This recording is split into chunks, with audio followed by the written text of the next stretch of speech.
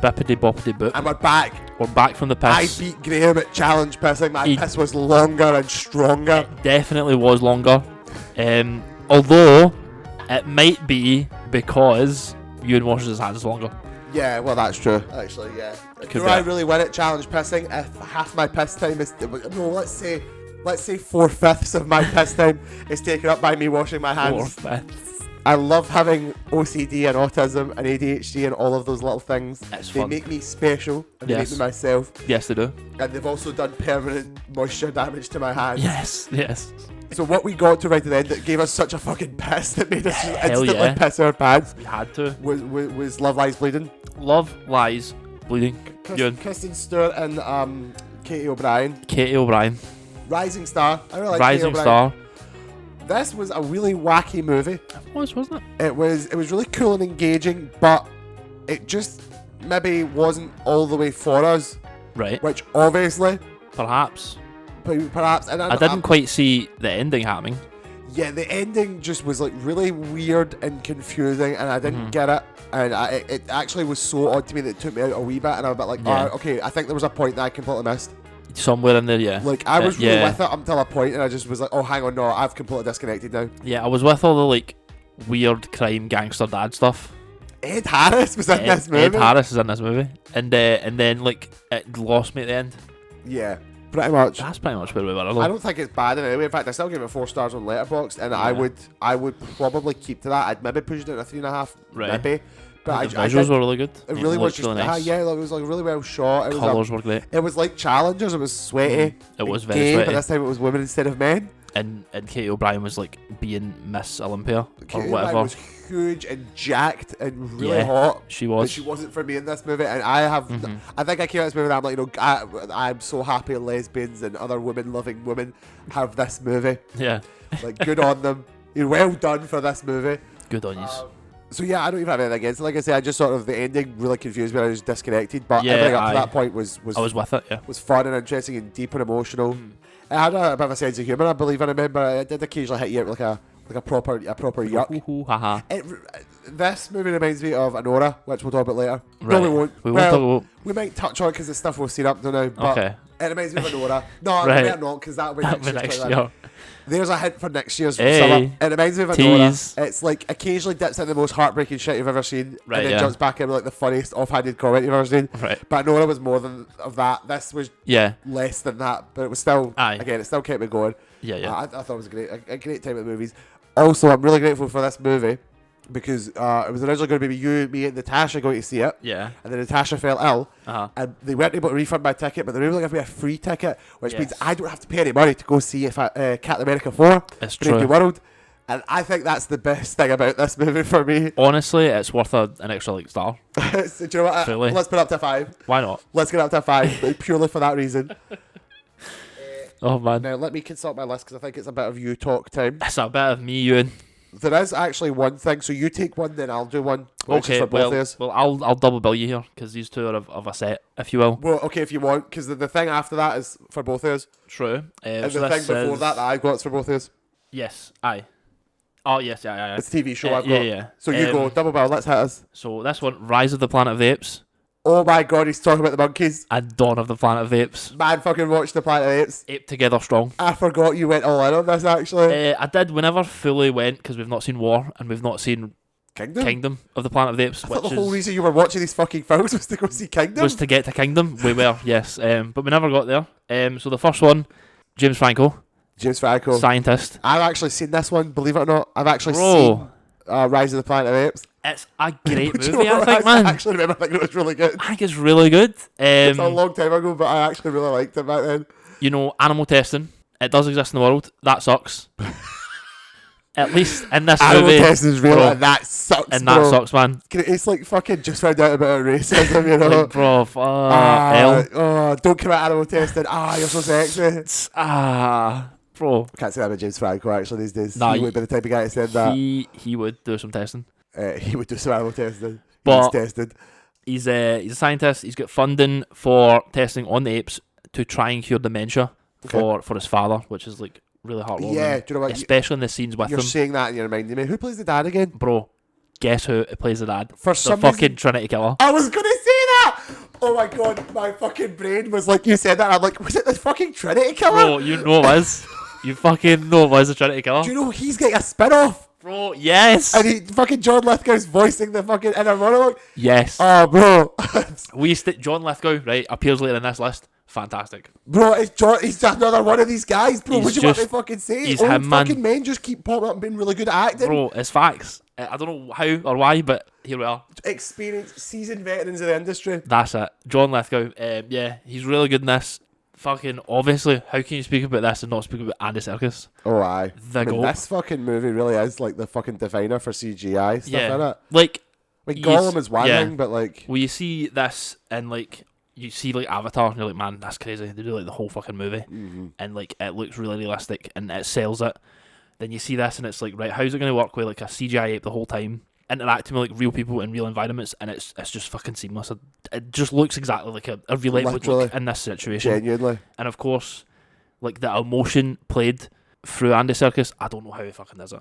Guy's a genuine chameleon. I just don't understand it. Fucking god, that guy is such a fucking... Andy Serkis is a fucking an omega level threat. Like, really is. Like, he is just great. When the best part was seeing him in things like Andor, and it's like, by the way, see when he's not got fucking CGI balls on him, still just a fucking amazing actor. Still just really fucking good at it. And he just fucking seamlessly blends into it. It's the mobility, it's the movement. Aye. The fucking to watch this guy, and I know other people get to it as well. Some of the later movies especially, but like obviously Andy Serkis fucking put it on the map. Aye. Like, you're seeing all the behind the scenes stuff, and you're watching a guy give himself entirely, completely like an inhuman. I don't know if monkeys obviously like close enough to us, but like wow, like it's genuinely breathtaking. And for it, like obviously, like the majority of the performance is strictly physical, and like then like facial expressions. Yeah. And then like the huge moment in the film is when he speaks, and every other ape's like, I see bro. that clip every so often, just the fucking...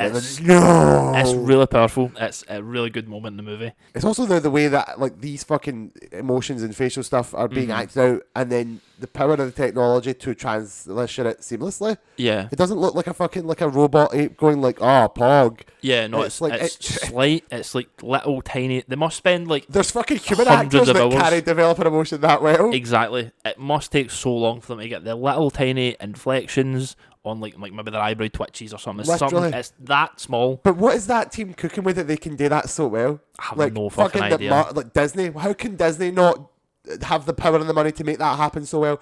How have they got the Planet of the Apes CG team are just in the kitchen like, I guess we just get paid well and work regular hours and we just make good movies as a result? Like, it might be it. I don't really know. It's scary because there's people out here that can just do that. They can, and they've continued to do it for 4 movies now. What's Dawn all about? Because I've only seen Rise. So end of Rise, the apes escape into... There's an ape escape, 1 and 2. Ape escape 1 and 2. They escape the San Francisco, because it's definitely the Golden Gate Bridge. They escape across it, and they're like in the forest. And then Dawn, at the end of Rise, there's an escape at the old testing facility that James Franco used to work at. Yep. And there's like infected apes, and that's where... With the humans, it's not Scar, but like it's like the fucking Mark tape. There's like a Scar. Oh right, or something. Sorry, you said Scar. And I thought you meant like Lion King. No, like Scar King from Godzilla X Kong. Oh right, because he's a big monkey as well. Not that one. No, sorry. No crossover. Monkey S. But big monkey S. Yeah, but they've they're like trying to get the like drug happening again, but like they fuck it up and like they're infected. And like they bite you, and like it's basically like a COVID situation. Oh fuck! So coronavirus is real. In Dawn, like it's taking out the fucking planet. Aye. Like communications down. Fucking there's no travel, all that shit, and it's just the apes have got like a wee sanctuary up in the forest, and all the humans like know they're there, but like they don't. Like there's obviously like some fucking tension. Aye. They don't really want to go and get involved, and then a couple of the humans like they go out, because they're trying to get a dam operational again, so they get power.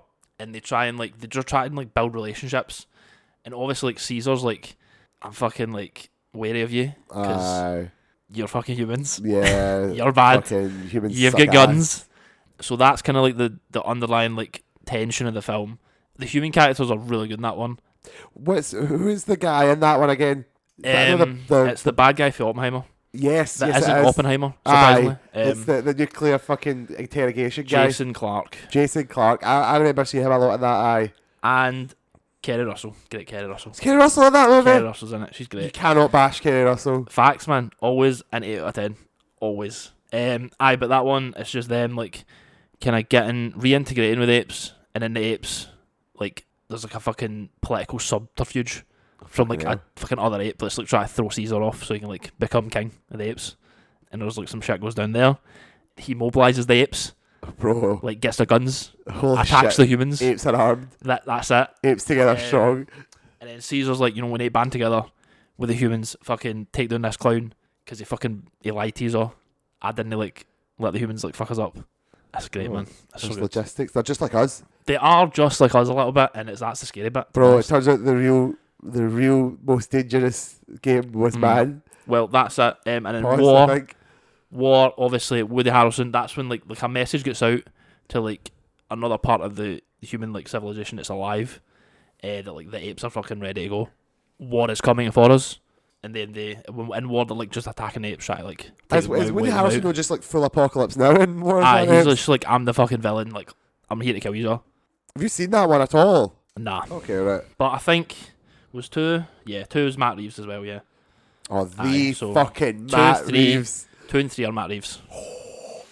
The fucking Matt Reeves. Bro was good. Bro's cooking then. That guy. Oh, we should have known, Graeme. Even back then, he was cooking.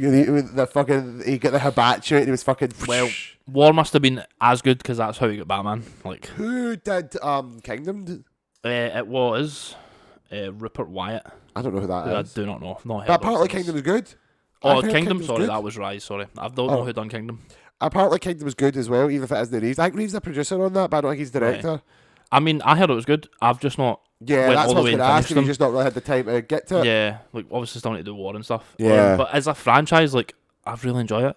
I don't know why. I mean, I remember seeing one of the old ones, but it's like 5 or something. Like okay, it was like one of the fucking underground ones or something. I don't know. Jesus, Some weird I've not shit seen happening. any of them other than Rise, and they were fun. It was definitely due for a remake, like as a franchise. Yeah, I think that's a fair like point. A reboot. Yeah, and these have been really good.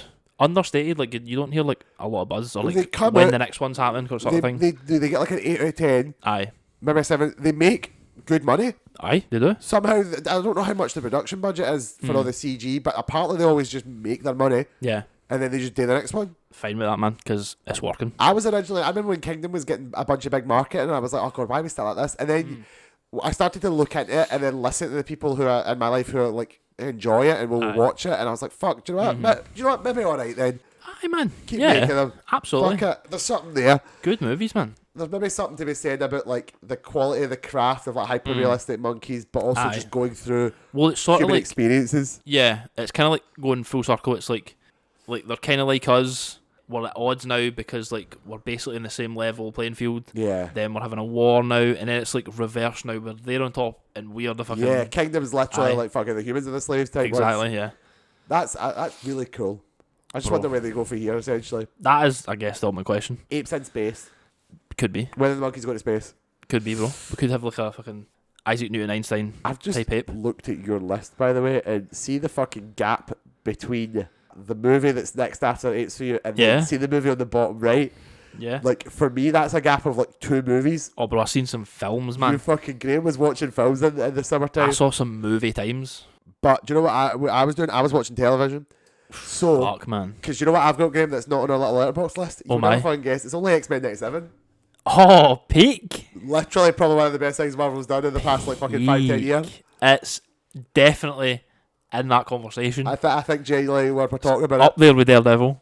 Genuinely. Up there with Spider-Man No Way Home. So I have no fucking...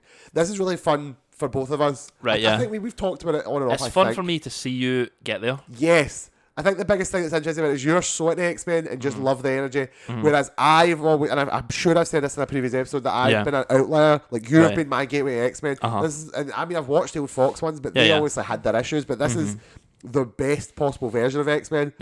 And not just the animated series, but like the craft of 97 itself is fucking amazing. It is. Like, they've showed us a fucking pitch perfect version of like these characters.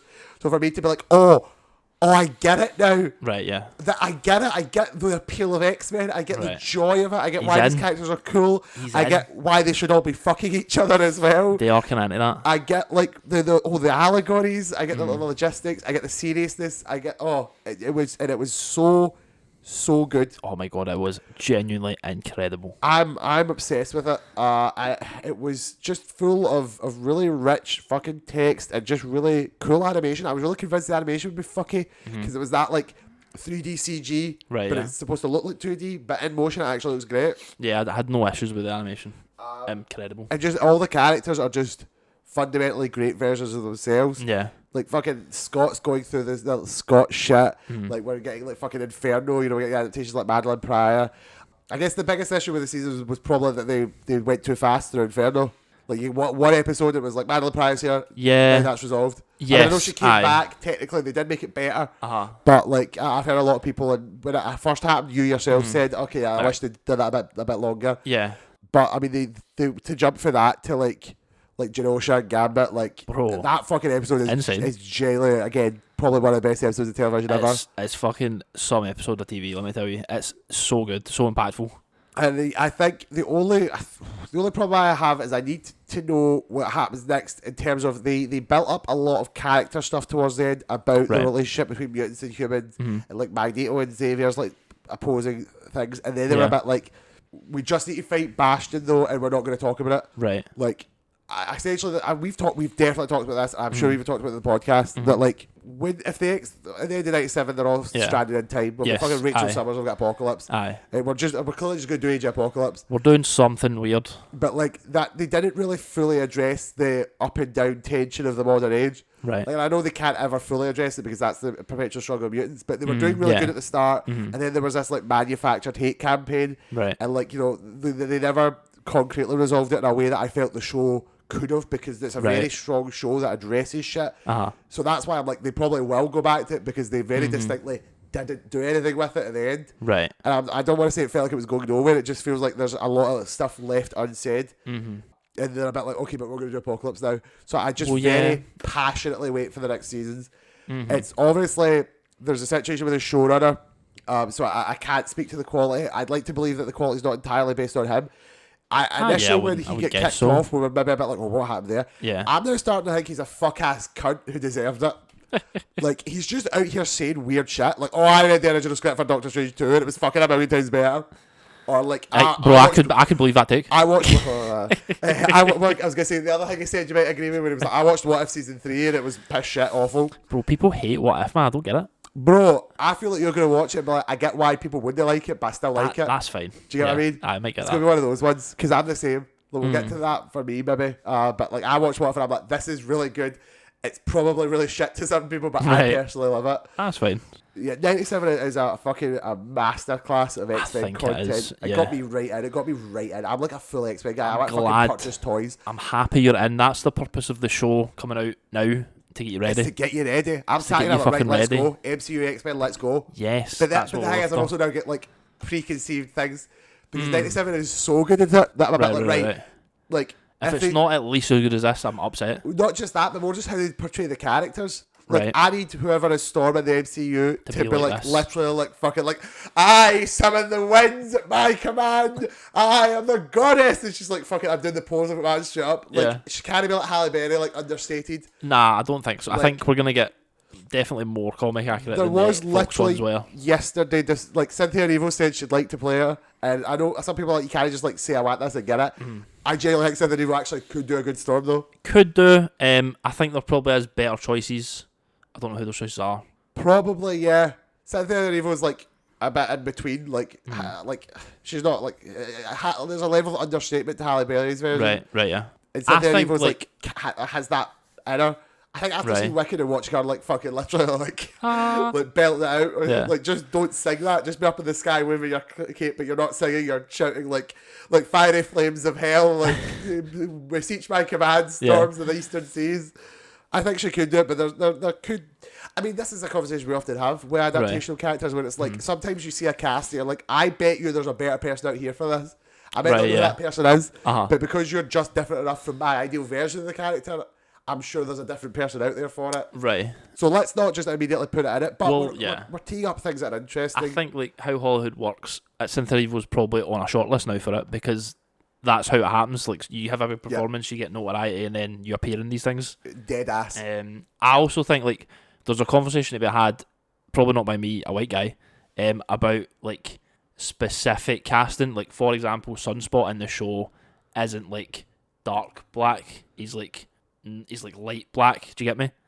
I think so. Yeah. Yeah. I'm trying not to sound awful. I get the logic you're coming from. It's the same sort of thing with like lanterns. Yeah. And like that Jon Stewart should be like a dark black actor. Do you know what? Honestly, I know this might sound weird for some people, and I'm careful what I'm saying because I maybe don't have the experience. But what you're actually saying is correct, and I've seen dialogue from people of colour about this. Yeah, actually, but what's the same kind of thing with like Wanda?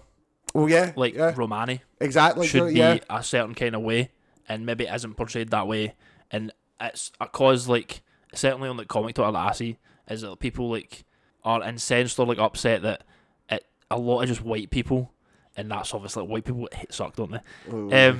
But like they sort of like unfortunately we do, yeah. They're sort of like claiming her, and people are like, well, I guess, but that's like one portrayal sort of thing. So I think Storm has to be that, in the way that Sunspot in the show isn't. Do you get me? Yeah, I do. But I'm open to changing it. Like Perry White is now just a black guy, and that's fine with me. True. I think we've always, this is a discussion that has always come up and down, and I've said about this in the past, and obviously again we're having to be very careful because we don't want to offend anyone. It's just exactly, like we're just talking about the topic. We don't have any authority on it. We're just two fucking like schlobs. Everything's for us. Exactly. I think you can't ever really risk like sort of cultural casting if it affects the character itself. I don't really think Perry White's ever had a significant enough story that his skin colour matters. But if Magneto wasn't Jewish, like that's weird. That's the biggest thing for me right now. Yeah. As we push to MCU, I'm like, Magneto has to be Jewish. Mm-hmm. Like, watch X-Men Next 7. Yeah. Magneto has to be Jewish. Like, that is so fundamentally important to him as a character, and it's so fucking excellently portrayed in that show. Storm is so like culturally intrinsic with like nature and sort of like a lot of African type of heritage stuff that like there's a specific way that I'm like, you have to remember these things. Again, it's not for us to really say because of who we are and what we're doing, but like, please God, Hollywood, remember and not just be a fucking idiot about it. Like, it's just like a the topic Sunspot thing is like a fucking idiot thing about it either. Yeah, but like, what you're saying is actually correct in a way. It's just something that I saw a lot of when it was coming out, and like comic Twitter's always sort of like addressing these topics because comics are definitely more, well, they're the source material, so they're like, this is how we done it and this is why it's like worked, I guess. Yeah. So if you're not doing it, it's like, why are you not doing it this way? Yeah. Sort of thing. But it's just something to bring up because it is something that it's spoke about in regards to these characters. No, I think that's a really salient point. Like, genuinely, bro, good shout. And I mean, that's also enough of a point to leave it on. Like, just 97 was exceptionally good. So good, so good. Just excellent ensemble cast, excellent portrayal of these characters. Got me all invested. I seen that season 2. Oh, I never even finished my original point. Like, either the original like showrunner's gone, and he might have been an issue or not. Apparently season 2 is at least get enough for him. Season 2, I think, is done. I think he maybe done like some pre-work on 3. Yeah, or maybe because they were saying they were going to do like 2 and 3 together, didn't they? Know? Yeah. So we might have like a good enough framework to go forward. Sort of like House of Dragon, like they would come out closer together than 2 would be. Sort of thing. I think hopefully enough of frameworks there that it keeps being strong. But I mean, when something does really well, like you're saying, it can't all have been him. Yes, exactly. When something does really well, it's obviously easy to like say the most visible person, like a showrunner or a director. Yeah. But like it's never just like that. It's a fucking a writer, a director. It's actors. I don't know. I'm really happy with the cast shook out. Like they got as many as they could, and they still sound just as great. Yeah. The last thing that plays Storm is sublime. She's always been. She pops up. A wee spoiler free. She pops up in What If season 3 is What If Storm was Thor. Yeah. And again, she is just like doing the same Storm shit, but she's like by the fucking the storm of Asgard. I am the goddess of thunder. And you're like, yeah, bitch, get in there, queen. Like these characters, when I hear their voice, like when I read them, I hear the 90s show. Yeah. Just because that's what I was watching. I'm never going to not hear, like, even though I don't think it's the same actor in 97, I'm not going to hear that version of Scott Summers. Right. Or like, I mean, maybe the only one is Hugh Jackman, because Hugh Jackman is so fundamentally in there. I suppose. I love James Marsden, but I don't often go straight to his Cyclops. No, you shouldn't. I think when I think of Cyclops, I don't think of James Marsden. Yeah. When I think of James Marsden, I think of Cyclops. That makes sense. Yeah, I get that, yeah. But yeah, no, I hear all these voices in my head. I hear so many voices in my head. So many voices. No. Yeah, I mean, you know, they were just... It was great. I mean, Jubilee's in it, and it's like, thank God Jubilee's here. Great, man. Love Remember Jubilee. when they fucking pissed around her in the Fox movies? Yeah. They had Lara Croft was for towards 5 the seconds, end. and she Yeah. was so great, and she was so close. Perfect. I get such an energy about it. Yeah. I maintain, remember it, like the Genosha episode was really great.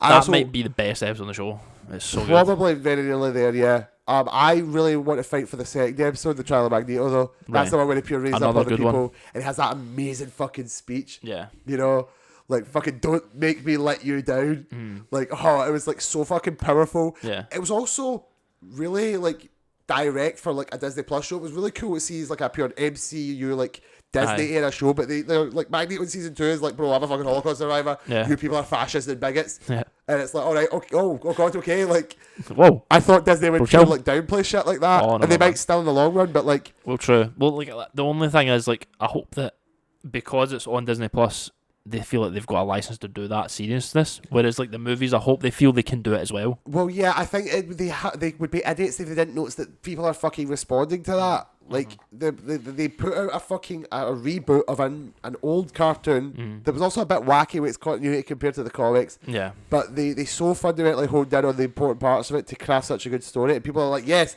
I like this. When Go with Magneto this. called out fucking fascism, I thought that was cool. And like, I know Disney are like, well, we can't like critique actual fascists, like, we can't say anything bad about Israel, we're Disney, but like we can't say bad things about the concept of a fascist. Yeah. Like, do you know who was bad? The Nazis. That's like an easy thing to say. Like, so Disney should. That's why again, like Magneto can not be Jewish.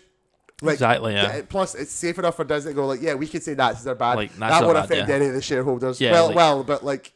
But they're over it now. Well, I was going to say those shareholders understand that we can't say that. Exactly. Because at this point in America, like, what the fuck is going on over there? I just presume everybody is like, some sort of like problem over there now, especially people that run businesses. Run them. Oh yeah, 97 peak. That Peak. I think now is the time to let you take over. Yeah, Me. you. I'm speaking. Well, bring up the next one because the next one is for both of us, and then you get to speak. Okay. Well, the next one is Mad Max Furiosa.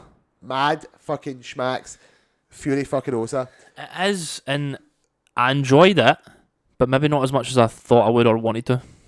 It wasn't as good as Fury Road, Yes, but it was I would say so. very good still. I thought so. I thought it was okay. Yeah, pretty good. I think it did Pretty everything I good, needed from it. I didn't really need it to be better than Fury Road, but Fury Right. Road's another one that's 5 out of 5 movies for me. Like, I think that is generally one of It's the exceptional cinema. top fucking movies out there. Oh yeah. I don't really know what about it was an issue with it. Like, I'm trying to remember. I think it was the storytelling. This one was a bit more all over the place because they have these Yeah. different little acts of the story. And, Like different times in Yeah. our life. and I pretty much wasn't 100% sure where we were going, but Uh-huh. like it weaved together by the end, and it told like a really great fucking revenge narrative. Yeah. Really satisfying fucking story by the end. I think I just wasn't 100. Like Fury Road is very just direct. Just fucking they go on the Fury Road and then Aye. they fucking go back on the Fury Road. You know, And that's it, bro. that's why I was a bit like now we're in her past. Now she's been kidnapped. Like Mm-hmm. sort of things are happening, and then in another act those things will come back. Mm-hmm. I don't have anything definable about it, but I did just think it was great. Yeah. It's the same level of interest as Fury Road. It's the same beautiful popped out colours and wacky fucking George Miller action. Anya Taylor-Joy was very good. It's pretty good. Yeah. Very, very good. As the titular I have Furiosa. to, weirdly enough, I have to give a shout out to the actress that plays young Furiosa because she's going to come back later. Oh my, she's reappearing on the list. Layla Brown, she's going to come back later. I don't. I'm scared. I'm And I afraid. didn't know she was in this based on what she's in later. Right. You've not seen it. Okay. But she's very good in this, and then the other thing, she's exceptionally interesting and good. So, like, Alright. shout out to her. Okay. I'll look forward to hearing about her later. But yeah, Furiosa was a great one. I thought. I mean, I was probably never going to be as good as Fury Road anyway. Right. And I felt that's why it was still fun to watch because I guess in my heart of hearts I never expected it to be. So then when I watched it, I'm like, yeah, it wasn't, but it was still great. Mm-hmm. Excellent, fucking massively undersold at the box office. It's a It did, crying man, fucking yeah. shame. I did, but yeah, that might be because I think majority of people thought it wasn't as good as Fury Road, and that may have hurt it. Aye. Plus, I don't know. I really remember what the movie going time was like when that was And coming out. I don't know what was coming out around it. It a Was weird there time. something That was more the summer, like, seeable than it? I don't know. Inside Out 2 was the same time, I think. People That's maybe what my list makes it jumping look on like. that. Which, Well, Inside Out 2 is a big movie. So It is, yeah, and it did gangbusters. But before I talk about Inside Out 2, you get to do one. yeah, I get to speak about Bike Riders again. Bike Riders! Oh my god! The Bike Riders. Best Bike Riders. Yeah, man. It might be like an underrated pick for like one of my favourites of the year. Oh wow, we're going that far? I do, man. I really. The more I think about like my time seeing it, I really did enjoy it. So good, so sort of like macho and not like a toxic way, which is hard these days, I guess. I was gonna say It's sort of just right up my alley, man. Like, I think it's set in the 60s, Americana, all that, bikes, biker men, smoking, Jodie Comer. You said that incredible performance. Like, absolutely fucking turned it the fuck out. Just carrying this movie. The women can do a range of accents that I don't even think are humanly possible. Have you ever watched Killing Eve? I have a little bit. I've watched almost how season the fuck 1. is between Killing Eve, Bike Riders, and Star Wars Episode 9: The Rise of Skywalker? I like, suppose. That girl was just at it. She is. She should get more work. She should get more work. This movie's just like everyone in it's just like get a wee bit parts. There's a really good ensemble, but the main cast, Austin Butler, fucking Tom Hardy, they're just acting their ass off, and it's just a really solid movie. I spoke about it earlier on the podcast. Yeah, aye. Somewhere We did I think it was like a wee summary episode. We Yeah. did a ramble episode a while ago, and I was just like, "You want to talk about Bike Riders?" Yeah, honestly, like just see it. Yeah. It wasn't really marketed that much. Oh, It's it was so such good. a quiet release. Yeah, It's out now on Blu-ray. I'm hoping it gets some award nods. It might not. I hope it does, It would be good if we got nominations. because I think it's good enough. Certainly Tom Hardy, Austin Butler, Jodie Comer. Maybe even a surprise nod for Norman Reedus. not Norman Reedus. He's not enough. It would need to be. What was his name? Who was it? Fuck, were you Damn talking it, about man. the episode as well? I know. And you're like, he's in that movie. Yes, he is. Is The it Corinthian. Boyd Holbrook? Boyd Holbrook. I love Boyd Holbrook. I fucking Everyone in this love movie, Boyd Holbrook. like, yeah, you just see someone, you're like, oh, that's that actor, and then they're just like really good and funny, and they're like, oh, fucking love them. That's Love kind them of in like this the movie. Oppenheimer effect to me. Oppenheimer was like an actor would show up and then they just give like an amazing performance and Yeah. you're like, excellent, well done, and then they might That's shuffle off. It's so good. Like, bro, Yeah. there's a guy fucking dying an Olympic kid and he just gives a career best. Aye, they're not like overacting. Like you're in for this scene, and they're just like, I'm hitting the scene out of the park, and Yeah. then that's it. We're moving on. Fucking That's definitely. it. I don't think it's real. It's paced really well. It's not got a dull moment.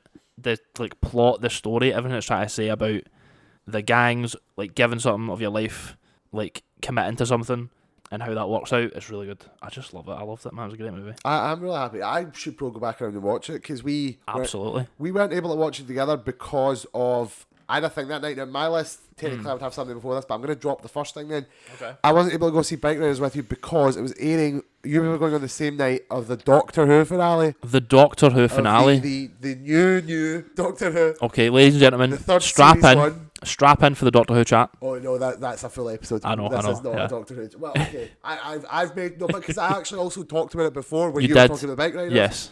And I'll just reiterate what I said there. I think this was a very Good. season. It whiffed a bit at the end. Yeah, but I think it was too short. 8 episodes is not enough. It doesn't need to be like old style Doctor Who, it was like 20 fucking episodes, Yeah. but 8 episodes is nothing in comparison. Yeah, the ending is a fucking colossal failure. Like, it's actually upsetting how much it whiffs it. Because Right. some of the middle episodes of this season are probably some of the best episodes of Doctor Who. Like, Boom, Dot and Bubble, like, specifically, both of those two, sublime. And also, you Yeah. didn't think it would be that good, and they just were. Right. Well, I was thinking like the cast, like that's promising greatness. What do you mean, Like the shooting? especially shooting. Yeah. Well, yeah, like that's the main thing you want to hold in on immediately. Is Aye. the show you got where people keep saying he's not really found his moment. Fuck off. Like, see from the Man, fucking, the moment was sex education. Like, what do you mean? The moment he was Doctor Who. I mean, like, Oh, right. that was his takeoff. Like, Yeah. and people keep going. He's not really found his moment to be Doctor Who. He's not really.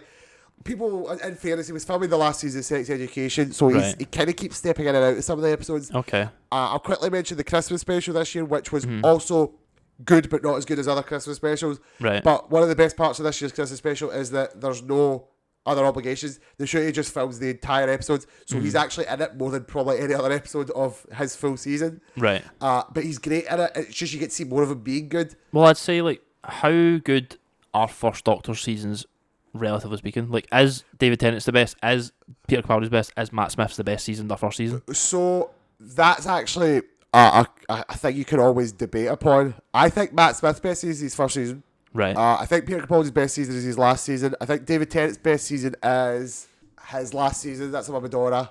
Right. Because by that point you're so fully defined. Yeah. And the thing is, what I'm saying is more, even though maybe David Tennant's last season is not his best season, he's out the gate an amazing Doctor. Right. It's not like he has work to do. Like from the first few episodes, you're like, cool, David Tennant's this amazing new Doctor on his own. Right.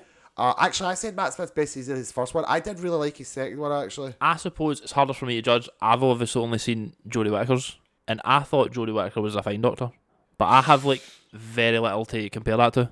Well, yeah, the problem with Jodie Whittaker's as well. If you're only watching Jodie Whittaker's, which is the worst written, Yeah. it's like such. I don't even. Do you know that's the sad thing? I don't even think about Jodie Whittaker in this conversation because it feels like such an anomaly, which is bad because Right. it shouldn't. Because you end up sort of accidentally associating that with like being a woman Doctor when it's not. Well, it's no, like it's not. horribly Yeah. written. Aye. But it's like She deserved better. Something so monumental shouldn't have been squandered on Aye. Chris fucking Chibnall. She deserved better. Yeah. Jodie was probably the best part of her seasons consistently. She Right. brought such a really interesting energy to it. Really, Man, not Matt Walsh. Is that Matt Walsh? Bradley Walsh. Bradley Walsh. That's Matt Walsh, is he not the Nazi guy? it. I don't know. Anyway, I thought- Bradley Walsh was very good. Host of The Chase. He was very good in that season. In fairness, I think it's because a lot of people keep doing this weird thing where they're like, "Oh, the show he's not had like." I don't know if he's like fully fit into the role yet, and I'm like, no, right out of the gate from the fucking the special You where were he in. regenerates. I'm like, You yeah, bought he's it. here. He has this amazing. He's very young. He's like one of the youngest feeling Doctors, even younger than how Matt Smith felt, but he's also Right. very modern. He's got such a beautiful soul. He cares deeply. People keep moaning because he cries a lot, and I'm like, Yeah. I hate that because it's the thing of like how Doctor Who has to have common the character of the Doctor has to have common traits, but the idea that Yeah. like Peter Capaldi Doctor, like when they cry, so the shooting at when should they cry? I'm like, Right, Peter aye. Capaldi As an the old ass Doctor. man. Yeah, as the Doctor. Aye. Been through more than Like, it's Shooty like might have been. he's like an old grumpy wise man. Yeah. Like I don't need the shooting at to be a grumpy old wise man when he's a fucking young, Aye. fucking beautiful, like soulful Like, man. Shooty Gatwa isn't going to like murder a species like Peter Capaldi, I think, contemplates doing, right? Or is like, he's certainly more open to the concept of that. The problem is, I think they've all done that at one And point. Jodie Whittaker does murder spiders, right? Jodie Whittaker does definitely like murder spiders. Well, Yeah. she doesn't murder them directly. She gives them sentences them to death, Yeah, exactly. and then she immediately supports Amazon. I mean, there's bits like that. I mean, Peter Capaldi's had like moments of like darkness Yeah. and But like he's like a more jaded Doctor. that. The shooting will, but they're really trying something new. Like, I don't want to spoil Doctor Bubble because it's such a fantastic episode, but his character in that is faced with unimaginable evil that's personal to him. Right. Horrible people doing horrible things, and he tries his best to be kind and to help them. Right. Like, he's desperately trying to save lives, and they're it's not actively taken. refusing because Yeah. of how awful they are. Yeah. And it's really moving, and he cries about it, but he should cry about it. And I think he has the right to cry about it because the Doctor at this point should be emotional. The whole thing about the whole splitting into two, and the way the Doctor's been is the Doctor has experienced fundamental trauma, Right. like all the way from fucking. I mean, the entire life of the Doctor. Like all these seasons recently have been like. Just shit just keeps happening to the Doctor. Right. He just keeps going through unimaginable shit. Like every companion's fucking dying horribly, and like he's now like he's lost Gallifrey, found Gallifrey get fucking blown up. Turns out he's like a secret prophecy child for another dimension. I really hate fuck? that. Sorry, Chris Wow. Chibnall. Chris Chibnall, I hate you. Wow. I hate you. I don't hate it that much. Some people literally will cut the timeless child, the timeless child reveal. I won't go into it. Right. That people will cut that into 1,000 pieces and say it's the worst thing ever. I don't think it is, but I think it's still not very good.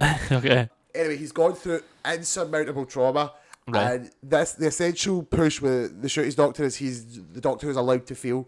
He's going to go on and do his regular shit, but he basically divests himself of the baggage. He says, I'm going to leave the baggage in the past, but I'm going to allow myself to feel about it. Right. Do you know what I mean? I'm not going to be held back by the trauma. Yeah. I'm going to acknowledge the trauma exists, Gonna take it on board. and then I'm going to like go forward with it from there, Yeah. essentially. Gonna hold on. Pretty much. Which is great, and I don't mind him cry. I think he should. Fine with He has a me. big gay lover in one of the episodes. Big and that's gay the thing that love? should come back. Insane. So I've actually got a lot of disparate thoughts about it. I want to summarise actually because I can go off on one. To summarise though, like it's good, it's strong, it waffles the ending. The issue with the ending is it's too much happens with no explanation. They rely too much on like just fanciful ideas of like fantasy and sci-fi rather than actually just telling us what's going on. And they kind of just resolve issues far too quickly. For your liking. For my liking, at least, and it's not even like a type of thing where we can get a later episode that makes one better. Like the events of this one happened, and the way that they happened is like, alright, fine.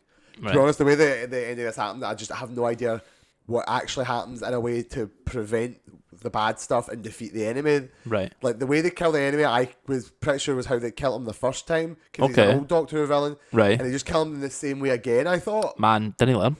Well, that's like not only didn't he learn, but I'm like, I feel like he's just going to come back for that in the exact same way he came back for the first time. Ovs. Come on. So like, I guess we're just going to hope, beyond hope that. Fingers crossed. Like it was good though. I keep, it's like I feel like I'm dragging off because I'm like, it was good, but that ending. I just want to say that the energy's great for Doctor Who now as well at the moment. Okay. Like that's what I think is the best thing. Another like inherently British thing.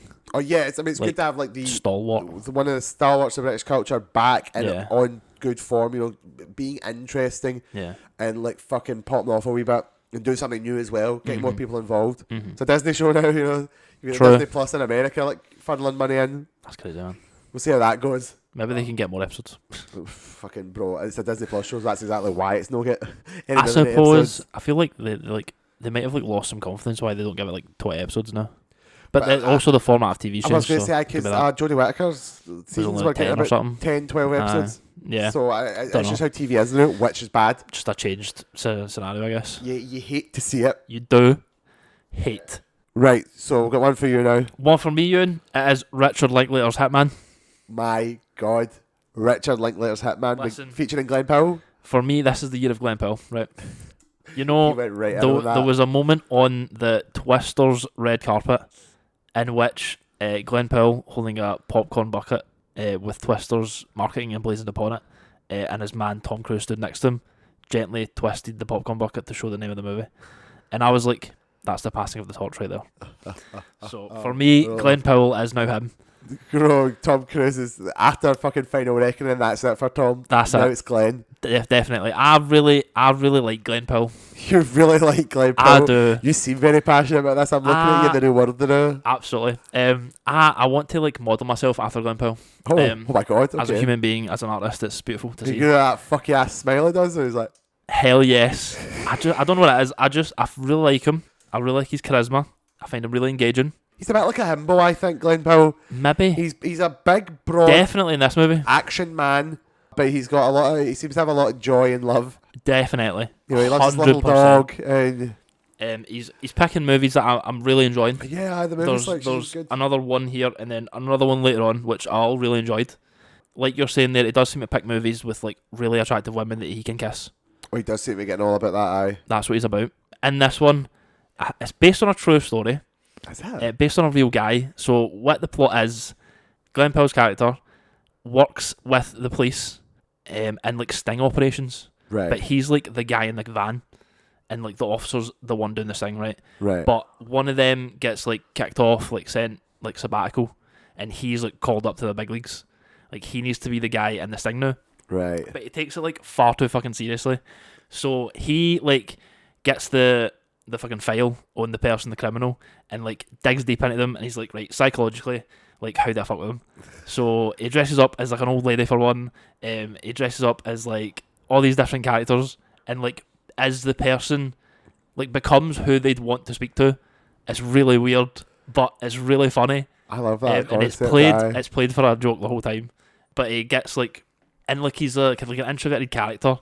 Like he's not very confident in himself and everything. So he just like takes on the persona of all these people that he's trying to be, right? And like it just becomes this like uber confident like ladies man sort of thing for like some of the people, and obviously like a fucking old lady for others.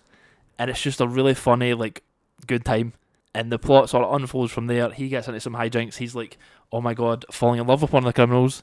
Oh my God, are they really a criminal? Are they just like mixed up in some bad stuff because like who they were married to is a criminal sort of thing? Yeah. And that's the sort of like twists and turns of the story. But just a total great time. I imagine it's not a particularly complex or layered story. Not really. The twist is sort of like, well, it's not even really a twist. It's just sort of like a development of the plot. Aye. It seems like a type of movie like a surface level enjoyable plot that provides fun antics, an opportunity for antics. Definitely. Like it's carried by the performance. and the plot's like fun and engaging. And it's just a reason for the characters to be in fun situations. Well, that's really good. I do. Good Everyone time. does talk about this movie in that sort of way. Netflix film, so you've got it. Just go and watch it. It's just there. Just go on Netflix and just watch The Hitman. Just go and watch it. A good time. I'm so happy about that. Absolutely. Best. Glenn Powell will probably come up more, not only on your list, but in general. I foresee him. I hope so. Popping in and out. I love Glenn Powell. I think he's going to be a character for a wee while. Definitely. I have got Inside Out 2. Oh, shit. And actually, it's fine. No, don't worry about it. Actually, it's fine, guys. This isn't a Disney movie. It's a Pixar. Pixar movie. So, everyone calm down. So it is a W. So actually, it's good. Damn. Now, it's definitively not as good as the original, which you have seen recently, haven't you? Yes. And I remember us speaking about it. You said you think this will grow on you more. I definitely said that in the podcast, didn't I? Yeah, that you'll in the long run, this will become your favourite, probably. Yeah, in the long run, this will mean more to me. It's just not beat for beat as good as a film. Like the original's just much tighter written with a lot more better jokes, better like fucking nuance and that. But this one just tells a lot more of a fucking engaging story about like anxiety. Bro, we're grown up. Literally, it's a grown up story. We're getting there. And the context of the universe is like 1 year, I think. But like, it just applies a lot more. It just explores concepts that are more relatable to older people. I think younger people will get it, especially like teenagers. But like, it's basic emotional shit for the first one is one thing, but like the complexities of emotions in this one are a lot more adult. So like, you've got people like me who are like, fuck, me too. Well, that's I'm excited to like get there. Like, I want a 25-year-old fucking, what's her name? Riley. I want a 25-year-old Riley. Like, what's she dealing with?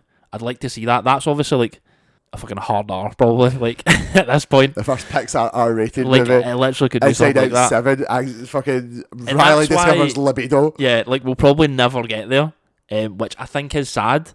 I know, it's such a concept that you're like, this could go so far. Definitely, there will be a hard line for Disney. Yeah, like eventually, like we can't do it. Like, that's it. Like Andy can't have the toys anymore. Like that sort of thing. He's at college, and all he did was just give it to another kid, and it's like, it just starts the loop again. It doesn't push the situation any further. It just keeps the same situation going slightly differently. Yeah, but I mean, I'm excited when I do see it. I'm sure I'll enjoy it because I really enjoyed the first one. Yeah, no, genuinely, I'll rate it high. What did I give it? 4. I did give it 4. Easy 4. I talked to a friend of mine at work about this, that my relative box ratings definitely don't matter because I'm so nice to films. Like the amount of so nice. Minimum 3.5, 4 that I give things. Oh, we gave Madam Web 2. We did give it. Insane. Okay.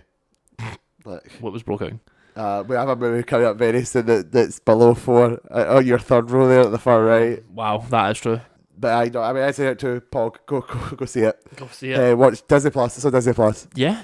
Talk to me about something interesting. Man, next one I saw, a movie you've definitely never seen, Ewan, A Quiet Place, Day 1. Day one, right? Yes. I keep forgetting. So that's the one that came out this year with the guy from Stranger Things. Lupita Nyong'o, great, and Joseph Quinn. Do you know what happened? Because of how delayed the second one got, and then it kind of just came out, and then this one was happening at that same time. It feels like I kind of forgot which was which. Oh right, okay. But so you get this mixed up with the Cillian Murphy sequel. Yes. Right. I've heard this one's very good. It is. I really liked it. I've heard people tell me this is better than this is the best one. I can't attest that because I've not seen them. The best one. I actually don't think any of them are bad or like distinctly mid. I think they're all pretty good. Okay, well, I mean that's fair. This like the second one is like it's obviously got the stuff carrying from the first one, and then like we're finding like an actual way to defeat them, kind of thing. And we found like a way to like seclude ourselves away because they can't cross water. Spoiler. So we're just like on an island chilling. This one's obviously like day one, like shit's hit the fan. We're in it. We don't really understand anything. Yeah. And it's about Lupita Nyong'o's character who has cancer, and they have like a group trip into the city, and like that's when shit happens, man. Then the situation develops. The fucking meteors land and whatever it is, the aliens. And Joseph Quinn's just sort of like a guy on the streets, and they just sort of meet up, and like he tags along. She's like got like a. She's sort of got like a death wish in that she just doesn't have a reason to live anymore. Like she's just waiting for it. Cancer, so she's a bit like, I'm going to die anyway. But her whole thing is like, I just want to go eat pizza. Like at this place that my dad used to take me to. Oh really? Because I just love the guy. But that seems like a great idea. It's like an intense like human fucking connection. It is. It's really beautiful. It's quite like an intimate story. They obviously kind of grow together, but it's never like inherently romantic. I don't think that's the point. Obviously not. But that's good though. You'll have to see it. Yeah, they're just sort of like they just become great friends. And like he understands where she's going, like he understands why she wants to do what she's doing. Okay. Like he understands the sacrifice or like why she would. He's like okay with it. Right. He doesn't like try to go his way to save her when he knows she doesn't want to. Do you get what I mean? Okay, I do get what sort you're of saying. thing. And he helps her obviously like achieve her goal. Like she gets pizza, it's fucking blown up, so she can't get pizza. So He goes to another pizza place and he's like, oh, that's cool. And they go to like a nice wee jazz club that her dad used to take her to and stuff. Have a nice wee moment. Can I ask if it might be a spoiler? Like, what's his commitment to this though? Like, why? Like, he's just trying to survive. That's it. does he have like any major depth to him that would like? Because it feels like he's a bit like in the middle of Yeah. this apocalypse. I was like, I will just help this. Like, Yeah, I mean, well, you he could saved. just feel sympathy for the lassie. He's like, I'm going to die of cancer anyway. I don't care about the apocalypse. I want to just fucking enjoy these memories. Well, her cat saves him, if I'm remembering it correctly. So he's like, Oh, I he guess, has that obligation as well. entrusted to the cat. Okay, Yes, absolutely fair. The cat's really good actually. Best As cat. an I heard actor. the cat was really great actually. Yeah. Cat's really good. Yeah, he's not got like much backstory given or anything that's really Lupita Nyong'o's film. Okay, that's fair as well. But everyone in it, great again. The CGI aliens, you see more of them, and I think A Quiet Place is better when you don't. Yeah. But we're sort of at that point now where like we know what they are, I suppose, yeah. and like it's hard to do one without seeing them a bunch, especially if we do like 3. Like we're literally attacking them now. Yeah. Like we know how to beat them, kind of thing. That's totally fair, Although, do you think it'll turn out a full fucking completely different style of movie now? I think like that's how you do it probably. Alien Resurrection, like... Yeah, like that's probably you do like Armageddon or what? Judgment Day. What's Judgment the other Day. name? That's Terminator. No, Will Smith. Oh, Independence Day. Yeah, you do like Independence Day. We're fucking like We're up there. We're Yeah. fucking shit. We're Welcome to fucking America, take the back or whatever it is he Welcome says. to Earth, bitch. yeah, welcome to Earth, bitch. That's what we do next, I guess. I It's think he completely says bitch. tonally I think different he says to something like all the that, ones so. before it, but I think that'd be fun though, because Yeah. complete package. As long as they made it clear it was a different kind of movie, you have to Yeah. respect that it's the complete. Okay, we've got the super horror ones, we've got the learning, we've got the understanding, and then we have the Take it to power of human reclamation. You know, yeah, right? That would be fun. I think so, Quiet man. Place 3, let's go. that's like a I full want vision right there. Emily Blunt up there with a fucking assault rifle. Let's go. I can't remember if she dies in the second one. I don't think she I've does. read a plot synopsis. She might. I don't think she does though. Kelly Murphy's dead, doesn't know. Spoilers. Might be. Let's just get the daughter in. Like, Might as well. just let her do it. Sure, it's one of the ones where the kids will come up and be like the fucking top notch by then. She's like I bet Emily Blunt aged would die in 5 the years third since one. then, right? Do you know what I You mean? I bet Emily Blunt would die in the third one. Yeah. And it's like, right, the kids are Big now, heroic they've grown up sacrifice. in a fucking world like this. Like, Yeah. what does that look like? They take back the world and they have to rebuild society. Damn. So this never happens again, Graeme, so we don't ever get attacked by weird fucking aliens that hear sound. Damn. I mean, I think it's been a good experiment, man. Like, John Krasinski kind of made it, and like, I think they've got enough out it. Oh, I see. We could leave it now. I but... kept saying Cillian Murphy, I know he's in them, but I kept confusing John Krasinski with Cillian Murphy. All right, John Krasinski died in the first one. Aye, yeah. he's the da. Yeah, he's the dad. Right, okay, sorry, my mistake, guys. Yeah, John Krasinski's dead. Right, yeah. Aye. Guess what I've got next? What have you got next, Ewan? The fucking Shakalite. Oh no, man. See the lost episode. So I told you guys you're getting a lost episode. It's long. It's good. It's big and in charge. It's large. It's bigger. It's bad. Okay, fucking, I liked it. I thought it was really Because great. like I had issues, and Ewan was like, "I'm not having these issues, Graeme. Speak to me about the issues." And I spoke to him, that and was like actually because you. I don't said- really know. No, you. Fuck you. I did implement the discussion. You said yeah. I'll need to talk to you about it because I bet you I feel different after I yeah, spoke about it. I've got some feelings. Because I wanted like convinced that I would like actually really enjoyed it, and I don't think I successfully did that. I don't even know where I landed on it. To Do be you know what? honest, It's such a weird thing now, especially with the cancellation. true. I think it was very good. It was different, and that's good. Star Wars needs to be different. Mhm. I think I think it was at least fine. the pacing was probably a bit off. Right. We can debate how successfully the implementation of full flashback episodes in the middle of the season were. Right. I think a lot of people, not saying you, I don't know where you landed now, but a lot of people still are a bit unsure about how to understand the actual core act of like the Jedi being portrayed villainously and like Right. making mistakes. Well, I'm of the opinion. Well, I think we obviously speak about it in an episode that like, what's her name? Trinity. Carrie-Anne Moss. Carrie-Anne Moss is like, Master and Dara. yeah, Master and Dara is like the rock. She's like the actual genuinely good Jedi, and everyone else around her on that planet is making poor decisions. Yeah. And I think that's inarguable. That she's probably the central good. Yeah. So I don't really know where I was going with that, but yeah. No, I think what to say is like, I mean, we lose her early, and a lot Yeah. of people complain about that, but then, like, as the central good like she is essentially the easiest to understand in that regard. Definitely, yeah. So and I think it's almost a fun stunt casting. Like fucking Trinity gets murked in like the first scene of this show. Yeah. And it's cool to me because it's just cool fucking force fights. I enjoyed the fights, yeah. I think the High Republic aesthetic is on fucking form. Best. We need more people. Listen, Disney. Just keep at it. Facts. Do you know what they should do? Oh, they should do a second season of The Acolyte. Oh my god.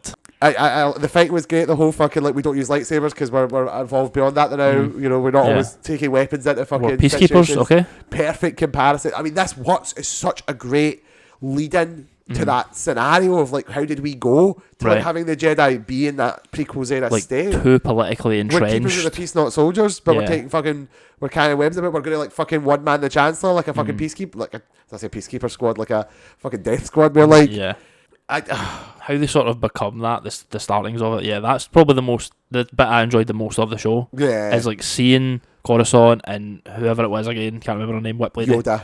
Not Yoda. That was not good. He was. Or was it Grogu? You don't know. Yeah, Vernestra. No, because she says Master Yoda. Yeah, I know.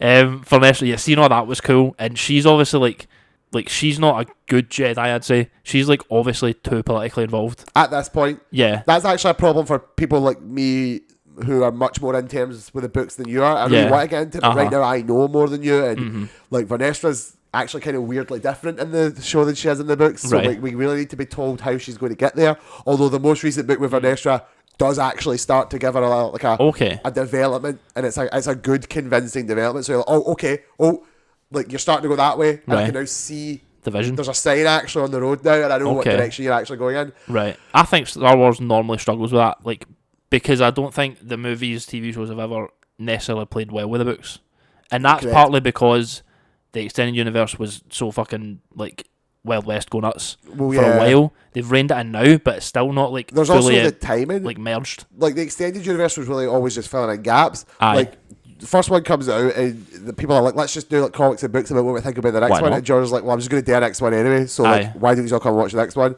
And then you've got like the stuff that just made Star Wars happen after 6. And then you've got the stuff that just made Star Wars happen after 3.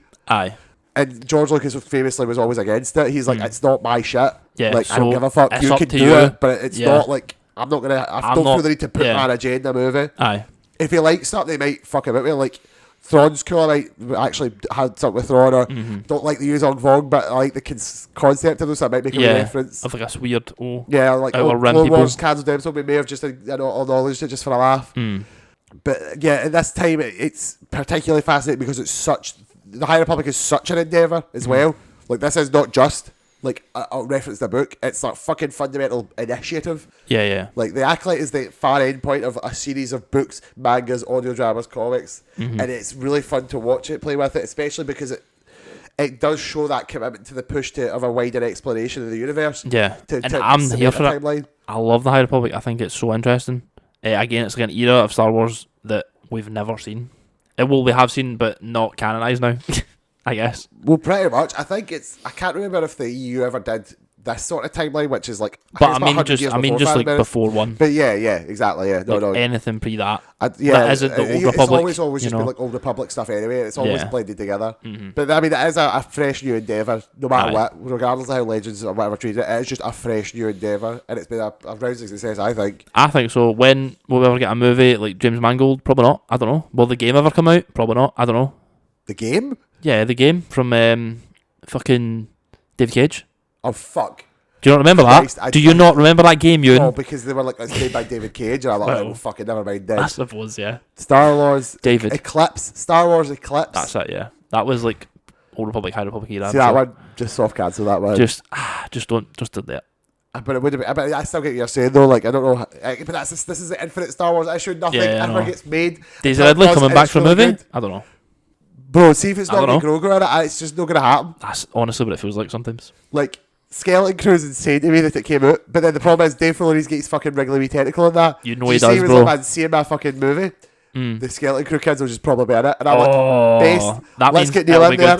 Come on. Let's get fucking KB in there. She's going to hack Thrawn's fucking Star Destroyer with a fucking visor. Base Thrawn. Yeah, everything's such a chaos now. Why didn't you like it? I don't know, Ewan. I just never vibed with it. I just couldn't really grasp it all in my small pea brain.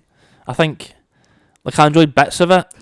I think I just really didn't like our lead, Squid Game guy. Didn't like.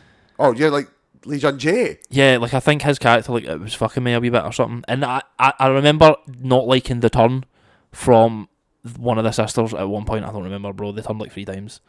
I remember not liking how it was done. I felt like it was too fast, something like that. I can't remember exactly the reasons, but there was definitely something about it that I just couldn't go over. Okay, well, I mean, that's I can't. At least it was none of the racist shit. Well, I was going to say it could be much worse. The problem is this Acolyte's like Last Jedi, Jason, where it's a bit like we've got 2 people talking to me. One person's sat across me at the table, Graeme, and going like, "I didn't really feel the turn was that convincing," and the other person's like, "Aye," and there was a black woman in it, and I'm like, "Nope, you shut up." Yeah, stop. Like, shut the fuck up. I'm pointing at the Grey Hulk there. Grey Hulk, stop being racist. Stop now. I can't fault you on it either. And do you know what I mean? In reflection, like, I liked it a lot, but it didn't. There's parts of it that sat with me much more than other parts. Like, again, to reference my friend Joe, he actually said it's kind of interesting to find that Skeleton Crew, as of right now, seems to be, like, it'll probably be by its end a genuinely amazing, like, strong paced, well done, complete package. Right. Especially better than Acolyte. Right. Like, you've got Andor, and then funnily enough, people are starting to say you've got Skeleton Crew. Fine, man. Like, the idea of maybe get Mandalorian season 1, which is fucked. Man, that was so good. Mandalorian season 1 was good, but you know what's really good? Skeleton Crew. Ah, fuck, man. People keep saying this. I can't believe it. And by people, I mean Ewan. I He's the only one I've heard speak about it. And I used to think I liked Acolyte more, and I think by the end of it, I'll still... The highs of Acolyte are higher to me. Right. There's more lightsabers, so I'll like it more, I was going to say, there's stuff that... Although, little tease... There's definitely not 0 lightsabers in Skeleton Crew. There can't be in a Star Wars property. Not in a Star Wars There has to be at least one saber of light. Some sort of Force-type shite. Yes, happening.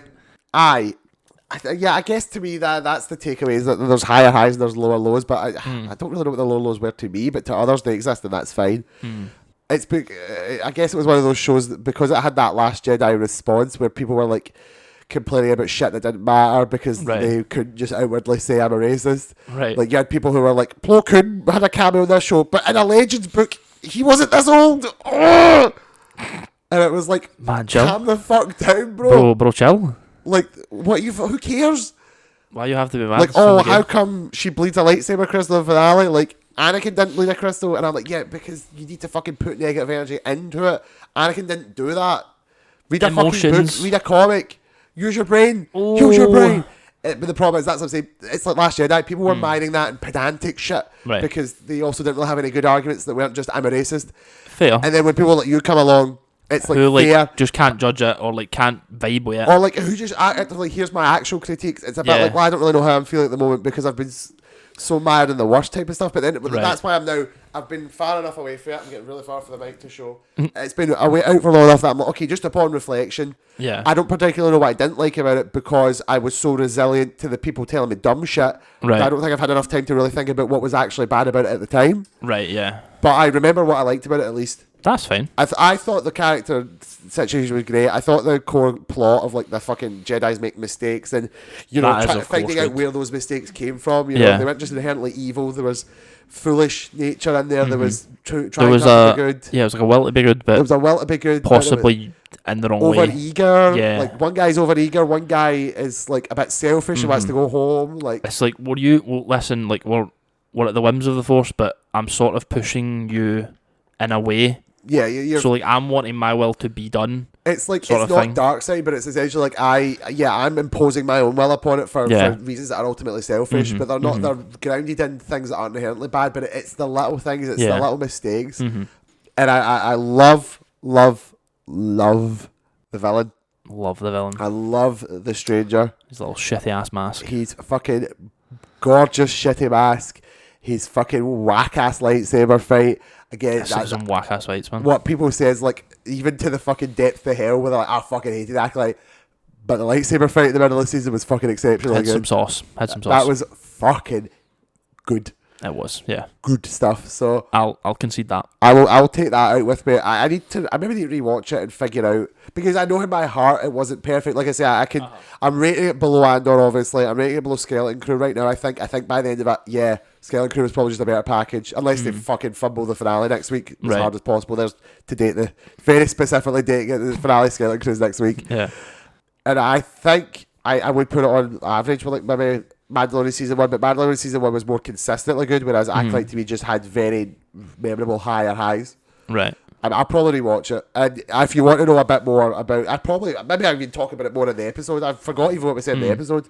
Like, they literally cancelled that like a week after we fucking filmed it, it feels like. It was fucked, actually. We did speak about, what could possibly be done for a season 2, and it certainly interested me more because, like, I was just happy, like, seeing what happened. Oh, yeah. Like, I was happy to just see where it went. It's the prime example of, like, a show that also wasn't given its chance. Like, even if it had these issues, like, Breaking Bad had a bad season 1, and I'm not saying it's going to be as good as Breaking Bad. Man, Breaking Bad's like a tough season 2 as well. You had to think. I found it really hard to get into. It's not particularly memorable. I've seen it now, but aye. Is that the one with the plane crash? Maybe. Because you don't really. I think Breaking Bad really takes off when you get Gus. That's like season 3. Well, yeah, aye. Aye. Acolyte had clear indicators of where it was going to go, and I could see the vision of a story. And no matter whether season 1 was the best ever or if it was just fine, like it just was telling something interesting and compelling enough. And I'm like, this is stuff I just would like to know. Yeah. I mean, it probably cost too much. Yeah, I guess so. I don't know. I guess it never made $1 bazillion. Or they listened 15 million views on Disney Plus. So they had to people cancel it and take fucking what's her name, the Russian doll lady, the showrunner. Nope, don't know. I forget her name. I was going to say Rebecca Henderson, but that's her wife who plays Vernestra. Right. Leslie Headland. They took Leslie Headland out back and shot her because she didn't make 17 zillion views. But what that's do you do, man? The Disney Plus landscape is a fucking hell nightmare. Oh, damn. Right, you got another one before me again. Next up, Maxine. Oh, is it Maxine time? Yes, it is, Ewan. This one, definitely a slasher movie. Definitely a slasher movie. From the 80s, sort of vibe on there. Elizabeth Debicki. Elizabeth Debicki is in that movie. Yes. Lord. No, Halsey. That's it. Do you know who else is in this movie? Go on. Ethan Hawke. Ethan Hawke. No, you're wrong. It's not Ethan Hawke. Oh, I hit my fucking mic. Can I get it? Oh. Old man actor. Is oh man, he's so close. It's right there, tip his tongue. It's not Matthew McConaughey. There's a game you can play. It's 7 Degrees of. Oh, Kevin fucking Bacon. That's it. Oh my god. Kevin Bacon. Kevin fucking Bacon. Turns in a quite smug, fun performance in this movie. It's like all Kevin Bacon's other performances. Yes. That's unfair. Apart from the Guardian's Christmas special. Apart from the Guardian's Christmas special. He plays harassed in that one very well. He does. That's based on reality, I have to imagine. Yeah, probably, yeah. Mother's chasing him down the street for Footloose. I also do like him though. Like, I feel like that was a sly job. I do like Kevin Bacon. Yeah, he's good. This one, like I say, I think it's probably the best. I enjoyed it the most simply because it's more like a romp.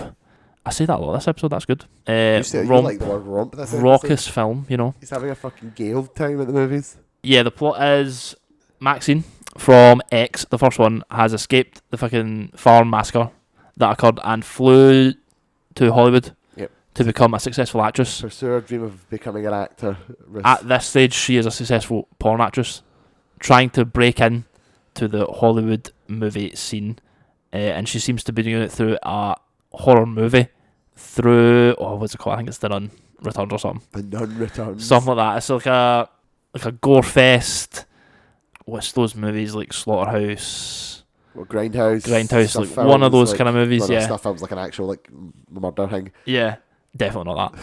Well, yeah. So she's trying to break into that. She sells it. That's like the kind of opening scene, I think, where she's like auditioning, and she really sells it to like Elizabeth Debicki, who's like directing, woman director in the 80s. Best. Unheard of. It's going to say insane. Movies are fiction. Yes. So she's selling it to her, but at the kind of the macro scale, I guess, in the movie at the time, the Night Stalker is running rampant. Yeah, bro, there's a fucking killer. Killing people.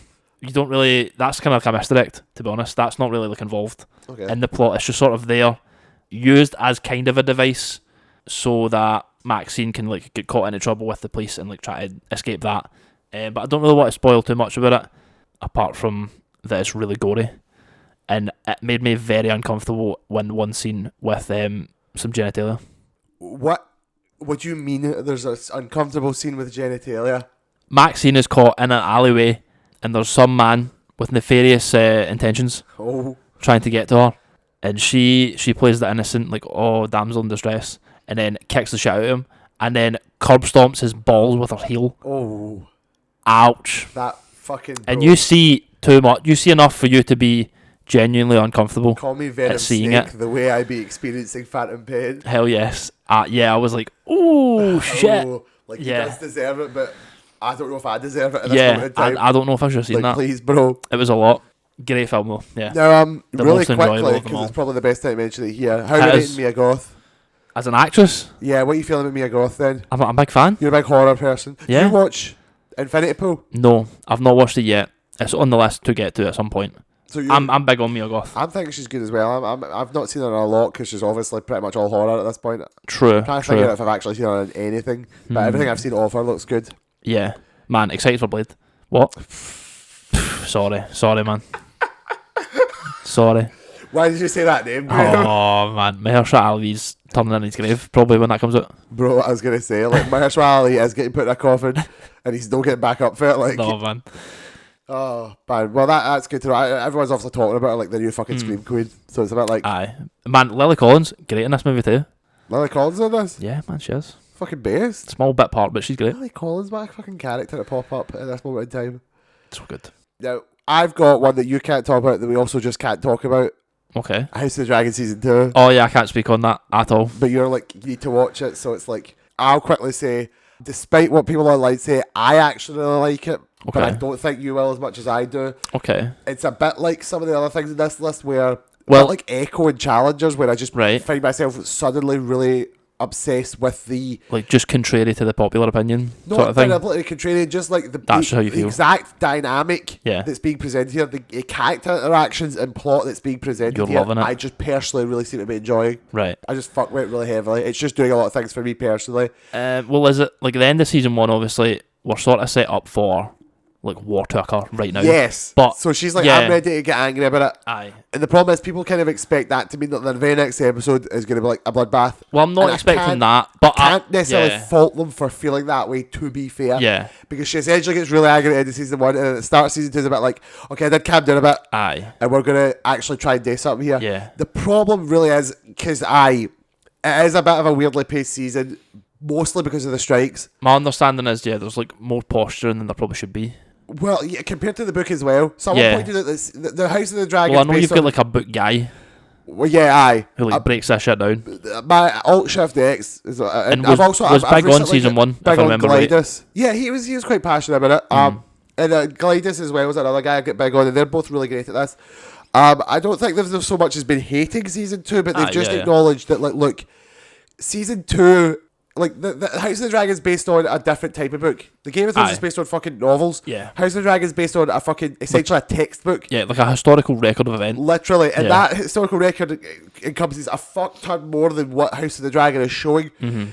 People have pointed out, like, the events of season 2 of the House of the Dragon are about, I think, like 13 pages of a book. Aye. Like And even House of the Dragon season 1 was like, I think, like 40. aye. Like we've stretched it quite a lot We've here. stretched quite a lot. Like, literally, Damon's entire plot is Basically literally, like, created characters for that show. pretty much, like, Damon's, like, entire plot of this show is expanded on by one fucking paragraph of, like, Damon went to a place, this happened, he may have interacted with this character.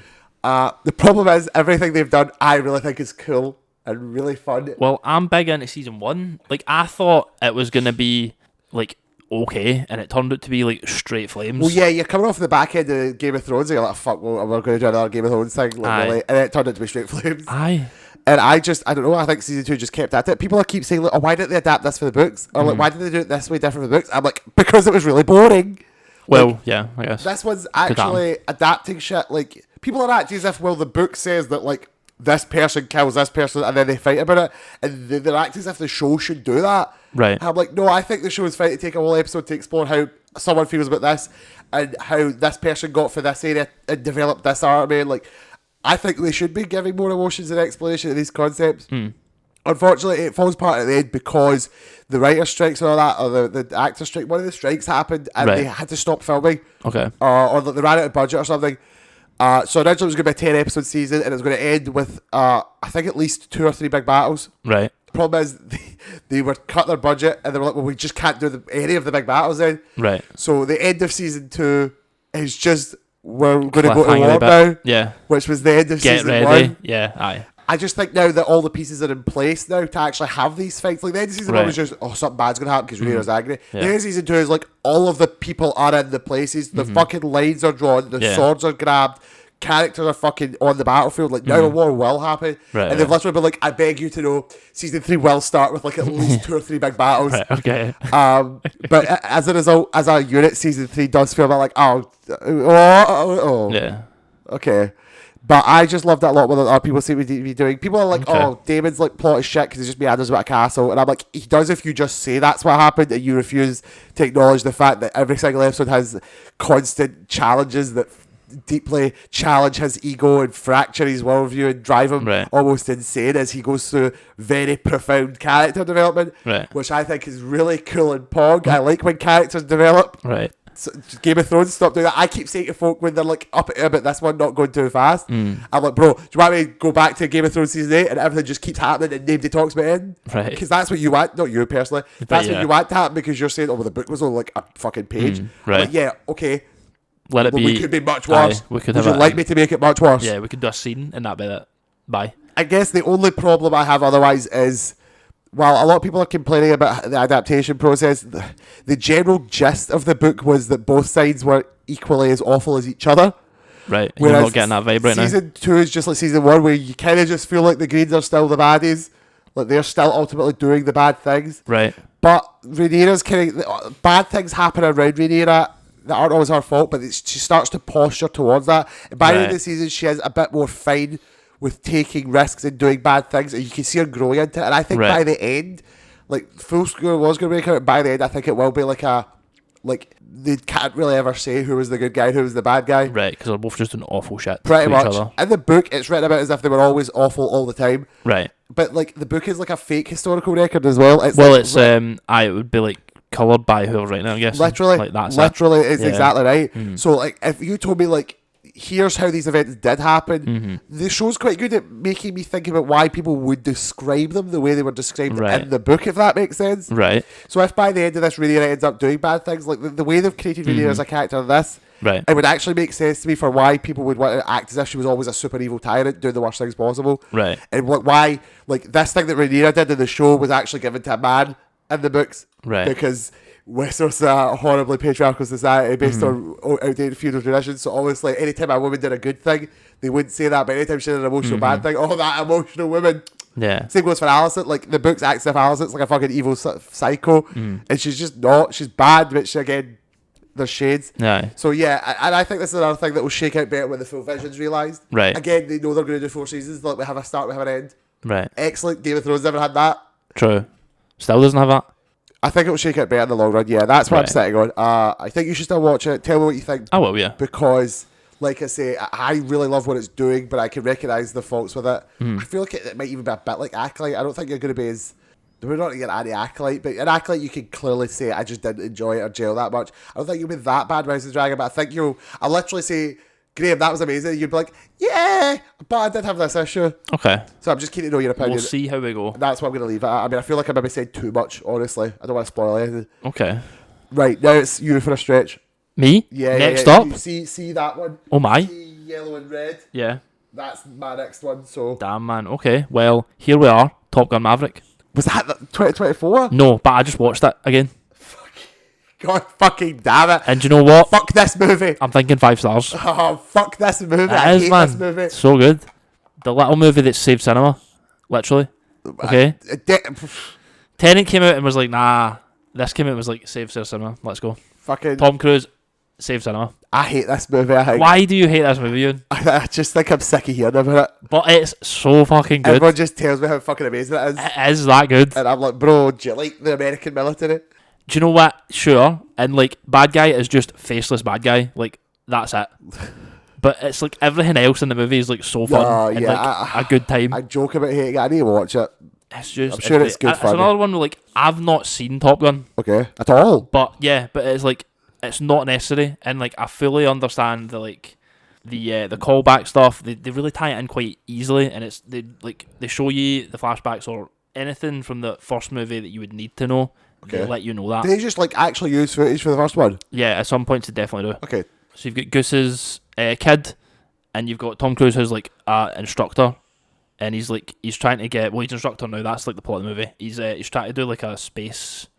He's like in development of a new jet. That's it. That's trying to go like fucking supersonic in space, basically, whatever. And they fucking cut his funding because he's a maverick, obviously. The Top Gun Maverick. Yes. And John Hamm, another great John Hamm performance. Fucking John Hamm's back again on this fucking list. Ed Helms as well. Ed Helms? Yeah, man. Ed Helms, not Ed Helms. Ed Norton. No, who's the old one that we spoke about earlier in Love Lies Bleeding?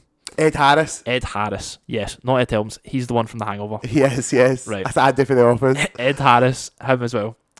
They send him to be like the tutor for this super dangerous mission that they're going to go on for said faceless bad guys that they need to take out. The terrorists. Yes, and on this fucking crack team is all like the best fighter pilot people from the like academy, which includes Goose's son. Oh my god, rip Goose. Goose was like Maverick's like guy in the chair. In the back he is like Jet, and he died in the first one. Why is Val Kilmer dead? No, Val Kilmer's in the movie. So why is he dead in the movie? Did they just kill him for the plot? They do kill him in the movie. It's sort of like a galvanizes Maverick a wee bit kind of thing. Okay, Like, he goes to see him in like a time of like, I need some advice, bro. Like the Val Kilmer's like the fucking head, like jet guy of whatever that department is, and he's like, I got you to do this because it'll be good for you, and like it will help you, Maverick, with your relationship with Goose's son, because I know that's like a fucking issue for you. Wait, who's Goose again then? Goose is... He's no Val Kilmer. No. I thought he was. Who? Okay, who's Goose? Goose was like Maverick's... No, like, no, who's the actor? Sorry, I should actually just fucking I ask don't the even question. know, bro. I should That's ask the an old fucking actor, that's an old guy. Because I was going to say, Val that's one of Kilmer's the ones... Iceman. Ah, right, okay, aye. Bobby Drake. Bro. Aye, so that's kind of like mirrored in this movie. Sorry, what I was alluding to was, is Goose dead in the movie because Goose's actor's dead? Is it one of those ones? No, I don't think so. It might be, but I don't think so. I'm not up enough on that actor to know. Okay, well, that's fair. Sorry, I'm spitting random shit that I was just curious about. That's alright. That relationship's kind of mirrored, actually, because Goose's son is like basically Maverick, and Glenn Powell, the GOAT, is basically Iceman. Glenn Powell's in that movie? Yes, he is. This is sort of like where I became truly aware of Glenn Powell as a man, as a beautiful man. The first time or the second time you watched it? The first time I watched it, and I was like, I'm going to keep an eye on him. I like that guy. We're going to put him in my back pocket. And here he is, being a great movie star. Fucking excellent, bro. You'll have to see it. Genuinely. Jennifer Connelly. Jennifer Connelly never turns out a bad performance. Great in it as well. Her chemistry with Tom Cruise, fantastic. Love I it, take it the actual action stuff's good, like the jet oh, shit's like the great. jet shit's crazy, and then you realise they're actually doing that shit, and it's even more crazy when you realise that. That's Tom Cruise. I imagine he's definitely done it at least. Well, I know that Miles Teller at least done it because I've heard him speak about it, so I'd imagine a lot of them gave it a try. Fair enough. Aye. Fucking Bob the Goat, if you've seen the movie, Bob the Goat. Bob the Goat. Bob the Goat, man. Hell yeah. Is that his name? His name's Bob, but he is the Goat. Well, what's his like Maverick name? I can't remember. I think it's just Bob, to be honest, but yeah. That's why he's the GOAT. The GOAT. Well, no, do you know what? I joke about hating it just because it's again, it's the Spider-Verse syndrome where like everybody was like, by the way, it's the bit, I think we're all just about like, why did I do Top Gun? And then it comes out and everybody around me is like, oh, it's just the greatest movie ever made ever forever. It is really good. Like, and I'm like, oh, okay. Bro, would you put that in Letterboxd? Bro, it's 5 stars. You give 5 stars, Like, you I'm thinking, give 5 Tom stars. Cruise meme, I'm thinking 5 stars. That's totally fair. Tom Cruise meme? Yeah, when he like opens up the phone, like, shh, and he Oh, closes right. it. Sorry, I think of Keanu Reeves. Yeah. Yeah, I'm thinking 5 He stars. is thinking 5 stars. Oh, man. Keanu Reeves, put a pin in him.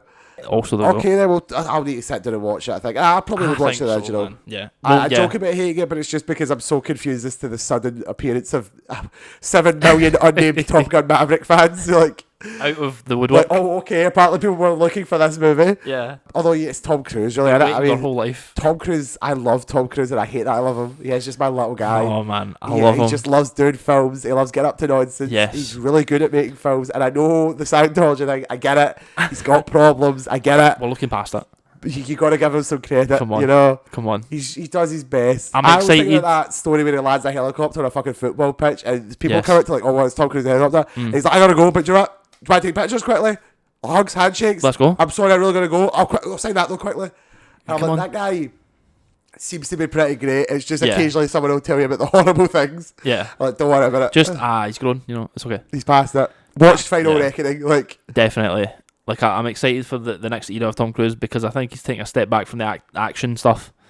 We're getting some more acting Tom Cruise. I'm excited for that. He's doing acting. I'm looking forward to that shit because he can like genuinely Cocktail. act. Like he's genuinely good at that yeah, shit. no, I've seen him in stuff and I'm like, he's just actually acting. He's just like an actor. I'm looking forward to that. Like he's just been so Ethan Hunt coded for a long time. Literally. But like, he's good as Ethan Hunt. It's just that's he is all great he's as been that. for a while. Yeah. And Maverick, I guess. Aye, definitely.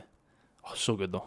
No, So good. I rate him. I'm tops on him. Well, next up, another one I think I can see what this is though. you've definitely not fucking seen, Ewan. Definitely It's won't be watching this movie. It's Long Legs. It's fucking Long Legs. Graeme, did Long Legs reinvent horror like everyone said it did? Not reinvent a solid fucking entry in the fucking weird Nicolas Cage movie. weird devil worship Nicolas Cage thriller film genre with Micah Monroe. So good. What has she been in? Because It people Follows. really like her. It Follows. Oh my god. Sorry, can I just quickly say, Speaking of Miles Taylor, his home burned down. Oh my. All And these the people have fire lost is- their homes and fucking Anthony Hopkins and the California fires. What a horrible Is situation. Catherine Zeta-Jones okay? Is she married to one of these people or are you just Anthony saying? Hopkins. Is she? Man, they're like long-standing couple. I didn't know that. That's lovely. I man. guess I hope she's alright then. Keep fuck. the Welsh together. Aye, sorry, I should have cut off there. That's It's alright. a shame. The California wildfires are a shame. It's horrid. it's I've true. seen really good people losing their homes. Aye, Long Legs. Long Legs, man. What Yes, a, it what a follows. trip. It follows, which It was Follows. That people say. good. Which I've not people seen. say to me. I think it's getting a sequel. It's obviously like a bit late. Actually, it does. It is getting a sequel, yeah. Came out quite a while ago, so see how that checks out. But Long Legs, yeah, really good time. I actually think I came in a bit lower than I was going in. I was going in like super duper crazy excited, and I Okay. came out 4-star, which is like I'm giving it like an 8 or a 7. But you were like, this is going to be fucking 6-star. I thought this was going to be like truly That's what insane. people are saying. People, the market around it, the general cultural consensus Yeah. around it was like, bro, this is like exceptional. It And was I gonna think be there's it. been a couple of movies like that recently. Mm-hmm. Again, spoilers for this time next year. Right. And I did love it, but the way people talk about Anora versus what I felt coming out of the cinema Right. is like, it was very, very, very good, but it wasn't Right. like as good as you're telling me. And that's not a Spider-Verse thing, because Right, yeah. there's a bit of indignation to like Maverick and Spider-Man for me. You're like almost not liking it that much deliberately. Yeah, it's a bit like Yeah. I did like it, and I just feel grumpy that you're annoying me with it. Yeah. These ones, like Long Legs for you and Anora for me, were like, no, I just genuinely don't think they are as good as you're saying. Right. And I'm not going to disrespect your opinion, but it's a bit like, I just don't get why it's going this direction, other than like certain things. Like, again, I really don't want to hamper it too much. Like Mikey Madsen getting praised for her performance in Anora, that's fair. Yep. Really Sure. good. Yeah. But then when I go on Letterboxd, I see all the 5 stars for Anora, and the way some people are talking about certain things, it's a bit like what? Right. Yeah. Whereas with Spider-Verse is a bit like, there's one thing in Spider-Verse that annoys me, so I'm just like, well, I really don't like that one thing. So when people tell me it's the best movie ever, I go, but that one thing I didn't like. Yeah.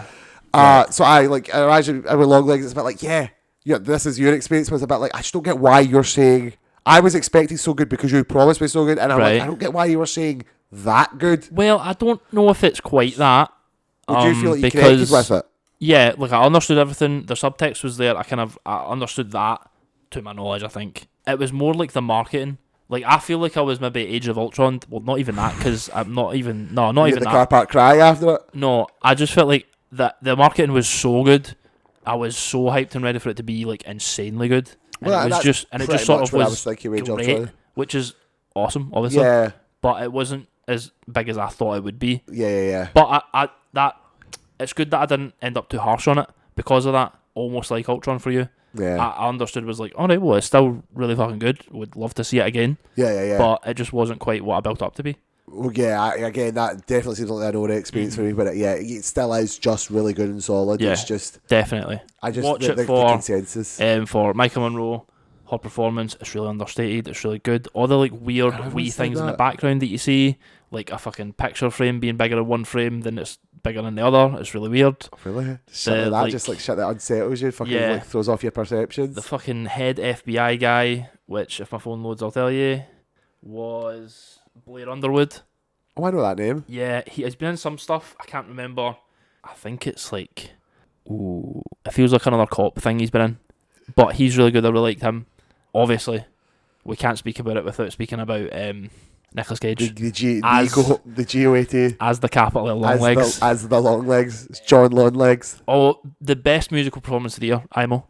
Oh, God, yeah, he does sing, does he not? Definitely better than Wicked, Imo, 100%. Yes. Not once, not twice, but 3 times, or whatever. Really? He says. I can't remember. Oh, I thought you meant the song, I mean... 3 times he sings? No, it doesn't sing 3 times. Right, okay. Might sing twice. Yeah, watch it for them, the performances. Would you say really Nicolas cool spin. Cage is as good as people told you he would be? Because that was the thing I predominantly saw was like... Man's really committed to it. Man's really going all the way out. Okay. Aye, I definitely. mean, he always does. This is the thing that we could never rate Nicolas Cage True. on. That people didn't ever give him the proper credit. It was also a Mhm. fucking silly guy. It was like, bro, gave himself wholly Aye. to everything. Maybe just sometimes the things he was giving himself to wasn't as good as you'd like it to be. But like, Maybe. excellent Ghost Rider, you know? Definitely, man. Come on now. When's that happening? Come on. Bro, he was nearly in a movie that we're about to talk about. But before we get to Fuck. that movie, you've got something that I saw on your list and I'm baffled by. Baffled by... I saw Life, Ewan. Life. Is that no 2016? I think it is. That's like an old fucking movie. It is. Drumroll, please. We'll just fucking do Jake that, won't we? Gyllenhaal was Life. 2017. Fucking 17, bro. It's sort of like a sci-fi movie that came out around Ad Astra. Alien was doing its thing again, like Prometheus era, kind of. Oh, that would've been Covenant era, yeah, wouldn't Covenant, it? run about there. People were just doing sci-fi again. This has got a cracked cast. Jake Gyllenhaal, Ryan Reynolds, Rebecca Ferguson, Hiroyuki Sanada. Like, it's kind of mad that all these people are in this movie. Fucking Hiroyuki Sanada was in that. Yeah, so it's like a group of astronauts from loads of different countries to, like, I guess, make sure no one kicks off, Okay, yeah, fair. sort of thing. Reasonable. They're out here looking for life in space. Oh, roll credits. Yes. They find life. It's sort of like the goo. Like, This is the good, isn't it? literally the goo. Hilarity and insanity ensue on the ship. Comedy ensues. Facts. And, like, it's just sort of, like, okay. It's good until, like, the last third. And you told me that Yeah. the ending specifically. The ending fully soured me, because, like, they literally have the thing beat, and then they just fucking, like, lose. And I was like, cool. Did they lose by Great. like that? Do they make bad decisions, or is it like a toy power up where suddenly the thing no, just wins because? it's not that. They just do dumb shit. Like, I fucking, like, could see a way they beat it. And, like, they just don't do that. Now, maybe that's me being, like, on my high horse thinking I'm If fucking... I was in 2017's life, I could Exactly. beat the goo. If I was where Ryan Reynolds was right now, I would win. I hope it's not like that. But to me, I was like, guys, you can fucking beat this thing, like, right You now. could easily beat this thing out And instead, they fucking lose. It ends up back on Earth, so we're all fucked for now, life aren't we? too. Yeah. Well, they're kind of sequel Electric baiting it. Goobaloo, Boogulu. If they just done what I thought they would do and, like, beat the thing, we just have, like, a good ending. Just It's have like a good movie. solid movie. Aye. And now we're, like, sequel baiting a sequel that's never coming. I know. There could have just been mere goo. You don't need Bullshit, sequel man. bait by having that goo survive. Exactly. It's like Alien. Like, we beat the one alien, but Yeah. bro, there's fucking other aliens. Literally, another movie later on. There could be mere Who goo. knows? Why did you Fucking- watch this movie? Just out of It curiosity. was just like one day we were on Netflix. We was like, let's stick this movie on. Why not? You're like the ideal Netflix consumer, and that sounds like a dig, but Absolutely. actually is me saying Oh, that yeah. you're better than me in that regard. Like, I'll just watch something because It's it's just there. like, yeah, it's on Netflix. I mean, it's something I've not watched. Stick it on. I'll need to be individually spoon-fed reasons to watch things, yeah. and like I have to commit. You know, I'm Yeah. fucking joking with it. That's okay, man. That is what it is. But speaking of joke, we're finally aligned again for about Joker 5 folly I do. seconds. Oh, that's later. Sorry, I was jumping ahead, lads. I mean this with the whole heart of my being. Why did you say that Why name? did you say that? We're actually not going to speak about it. I don't think I want to, but it's rapidly approaching. Like It's okay. We don't need to speak about it. It's okay. We can forget. it's rapidly approaching. Like It's almost there. a clown with a machete. Deadpool Wolverine. Deadpool and Wolverine. We Ewan. did an episode about that, We did. So, see episode. and it was very good. It was really good. I really enjoyed it. I think upon reflection, it does feel maybe slightly messy, especially in regards to, like, all the characters doing their shit and, like, maybe some of the plot feeling a bit Okay. rushed perhaps, or, like, just surface level. Yeah, surface level's probably the word I'd agree with more. But, like, Deadpool, I'm not expecting high cinema. Having Hugh Jackman back was cool to see. Yeah, Having all the cameos was cool to see. Tour de force. It's like a nice big joyous cameo fest, a big Yeah. toss up to the Fox movies. The thing is, like, well, yeah, as a send off to Fox, it's really cool. Yeah, I just don't know where the eternal question with every MCU property is, where do we go from here now? Yeah, as an MCU movie, what was this? What's going on here? Yeah, and the purpose, of course, was to bring Deadpool over, but he's not even fully over in Really this movie, yet. so we don't know, when that's going to happen. Obviously, they seem to sequel bait Hugh Jackman continuing until they're 80. I know, they Like have they that joke line, about. it's like they could just do it. So we could just get that MCU official X-Men cast now. Like Hugh Jackman is just back again. I don't even fucking care. He's just back again, I'm sorry. Like, if he's that old, we'll just make him do Old Man Logan and we'll pop fucking Daphne Keane back in as X-23. Why not, people? Yeah, see what happens, I guess. I kind of agree with that. I have a really good friend of mine, Kirsty, who sort of gave me some similar-ish opinions and sort of grounded me a bit. Grounded, like, not like my mother, like, more like grounded my fucking... Hype. Aye. I think I jokingly argued with him at the time, but honestly now I agree with him in some ways, and also just in other ways I acknowledge more what you're saying, that like... Right. On reflection, it was maybe a bit messier. I think all in all, Deadpool 2 is probably the best one. That maybe is a statement that can be said. I think so, because, like the X-Force stuff was really enjoyable. It's a really tight fucking narrative. Yeah. With like really good fucking solid jokes and really actual fun emotional relationships type stuff. Yeah. Some of the stuff on this one was a bit more surface level and undercooked, but I think it was a very functional movie and it did that function very well. Which is why I think it's going to stand up in the test of time. I think it's just, that was that good. It was Deadpool and Wolverine. They got a really good movie out of that. It was really funny. It's quite rewatchable, but it is maybe too long for that. Oh, but I've seen it twice and I could watch it again.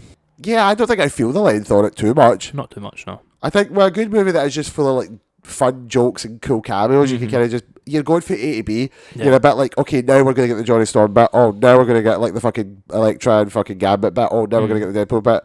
So you just, it's all kind of fun series of events.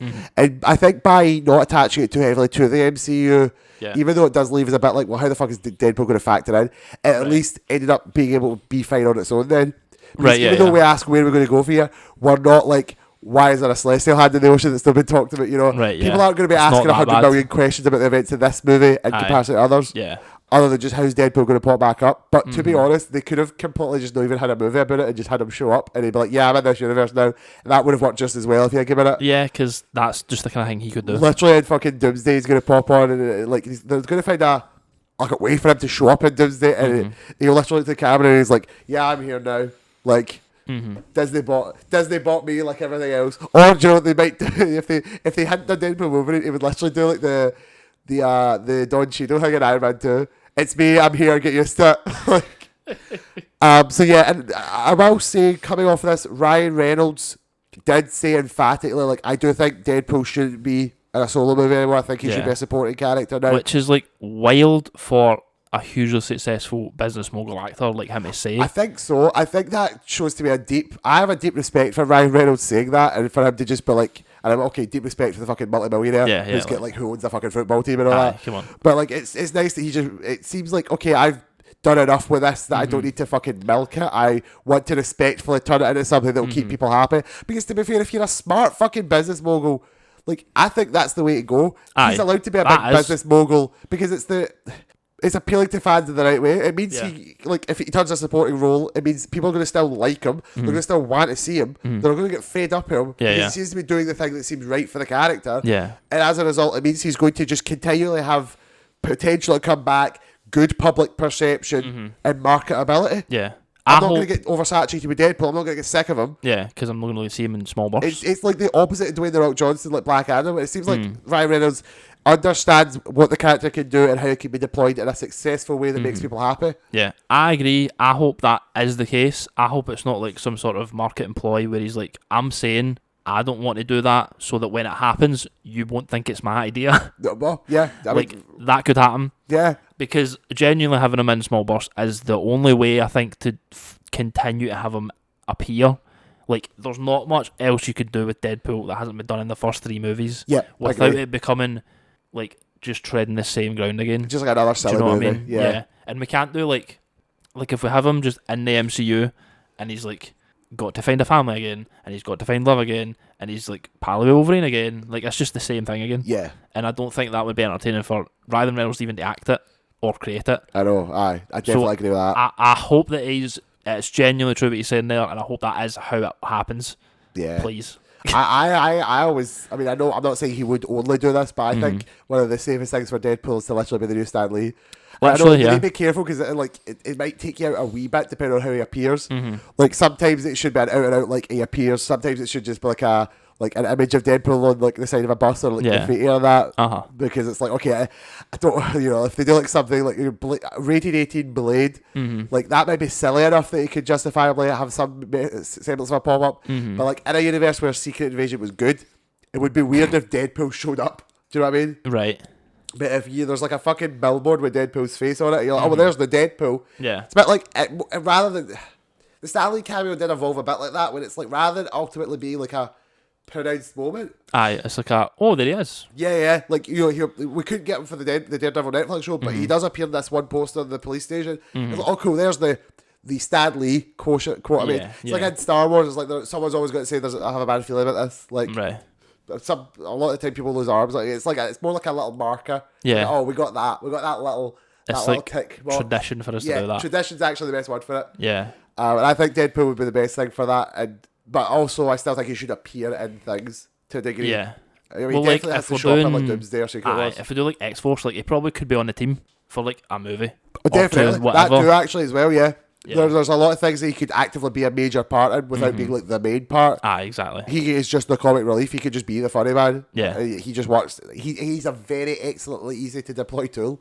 Aye. Or if they're going to bring him back for something, if used correctly. Well, yeah. If they want to bring him back for something mainline, well, not mainline. Like it has to be like a solid spin off. Like if they ever do like okay, we're going to do a wee Disney Plus. Like okay, we're not going to do any more What If, but maybe we'll do a Disney Plus What If Deadpool kills the Marvel Universe. Yeah. We'll just adapt that comic and it'll be like completely unrelated to the main one, but he's just going about fucking everybody. No, we're going to show you all the fights you wanted to see. Rated 18, you get to see all the fights you want to see, and like it's not going to have any bearing, but Ryan Reynolds gets to have a laugh. You get to see Deadpool in a starring role again. Yeah. But like it's not going to directly affect fucking, you know, X-Men or Captain Marvel 4 or like Blade, which may be out by then. Next thing. You know, I think that, yeah. I think, yeah. And, Deadpool should be like that, and I think Deadpool Wolverine crescendoed him well enough. You could leave him there and then just deploy him there as a little tactical weapon where he needs to be. 100%, you agree. Right, well, after Deadpool versus Wolverine, for some reason, is what I want to call it. It's back to you, I think, looking like based on our list. It is, Ewan, and you're going to knock out a wee trilogy for you here. For fuck's sake. So, the GFT put on the Before trilogy for us last year. Pleasure. Beautiful. My intention was to go with Nat to all three. That was, as it turns out, financially irresponsible. Financially irresponsible? Yeah. So what we did do... She's about my money. For everyone involved, you know. Even the GFT. So what we did do... all the money they can get, like... They do. Do you know what? I'm God's strongest soldier for the GFT. No, they provide an excellent service. We saw glass in there, bro. Beautiful. Cinema. We will see the next one there. Okay, we will. Absolutely. Fucking Wake Up Dead Man better get a fucking limited cinema release. It better get a fucking full cinema release. It probably should, yeah. It's the third one, you know. Fucking Netflix pied us on this. I'm going to get bastards. angry about this.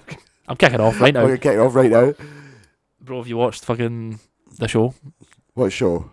Poker Face? No, not yet, and I really should. I really should. But I had a really weird release cycle here, and it was like terrestrial TV. It's not like on a streaming service, and now it is on a streaming service. It's on like fucking Peacock or something. Yeah, it's like not something easily accessible to us. I'm like, no thanks. I could buy a DVD, but they've only done a DVD, and I'm like, oh, Blu-ray. Come on, where's the quality? 4K Steelbook. I'm waiting. Come on. So anyway, back on topic. Yes, the GFT were doing the Before trilogy. So what we ended up doing was watching one before sunrise, just like in the house. Then we went to my favourite of the trilogy, Before Sunset, at the GFT, and then finished it off with Before Midnight, again, just in the house. Okay. So... You fucking love these movies. I do, Ewan. Brief overview, I guess, of, like, what it is and, like, how it came to be kind of thing. So, like, Richard Linklater...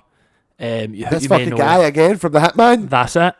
Who you may know from such works as The Hitman, School of Rock, Boyhood... You know, maybe. I do know Boyhood. Do you know what? Honestly, you think I would take the bait for the Boyhood joke. Yeah. But I'm still like... It didn't. I'm like taking a sip of water and I'm like, Richard Linklater did School of Rock. Bro, yes. Some you might notice... years to make Boyhood as well. That's what I'm a bit... Sorry, I should have mentioned that. You'll realise through like this trilogy as like some sort of conceptual art piece, and Boyhood, more overtly, is that Richard Linklater is like kind of obsessed and interested with like time through cinema, Okay. kind of thing. Well, we do live in it. We do live in time. Boyhood, as you just mentioned, there filmed over 13 years, in chunks. As the actor who played the lead grew up. Yeah. Before trilogy, 100% doesn't begin that way.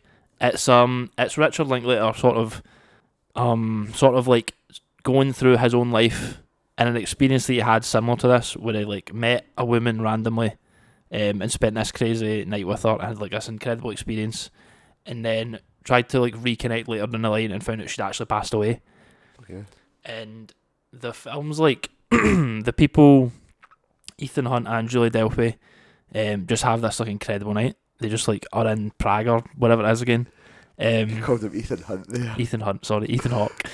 And Julie Delpy have this incredible night. Ethan Hunt? Bro, he's on a mission. Final reckoning. Like, let's go. So they have this incredible night and they just sort of like fall in love basically. And then they make a deal at the end of the film to come back a year later to the same place and like reconnect basically. But that's sort of like roughly what happens in the movie. The movie's not really about which one? Sorry. anything. Before Sun. The first one before Set. Yes, Before Sunset. That's the basic plot of the first movie. The second one's Before Sunrise. Yes. Right. Okay. And the last one Before Midnight. I'm So following. Before Sunset, that's the basic structure, and the plot's non-existent.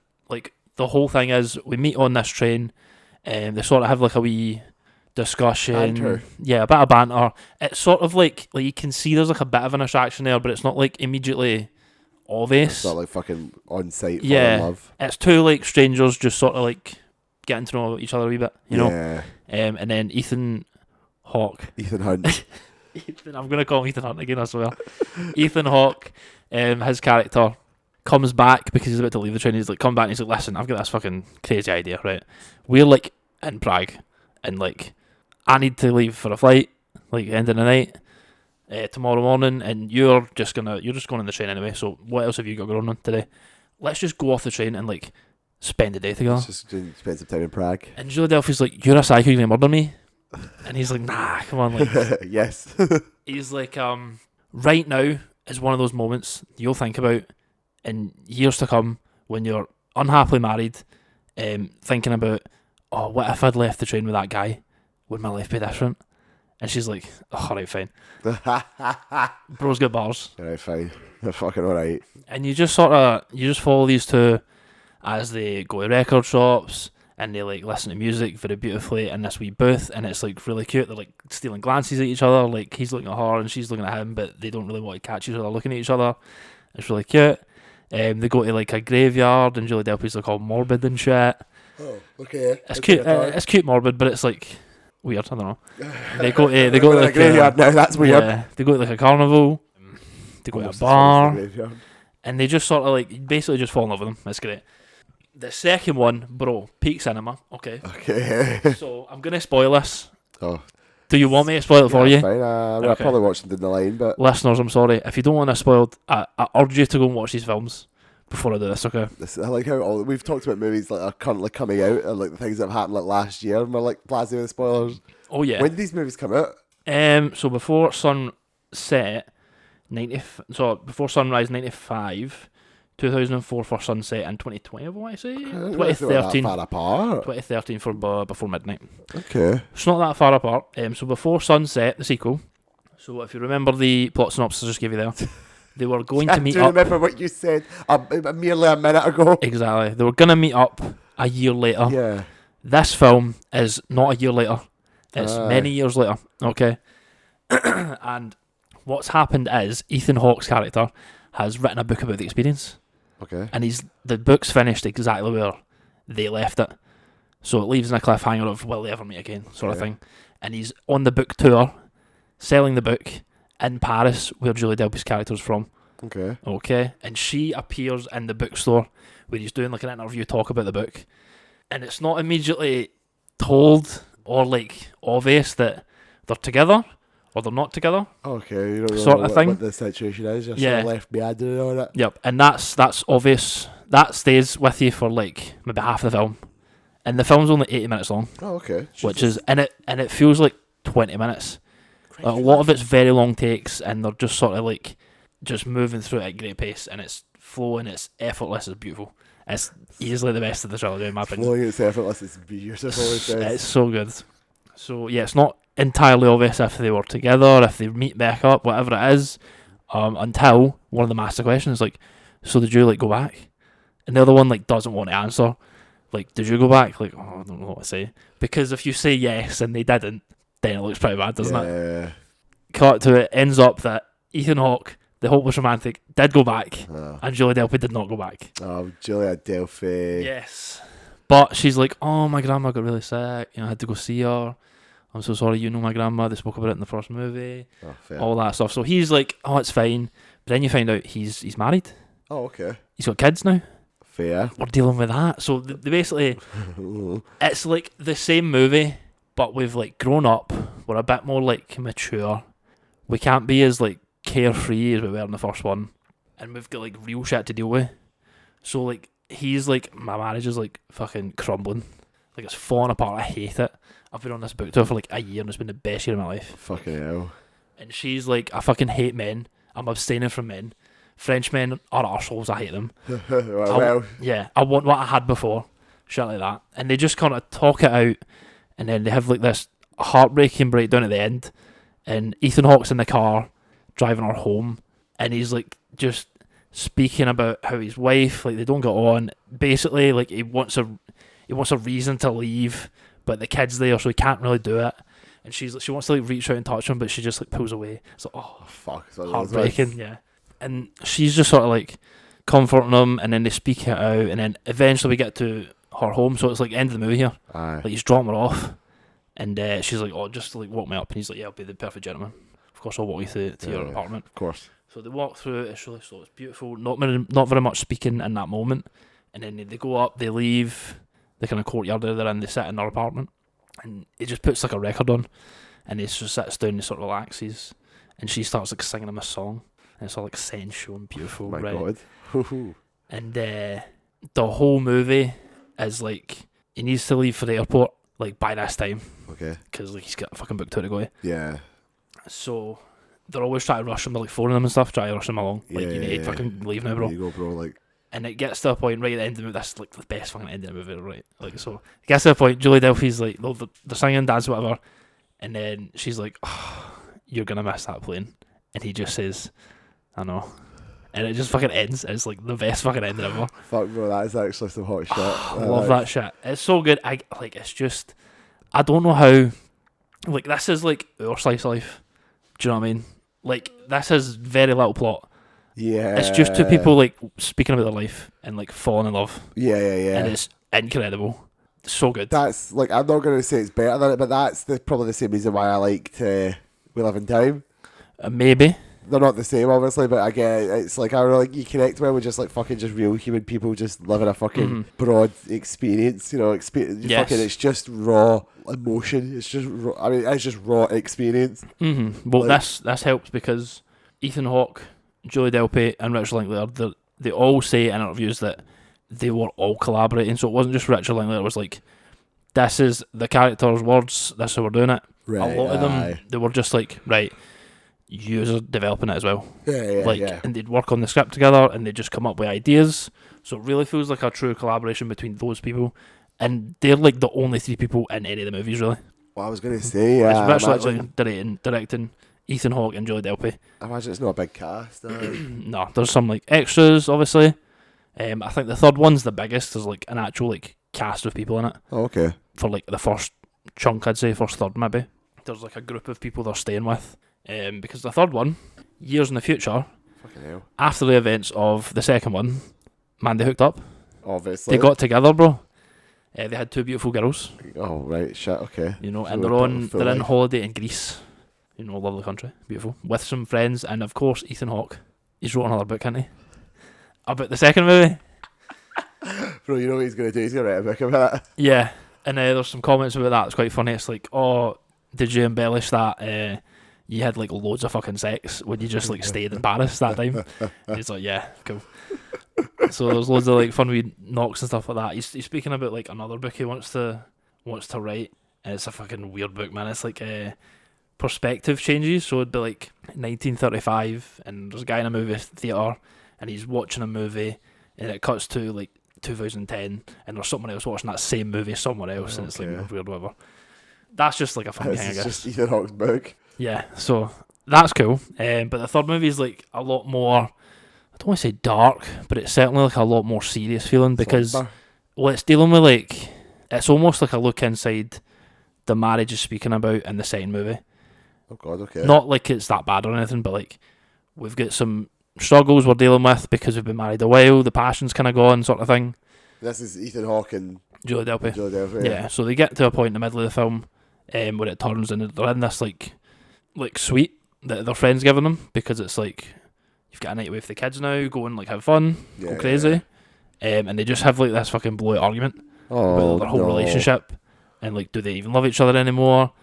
Like, what happened with that fucking student you were teaching in Paris? I was with the kids, you were over there teaching, like, oh my God, what happened? It's never like supposed to be cited, for instance. No. But that's sort of like the core of that. I think that one ends kind of weird. I feel a bit like Ethan Hawke he sort of like games her into like believing that we should still be together, sort of thing. I'm not saying that divorcing him at the moment would be like a good idea, but I think Julie Delpy's like one way, and then he just like convinces her. Fucking tricks her. I don't want to say gaslights, because I don't think it is that far, but he sort of like convinces her to like stay, sort of thing. But that one is probably beautiful, and it's messy. that might be my least favourite. Okay. But it's like the most adult, I guess. It's kind of dealing with like some serious like questions it's asking, you know. You might come back and appreciate that later, even further in life. Perhaps, you know, could do. We'll see. Hopefully, no struggles fall me. I was gonna say, hopefully we don't follow those struggles. A fantastic trilogy. Yeah, I think it's genuinely incredible. That second one is honestly an incredible cinematic feat. IMO, okay. Cinematic feat. And the GFT, when they showed it, it was like an original print from like 2004, like shown in the cinemas then. So it was really blew me and stuff. It looked incredible. It looked so good. I appreciate that. But that was my kind of, man, you know what, big trilogy we've done. I've obviously seen them before, but yeah, it was Nat's first time watching and course, stuff. Yeah, both of them together. But I'm just gonna say, God. You know what they say, bro? Oh, bro. All the films I like to see are shown at the GFT. At the GFT, they know what they're doing. They know what they're doing. That sounds like a great experience, especially to go through together, even if it's like tackle some harder stuff. It's again these experience movies. I'm appreciating movies like that more that are just like fucking slice of life, I guess. But they're rather than sort of the whimsy of like childhood, which is maybe Ghibli. Yeah, like they're more about the real lived experience of real people. Of two people falling in love and falling out of love. Literally, like just like folk just having lives. Do you know what I mean? That's it. And it's so good to watch the actors, man. The actors are fucking acting. Ethan Hawke, Julie Delpy, incredible. Julie Delpy's like no anything else. I was gonna say, and like, that's a shame, to be honest. You say her name a lot, and I'm like, I'd want to say like politely, I'm sorry, I actually don't really know who Julie Delpy is. And that is completely understandable. But yeah, she's so good. Very, very good in these three particular movies. Absolutely fucking showstopping, let me tell you. Shout out to her. Absolutely. Ethan Hawke doesn't need any more shout outs, but I'll give one anyway. They're always kind of like, man, will we do a fourth? And it's like fun when they like get interviewed and like the interviewer like asks them. Because it's like obvious, like you know the work, obviously. Yeah. So, but they never like say they probably should get together again. They're like 95 or something. We should do like one of our last one, but they're all like really old. Yeah, the kids have got like one of them like fucking boyfriends and stuff. Like that'd be weird. Boyfriends or something. Oh god, they go through it. Yeah. One of the kids goes to like fucking Prague, and it's like this whole crazy cycle starts again. Oh man, that'd be so good to see. Oh fuck. No, it's still on you, I think, because I see... We're not jumping to you yet, okay. Well, I see the one at the end of this row is my next one. Well, my next one is another Glen Powell Fest. As previously mentioned, it seems like it's Twisters. Oh, it is fucking Twisters, Ewan. Do you know what? This is a great movie, but I have beef with it. Bro, I've never seen you fucking so pointed there, just for the listeners. Like, I just fucking, like, J. Jonah Jameson, like fucking full... arms on the desk, points to it. I mean, it's a great movie, Ewan. Yes. But I've got beef with it. What's good about Twisters? It's like my favourite other like apocalypse movie, Day After Tomorrow. Okay. In which that it just goes all out mad. Just the shit's just happening. Bro, like, Twisters. There's just twisters. Twisters be twisting shit up in this film. Bro, did they get twisted? No cap, man. No cap by far. Discover how well he got twisted. Yes. I didn't think science would be as impactful as it is in this film. Oh, bro, they actually talking about fucking wind. Full fucking science. shit. Daisy Edgar Jones. Who also, Daisy Edgar Jones, stalwart of the community at this point. She's just an actress who just keeps popping up, and they're like, man, it's Daisy Edgar Jones. I really She's like up Daisy to it. Edgar Jones. I think she should be bigger than she is. I can agree with that, yeah. Absolutely. I can cover that. What I've seen her in, I've not seen Normal People. I've only seen her in this, and Try going outside once and now and again. oh damn, damn. Did I'll take it. Did you see Where the Crawdads thing? Was that Daisy Edgar No, Jones? that was, but I've not. I've seen her in Under the Banner of Heaven, also starring Oh. Andrew Garfield Oh, God, I didn't know she was in and that. Liev Schreiber, and Ethan Hawke. no, Michael Caine. no, US Agent. US agent? Yes. Fucking, Man, oh, blanking no, as well. he's the guy's son, Wyatt Russell. Wyatt Russell. It's not Liev Schreiber. It's the guy from Avatar. The main James guy. Sully? Yes, Jake Sully. I don't fucking know. I don't watch Avatar. Like, you're the Avatar guy. Anyway, she's great in that. That's a great show about the Mormons. What, Under the Banner of Heaven? Yeah, that's good. Yeah. Oh, nice. Shout out to Under the Banner of Heaven. Shout out, watch it. It's on Disney Anyway, Plus. Twisters Anyway, Twisters. Yeah, Daisy Edgar Jones as a scientist. as a like She's doing budding wind scientist science. wants to become like someone who can take down the Twisters with science, Bro, she's going to fucking take down the Twisters with science. literally. So start the movie, fucking tits up, didn't it? Straight away. She's going to take. Immediately end the Twister. She's going to take down the Twister. All her pals fucking die at the Twister, don't they? Oh my God. Yeah, bro. And she gets a fucking leg ripped up and shit. Jesus, I didn't realise she proper was like bad. fucking like suffering. Oh yeah, Twister she's torment. like full trauma for like most of the film. Oh God. Yeah, so she moves to like New York to get away from it because she's obviously like in the fucking south where all the Twisters You don't are. get Twisters in New York. Yeah, so she goes there to Till work in like Twisters 3. I think she works like a news anchor place on the weather, obviously, and like, or it's like if it's not that, it's someone who still works with like tornadoes and twisters and like alerts people when it's gonna happen, like around their area, kind of thing. Yeah. So then the guy appears who was on our like team before, who survived, the Spanish guy, Manny. I think his name is Manny in the movie, and he's played by the guy in the Transformers movie. Oh, Anthony Ramos. That's it. For Hamilton. Yes, is his name Manny? I'd be very stereotypical. His name is It's Manny. Harvey.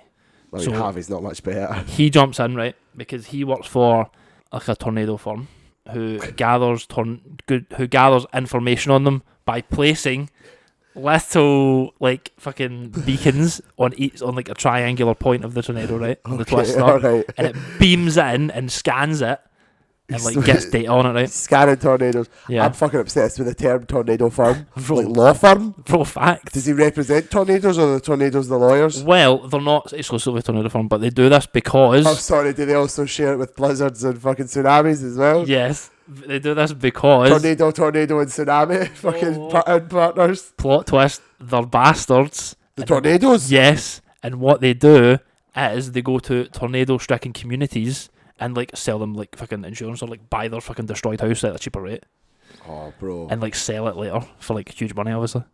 Dicks, bro. I can't believe it. The real tornado, Yeah. the real twister was man.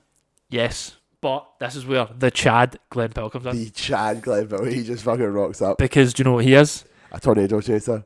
He is I did fucking I watched TikTok tornado I chaser, watched a trailer for this, and I'm like, bro, Glenn Powell just chasing twisters. man of the people. You know he's out here. If you can, what is it? What's he saying? Oh my God, I can't remember, but I remember the trailer when he says, If you can feel it, chase it. I don't know. and That'd it's be it. something like that. Yeah, I was enamored. I was like, if I'm going to see this movie, it's because Glenn Powell was just. At this point, I didn't even know who he was. He wasn't like an it guy to me. I'm just Yeah. like, whoever this guy is, he seems like a lot of fun. Oh, it's so fun. This Seems movie. great at parties. Yes, definitely. And his wee crew is like based. They've got like some fucking English journalist in with him who's like doing a journalism Fucking on journalism on fucking Twisters. on twisters, bro. Yeah, and he's like fucking come along in my fucking Jeep as I like literally clamp down on the earth while I'm in the middle of the twister and fire rockets into it, like fireworks. How does that affect the tornado firm that like are using tornadoes to like Well, sell insurance? They're at the same place and they both want to get to the twister. So Daisy Edgar Jones is like, man, I'm like touched by God, man. I can like sense the twister when it's appearing. What? She's just fucking that good, bro. She's like, feel the wind. And then she's like, it's on the right. Storm. And they go over there, and like 10 minutes later, bang, Twister. The fucking Twister hits them. But Glenn Powell's like, man, I know you're shit, you're good at this, so I'll just follow you. And that's what happens. They end up at the same place. But Daisy gets fucking the trauma, and like, can he go through it? Yeah. She's like, turn away, it's too dangerous. But Harvey's like, bro, we need the fucking data, like, to fucking steal the houses for the people. For fucking steal the houses. After we destroy their house, right? And it all comes to a head when it actually does destroy some houses, and then Glenn Powell's like, helping like find a dog or whatever. And Daisy Edgar Jones is like, fuck you people, you fucking suck. And then Glenn Powell's like, you should fucking look at your employers a bit more closely. And she's like, oh shit. And then she finds out, she's like, oh fuck, Glenn Powell's right. Then they become like tight, they become besties. And then Javi's fucking pissed off. Does the fucking resolution of that plot just Daisy Edgar Jones gets involved with some litigious paperwork regarding the financial dealings of Tornado firm? Shit, you know, she just goes on Google.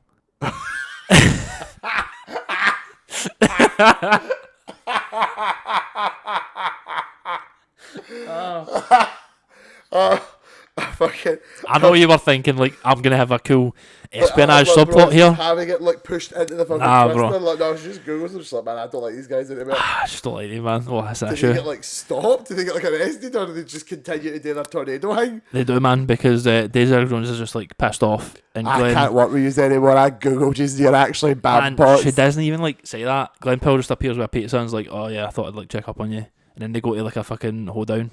And Glenn Powell's like, oh, that's your first one? And she's like, nah, I'm from like fucking Oklahoma. Or whatever. She's fine. Okay.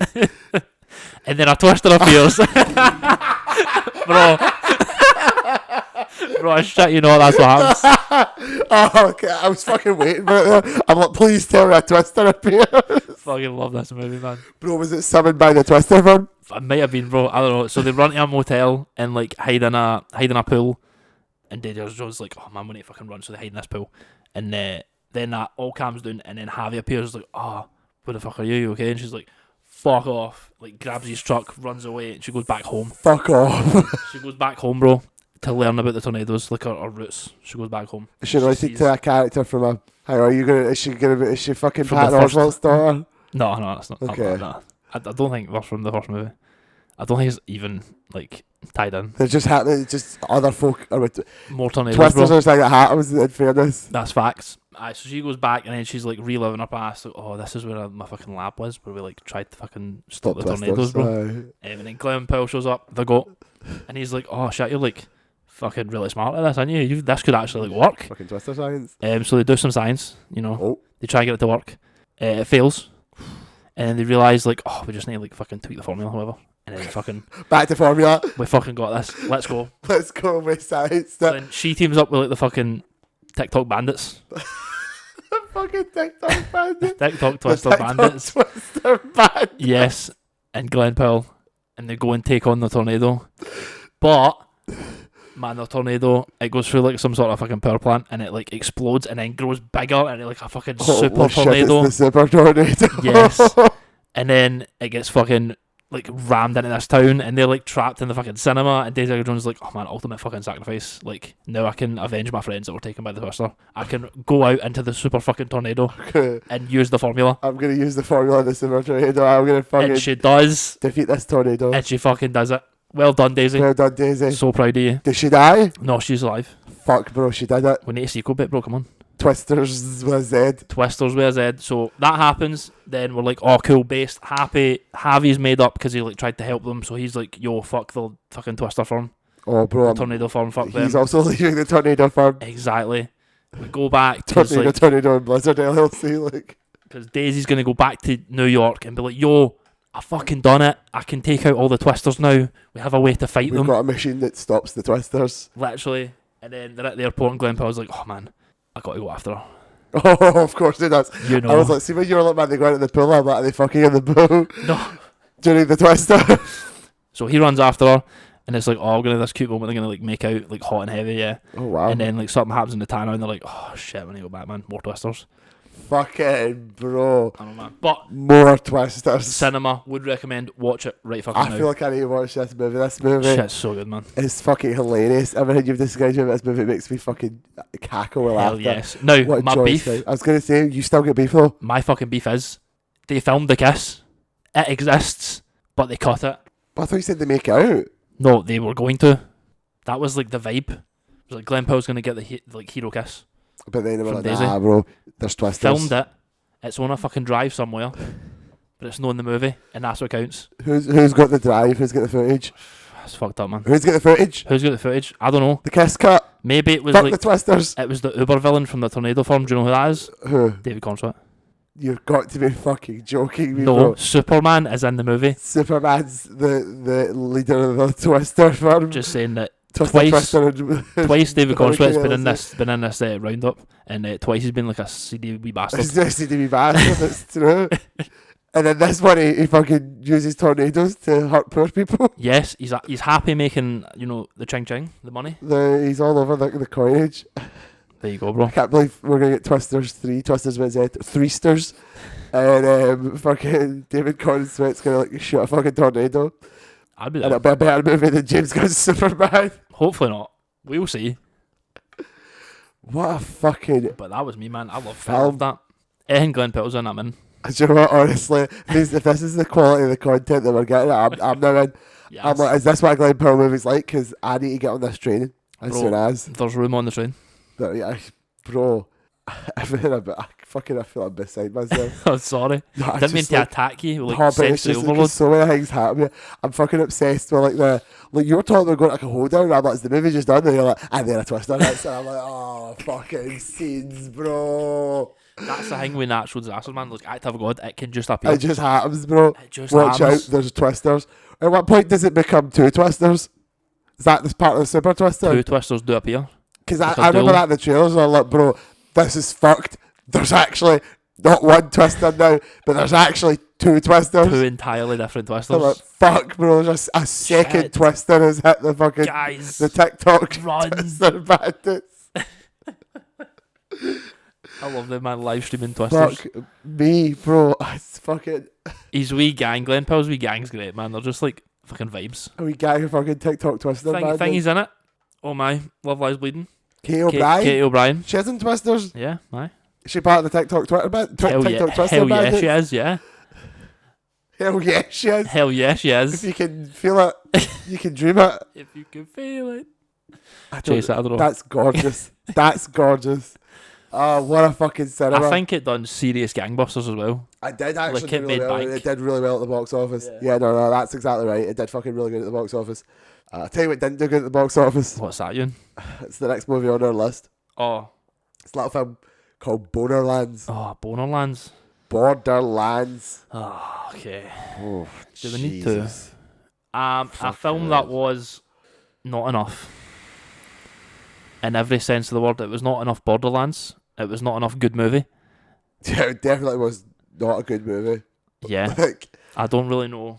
I would say visually, like the costumes looked okay. yeah, so You know, what I want to actual point look. out, there's some people who worked on this movie that went really hard in. Yeah. It just wasn't the director, the scriptwriter, or the DP. Mm. But like the costume designers, the set designers, the people who were like doing the world building, Mm. they were like, we have to go to a fucking spooky cave. It'll just be the Caustic Caverns. And I'm like, oh bro, but I Why play not? Borderlands too. Yeah, like, I know that. I'm not shit. But this movie's like a really fucked up, shitty. Like it's not even a full well, it's an adaptation in terms of it's based It's on in the the world. Borderlands video game series, but it's just Yeah, violently different. It's like so much so. like Atlas is like a person who hires Lilith, Mm-hmm. and like Tiny Tina is like his daughter, who's also like a vault key. Yeah. And then they go to a vault, and it was the destroyer even there? Was there a monster? I don't think there was a monster. No, Ewan. Lilith gets charged. Yeah, then she like, becomes like the Firebird. she becomes the Firehawk. Yeah. Which is a thing in the games, which is just a title she takes on because Yeah. she's like a siren. Was she a siren in this, or did she get like made into one? She was a siren. Oh, aye, because it turns out she's got a pure secret past as well. Who Jamie Lee Curtis is like, oh, I know your mum, which means I know all your past secrets. And then she fucking force touches her old house or something, did she? She does use psychometry. Yeah, it's true. Yeah, and then like sees a flashback. Literally that. I just was like, it's funny because there's things in this that are things that I know. Mm-hmm. I know who Lilith from Borderlands is, and Yeah. Tannis from Borderlands, Mm-hmm. and Crom from Borderlands. Yes. So what the fuck is going on here? I don't know. Like, you look great. Yeah. Why are you in honestly, this scenario? They also make the fucking baffling decision to cast very old people. Yeah. Now, this isn't a dig at those people being old, but like Kate Blanchett is Lilith, and Jamie Lee Curtis is Tanis, and like fucking Kevin Hart is Roland. Mm-hmm. I think Kevin Hart was the best one because he was the most like Roland as far as I can tell, which was just a guy with a stick up his arse. Well, like Krieg's obviously good, but that's Krieg. Yeah. He just shouts things. He's just a guy who shouts things. Plus, he was played by a fucking just a bodybuilding like MMA guy. And I like Tina. Tina was great. I've got in my fucking letterbox review that Tina and Krieg beat the allegations. Absolutely, they did. Like, bad adaptation allegations defeated. I agree. They stayed consistently W. Jack Clapper's Claptrap. Jack Clack. It's fine. Jack Black. You know. Yeah, he was alright. He was maybe the closest, other than them, to beating the allegations. Yes, yeah, he was like just claptrappy enough. Mm-hmm. Do you know what? It hurts to talk about this movie to me. I'm like a bit like I'm wincing in pain because I'm struggling to. Yeah, well, I think it's like it's certainly closer than other game adaptations have come, because I think visually it's there. It's honestly just the content. Yeah, I think it's like the context, everything looked okay. It was like in some places it was a good attempt. Like again, like the costumes and the locations all that were like, yeah, this Sanctuary does looked okay. Yes, Sanctuary looked amazing. We had Mad Moxie and stuff. Perfect. Gina Gershon as Moxie's like not even that bad idea. Like she's fine to be old because Moxie is like weirdly old in the games. She just hides it well. There was just a lot of good things about it on that conceptual level. It's just they fudge the direct main core by having really weird characters with terrible characterization and a bizarre plot. It's a bizarre plot, yeah. And it's not even that it doesn't resemble the games, but it's just not particularly good in its own right either. Yeah. And yeah, I don't know. I came out of it thinking like, God, I should play Borderlands again. True, at least that happened. That's good. You know, I love the some of the vibes of Borderlands. It's just this occasionally just eschews those vibes completely, and I'm like, oh, okay, we're fucking back here with this again. We're here in the trench again. It wasn't awful. It was just a bit of a experience, you know. Yeah, I think bored one day, even not even that, if it's on, and like it just might be on in the background. I want to say people act as if this movie is like the worst movie ever made. It's not even that. Definitely not. It's better than Madam Web. It's better than Madam Web. It's better than fucking some of the movies we'll be talking about very soon. It is better than some of the ones I've seen this year, 100%. Definitely. Like Definitely. It's just middle of the road. It's just painfully mediocre. Which mediocre to bad, which obviously isn't what you want, but no, you don't know. I guess you don't want it. But I mean, we're in a time where video games adaptations can be good, so you kind of start to expect a bit more. True. Although this movie has just been in production for maybe 17 years. Aye, it was a bit long. Do you know? I feel like who is Tarantino's mate, Rodriguez? Roberto Rodriguez. I feel like he was attached to this at some point. Rodriguez. Robert Rodriguez. Sounds familiar. Yeah. It just seems right up his alley. They look bits. Oh, that's lovely. They done, what's that? The girl has got a gun for a leg. That movie. Oh, fuck me. Death Trap, is that it? I think so. I know what you're talking about. But I think they co-directed it. That's fucked to me. I had no idea that was a thing. But it does sound right that, because I don't think fucking whoever the director was, Wes Ball? It's Eli Roth. I see confused. I know from the... Hold up. No, it's not even that. Wait, when is it? Oh, it's the Halloween remake, sorry. The Halloween remake? I think it's Eli Roth that done that. Or it's the Texas Chainsaw Massacre one. I was going to say, like, surely it wasn't the most recent ones? No. Not the reboots, no. That's, I know about the remake. Mm-hmm. I keep confusing them with Uwe Boll, but they both seem to be shite every time I see something by them, so, right, okay. Fair. And Uwe Boll... Could be right. Uwe Boll did this horrible Postal movie, so if you told me, he's the fucking horrible video game movie director, I'm like... Is it a movie? Uwe Boll did a movie based on Postal. Postal, the game that got banned? But his game's more based on Postal 2, which is the silly one where you can piss in people's mouths. Okay. Nice. Which also should be banned, but like for a different reason. Fair. Like, I like Postal 2 kind of. Right. Like it's an obnoxious over the top game that's just kind of fun to fuck about in. You just can't take it seriously, and the developers don't really take it seriously, but they're also kind of arseholes. Fair. And he did a movie based on that, and it was so awful. And then they did a third awful Postal game, and they literally put Uwe Boll in that game, and you kill him if you want, because like the movie was that bad. Fair. Also, the guy who plays Postal Dude is the guy for the kid for fucking A Christmas Story. A Christmas Story? Yeah, Ralphie for A Christmas Story. I don't think I know that movie.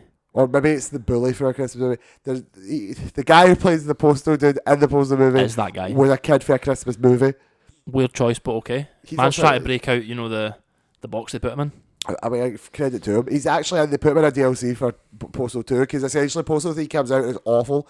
And people are like, this is fucking awful. They're like, yeah, we had to work with a publisher on this one and we get fucking so many issues. So we're just going to publicly disown it. We're going to constantly refer to how much we hate this game. Right. We're going to do DLCs for Postal 2, which is the one you liked, where we talk about how much we despise Postal 3. Based, actually. We're going to pure redefine it by like factoring in the Postal dude for the third game had a different voice actor and pure making him part of the canon is like a pure schizophrenia mindscape because the actual events of the game didn't happen because Postal 2 is a fucking abortion. You just like Postal lore Don't like say that? shit about it. Yeah, I've watched a couple of videos of it. I think it's a. I remember when like the first one came out just because it was like controversial because it got banned. I was like, yeah, because like the last level you just do a skill shooting. I'm like, bro, step too far.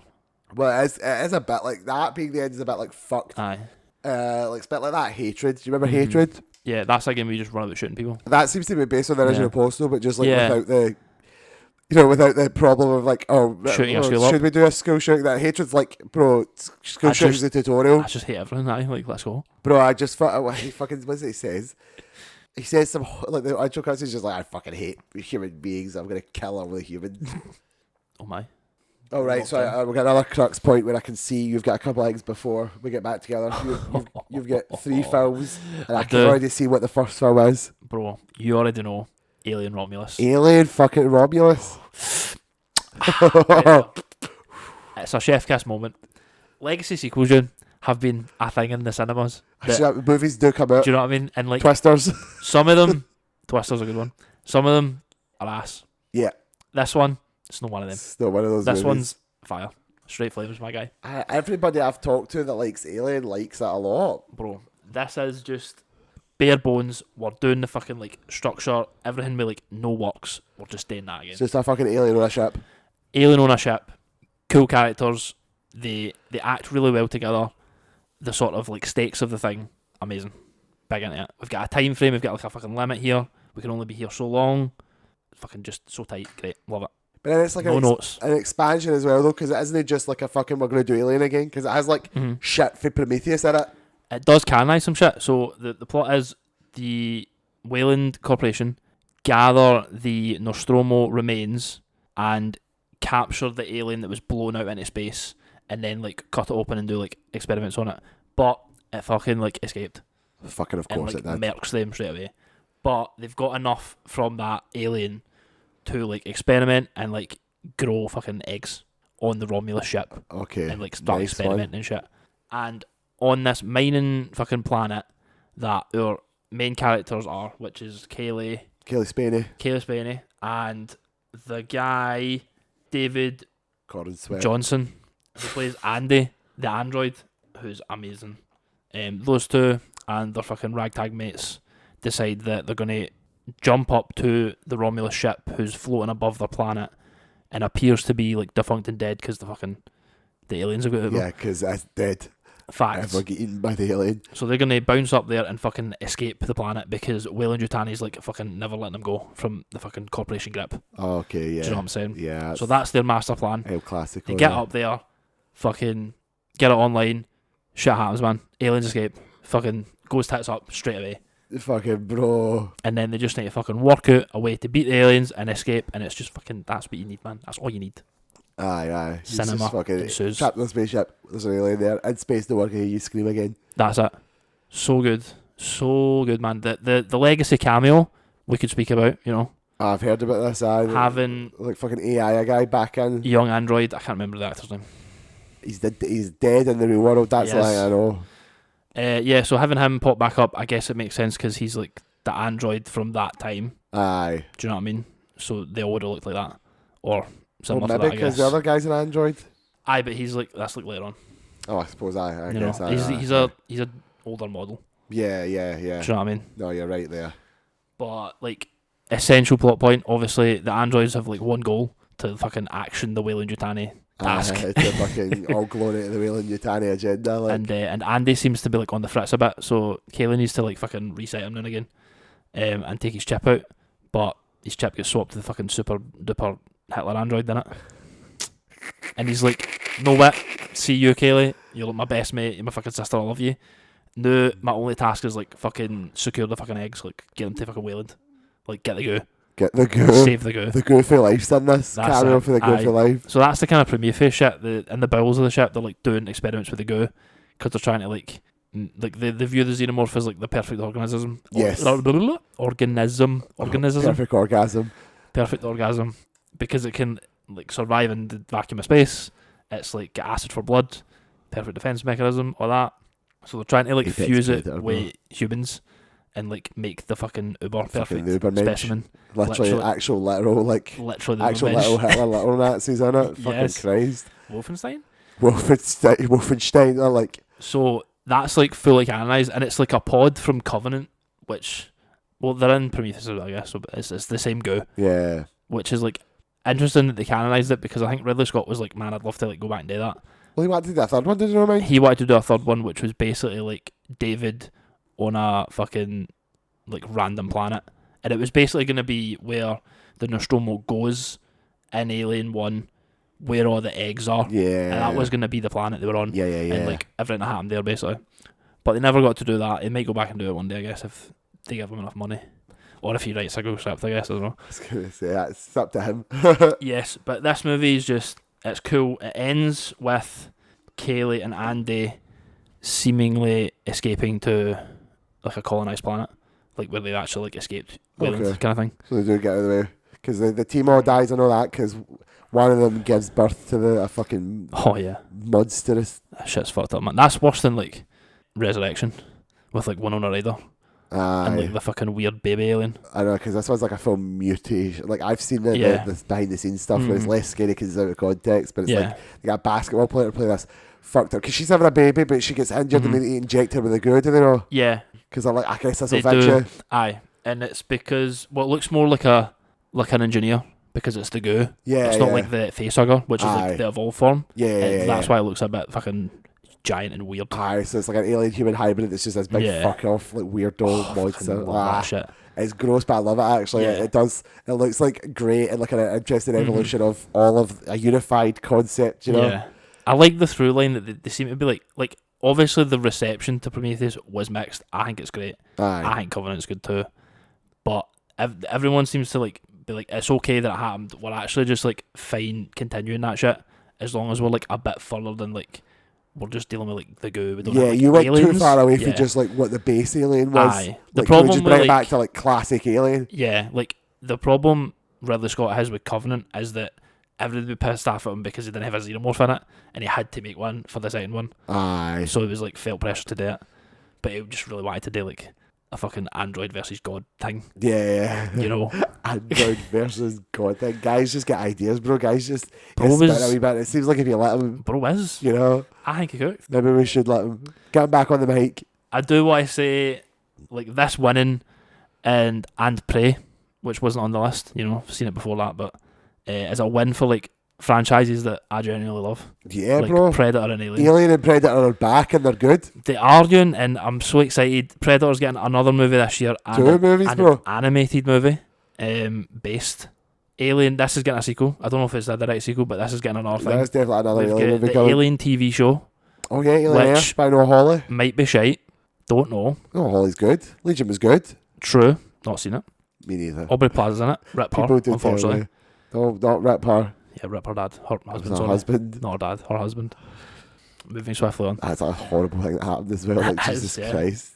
Yeah, but these franchises are near and dear to my heart, and I hope that long may they continue, and please cross them over in a good way. Yes, let's have a new Alien versus Predator that's good. Not that, I mean, at least one of them was good in my opinion, but at least it's not like the last one, please. Thank you. Thank you. For coming Thanks, to my TED Fade Talk. Alvarez. Fade. Yeah, who done Evil Dead Rise? Was that Fede Alvarez? Ooh. I think he might have done the remake as well, Evil Dead. Did he? I think so. I think it was Fede Alvarez. I thought Sam Raimi did the remake. No, Sam Raimi didn't do the remake. No way. He did, yeah, yes, yeah, Evil Dead. Fede Alvarez. I don't know if he done Evil Dead Rise. No, Lee Cronin did Evil Dead Rise. Well, you know, bro cooked on Alien Romulus. I'm sure Evil Dead remake's good. I've heard it's good. I know I've heard it's good. As a remake of a classic horror franchise goes. So we take them. W. Next up on my list, Ewan, is another oldie. Shaun of the Dead. Shaun of the fucking Dead. Shaun! You're fucking out here watching Shaun of the Dead. I know, I am, bro. And I watched Hot Fuzz after this, but it's not logged. But I'll tell you, Hot Fuzz is 5 stars. Bro. That shit's great. This is we get to record this and put it on the internet that I have this weird fucking thing where I've only ever seen World's End. I know. And I'm like, World's End was really good. And everyone's like, bro, you watch fucking Shaun of the Dead and Hot Fuzz? I'm like, I'll get to facts. it. I'll get to it. But yeah, Shaun of the Dead, the first of the Cornetto trilogy, by world-class director Edgar Wright. Man, failed Marvel director Edgar Wright. Wow. Snubbed Marvel director Edgar Wright. In the camp with Scott Derrickson, raging. Well, because Scott Derrickson got to make at least one movie. Well, that's true at least. That is true at least. Yeah, Shaun of the Dead, a classic of British cinema, if you will. Again, another film that's like feels inherently British. Yeah, like pop culture kind of thing. Popped in the local. It's grab a Edgar pint Wright's, with a sort of blow over. Edgar Wright's take on zombies. Great time. It's just Great time. hilarious. Shit, Simon Pegg, the whole cast, Nick Frost, the guy that voices Darth Maul. Sam Witwer? No, Mike Serafinowicz. Oh, Peter Serafinowicz. Not Mike. Peter Serafinowicz. Yeah, Great. sorry. I forget that he was Darth Maul's voice for 2 lines. Yes. At last we will reveal ourselves. At last we will have revenge. There you go. So good. Cheers, Peter. Just a hilarious movie. In every way. Obviously, Hot Fuzz, in my opinion. I was going to say, just what's Shaun of evolves. the Dead? If Hot Fuzz is a 5-star, what's Shaun of the Dead? Oh, Shaun's 4. 4? Yeah. Maybe a 4.5? I mean, honestly, it could be 5, let's be honest, Ewan. It is really good. I just think Hot Fuzz is like just hilarious and better in like so many different ways. Everything I've seen of it does look really good. It's not like I'm actively trying to avoid it. I know.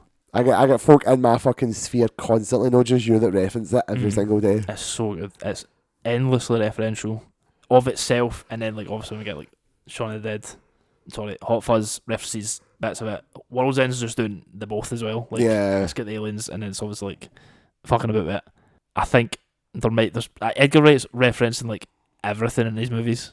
Yeah. Like Baby Driver, if you've seen that, it's like he does like apes loads of different movies. So he knows like he's referencing himself and like other great works. Yeah, I've noticed that about some of these movies, and not even in a bad way. Scott Pilgrim, like, no, it's not bad. Yeah, so he understands what to draw to give you that little hint of like, oh, I know what that's going for. That gives that stylistic edge. That gives it a comedic or story edge. And his style is so much himself. So I think his own. Sorry. Yeah, like it's that's very true. noticeable. That's why I also know he's not aping, because it's like, no, because I think he's gonna like Edgar Wright does this. Oh like, yeah, what an Edgar Wright thing looks like. I mean, like he just tips his hat in the ways. Yeah, it's like a nod. Yeah. Nod at the tip of the hat, as Grant Morrison would say. Grant Morrison would need to wear a hat. Or can't really being a fucking baldy. That's true. The goat. The goat. Man, that's cool that you watched him. I need to go back and watch him as well. That's for the first time, you know. You know, we're speaking about comfort games last night. This is like a God, comfort movie. Like Shaun of the Dead, I'll stick on. Hot Fuzz, I'll just like have on. I do feel they do feel like those types of movies. Absolutely, like they're hanging out. Definitely, just with, like, Shaun of the Dead. Oh God, it's this. I'm glad. What were you just like? Literally, just I will just pop them on. Or did you? That's literally. We were just like, and on Netflix once again, just like, oh man, bro, you're on a Netflix feed. Shaun of the Dead. Why not stick it on? Fuck, normally bro. it's Friends or Still Game. So at least it's a movie That's this time. I suppose every so often you want like something a bit more packaged, a bit more like start and end. Yeah.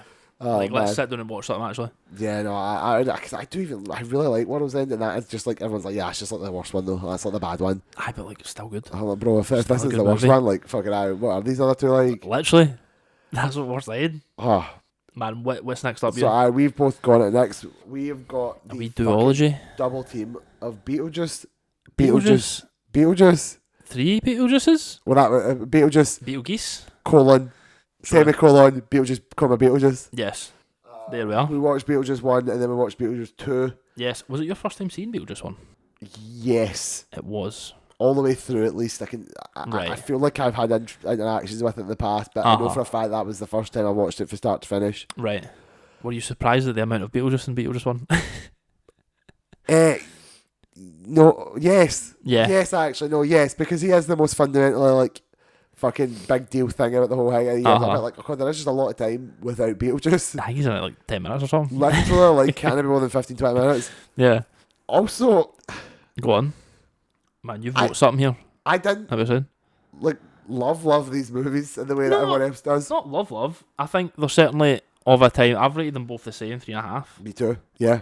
Because I think they haven't aged as well as, like, I seen Beetlejuice 1, like, when I was like a kid. Yeah. So I have like fond memories of it.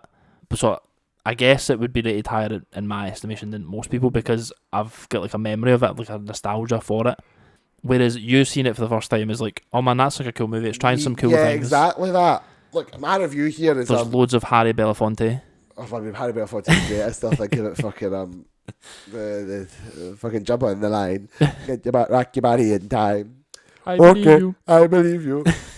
I said for Beetlejuice 1 that I want to say it felt like some things just happened because my biggest issue with Beetlejuice 1 was just like, alright, like we're now in the next scene. Like what did? Okay, things are just happening. Yeah. Like and sometimes they've moved in with completely the explanation. Mm-hmm. And I pointed out I don't really want to impose my own like personal modern bias. Yeah. Because I don't have any relation to it. It's Okay, just as a new person watched that, I'm just like, alright, well here's my modern movie brain. Aye. I feel like things happen for no reason. They just sort of happened. But I mean, it looked really good and it was really funny. Yes, it was really funny. And I can derive the joy from those things that do matter. I mean, nobody's really thinking about the plot that much. Nah. Folk are just thinking about all the little iconic little quotes and the funny moments and the just hear, wild like, visuals. Alec Baldwin, Gina Davis having a ball. Literally.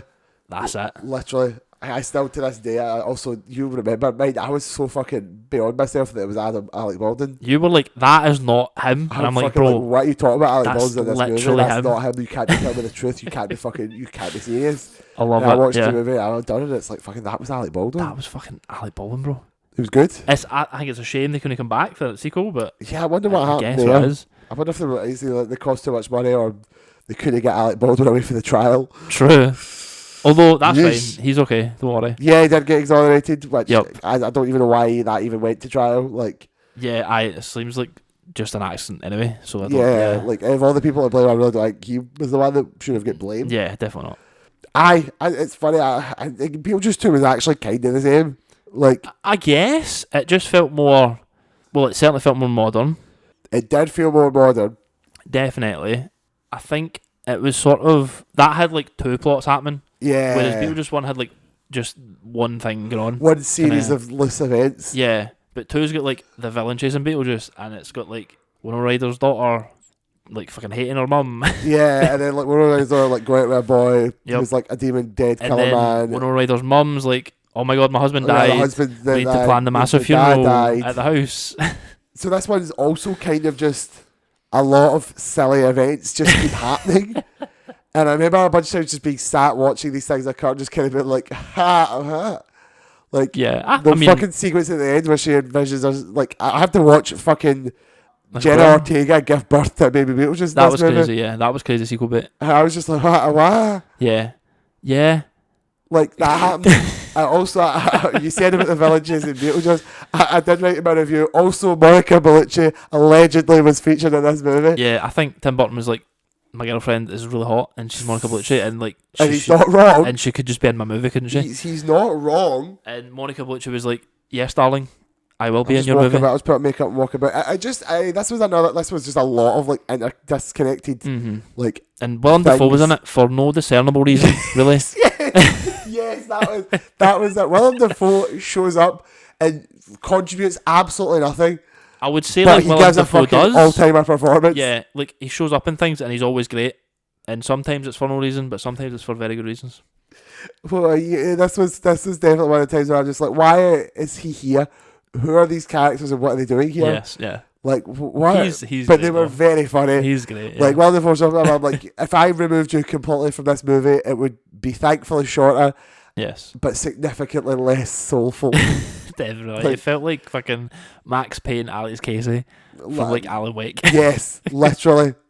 Obviously, Michael Keaton's in this one more. Yes. And he's just as good. He was good in both of them. He's just not in the first one enough. He's distinctly a villain in the first one. This one he's like anti-hero. Yeah, he's got a bit more going on. You know, he's got this fucking lore. We get like fucking Beetlejuice backstory and shit. He still wants Winona Ryder, but can't have her. I was gonna say, like, because of Justin through. He's pining. Justin Theroux, he was also in this movie. He's really good in this movie. Winona Ryder's manipulative husband. I mean, Justin Theroux, he turns out a fucking comedy role every time. You give him a comedy chance, he'll comedy it up. Love it. I'm just sort of, I just keep getting lost when I think about this movie because it just seems like a series of tableaus in my brain. Yeah, there's like this cool thing happens. Occur. Like, we see a little fucking plasticine 3D stop motion version of like the dad dying.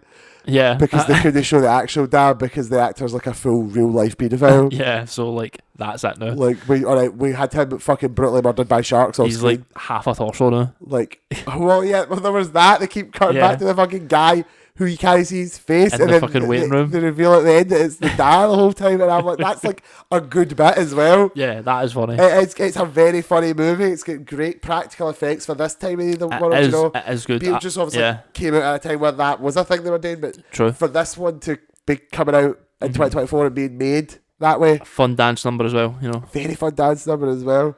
Someone left the cake out at the end. Like, I guess it's, you know, this one was weird because I never had much attachment to the first. True. I wasn't able to get nostalgia hooked for the second. Right. Instead, I was just watching two just decent, just funny. That's like, fine. Interesting movies. That's good movies. Just decent movies. It's funny how, like, I think Beetlejuice 1 back when it came out was like such a weird movie. Yeah, aye. Like, really out there. But nowadays it just like isn't it? Nah, we've like, I don't know if it's with all tastes or it's like we've just seen weirder shit. So weird shit isn't as weird now. Aye, well, it's Tim Burton as well. Do you think I mean, he was obviously doing shit back then, like Edward Scissorhands, but do you think that we just so thoroughly? I mean, we expect Beetlejuice for Tim Burton, so when we get Beetlejuice 2, which is like Beetlejuice again, you're like, oh, fucking yeah. I guess. This is just the type of movies that they've been made before, so they can get made again. Will you see Beetlejuice with the baby Beetlejuice? Yeah, Rebecca will want to see it. I think I'd be down for one more. I don't think I could do two more. I could definitely do one more though. I don't think I could do two more, but I could do at least one more. So please stop at 3, guys, okay? Like that, I think the joke is intrinsic there. You can't call Beetlejuice doing Beetlejuice. But, that's not right. Well, okay. Well, yeah, I don't think we could wait like 15 years or whatever it was. 20 some years. Yeah, we can't wait on this any longer. Like, if you want to do a third one, you need to go on it sooner than later, actually. Definitely. Aye. 100%. Right. Man, it's me for a fair bit here, you know, I'm not like you. You go first then. Okay, well... Because the next movie we watched together was fucking a one-star doo-doo donkey dog poo. Oh, okay, yeah, I've got a good fair bit then. Okay, well, I'll just knock off a few quickly. So I watched Watcher, which stars Micah Monroe. Oh, from Longlegs? Yes, and it's just sort of like a wee thriller. She moves to a foreign country with her husband, and there's like it seems to be like a weird fucking peeping Tom, and they're like building across from her. Watcher. And she's like fucking stressed out and stuff. It's really weird. It's not necessarily mystical or like fucking demony stuff. It's more like a kind of thriller. Like that's an actual human being person, like stalking you maybe, sort of thing. Okay. And it plays with that. That's quite fun. It's just standard film. And then me and Nat began the journey of Friday the 13th. Yeah, you guys were like, we're going to watch all the Friday the 13th movies. So last year, the year of our Lord 2024, there appeared to be 2 Friday the 13th that were exactly 13 weeks apart. Bro, that's fucked actually. That's one of those crazy coincidences that you only get every like 10 years or whatever it is that it happens. I'm surprised Tetsuya Nomura I never got on that. That's some Kingdom Hearts shit. That'll be in Kingdom Hearts 4, don't worry. Fuck it will be in Kingdom Hearts 4. Yeah, so this came about because some guys I watch on YouTube, RKG, big fans of them, go watch them. They were doing a podcast for this, which they had done something similar to for Halloween before, when the Halloween Ends was coming out. They kind of ran through all the Halloween movies and ranked them all. So for this one, it was every week between the Friday the 13th. So we're going to watch one Friday the 13th movie. So we began the journey with Friday the 13th Part 1, which was alright. Was alright, aye? Okay, I don't know why I didn't expect that. Like, yeah, it was alright. Was alright. It is the first. It was made in 1980. So Jesus Christ. An old film, innit? Of course, the twist. Do you know the twist, Ewan? It's Friday the 13th, the one with Jason? Yes. Right. Is the twist that he's got his mother's head? No. It's the twist that it is his mother? Yes, that's the first one. Yes. So the twist is that it is his mother. Fuck, her name escapes me. Pamela. Her name is Pamela. Pamela Voorhees. Pamela Voorhees is the murderer. I was thinking of Vera Farmiga, and I'm like, nope, that's Bates. That is Bates Motel.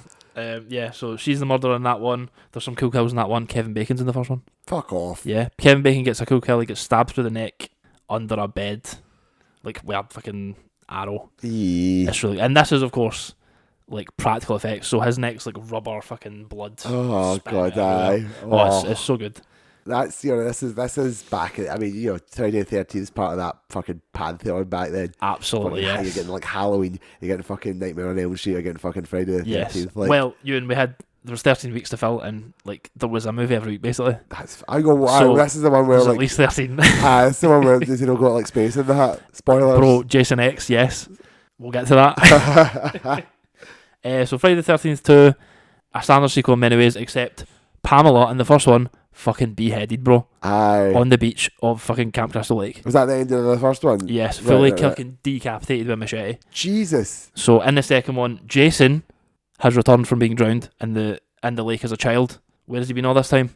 Don't ask. The lake, I presume, it's if not he was answered. drowned. Yeah, so he's living in like this little fucking weird cabin made of like just put together wood, not even like hammered in or something. It's just a frame. Oh Jesus. And he's got a wee fucking like mural room with his mum's head. Yeah, I've seen and her that fucking for some cardigan. reason. That gets referenced a lot in like media. Yep. So he is just on a wee killing spree because Camp Crystal Lake's open again.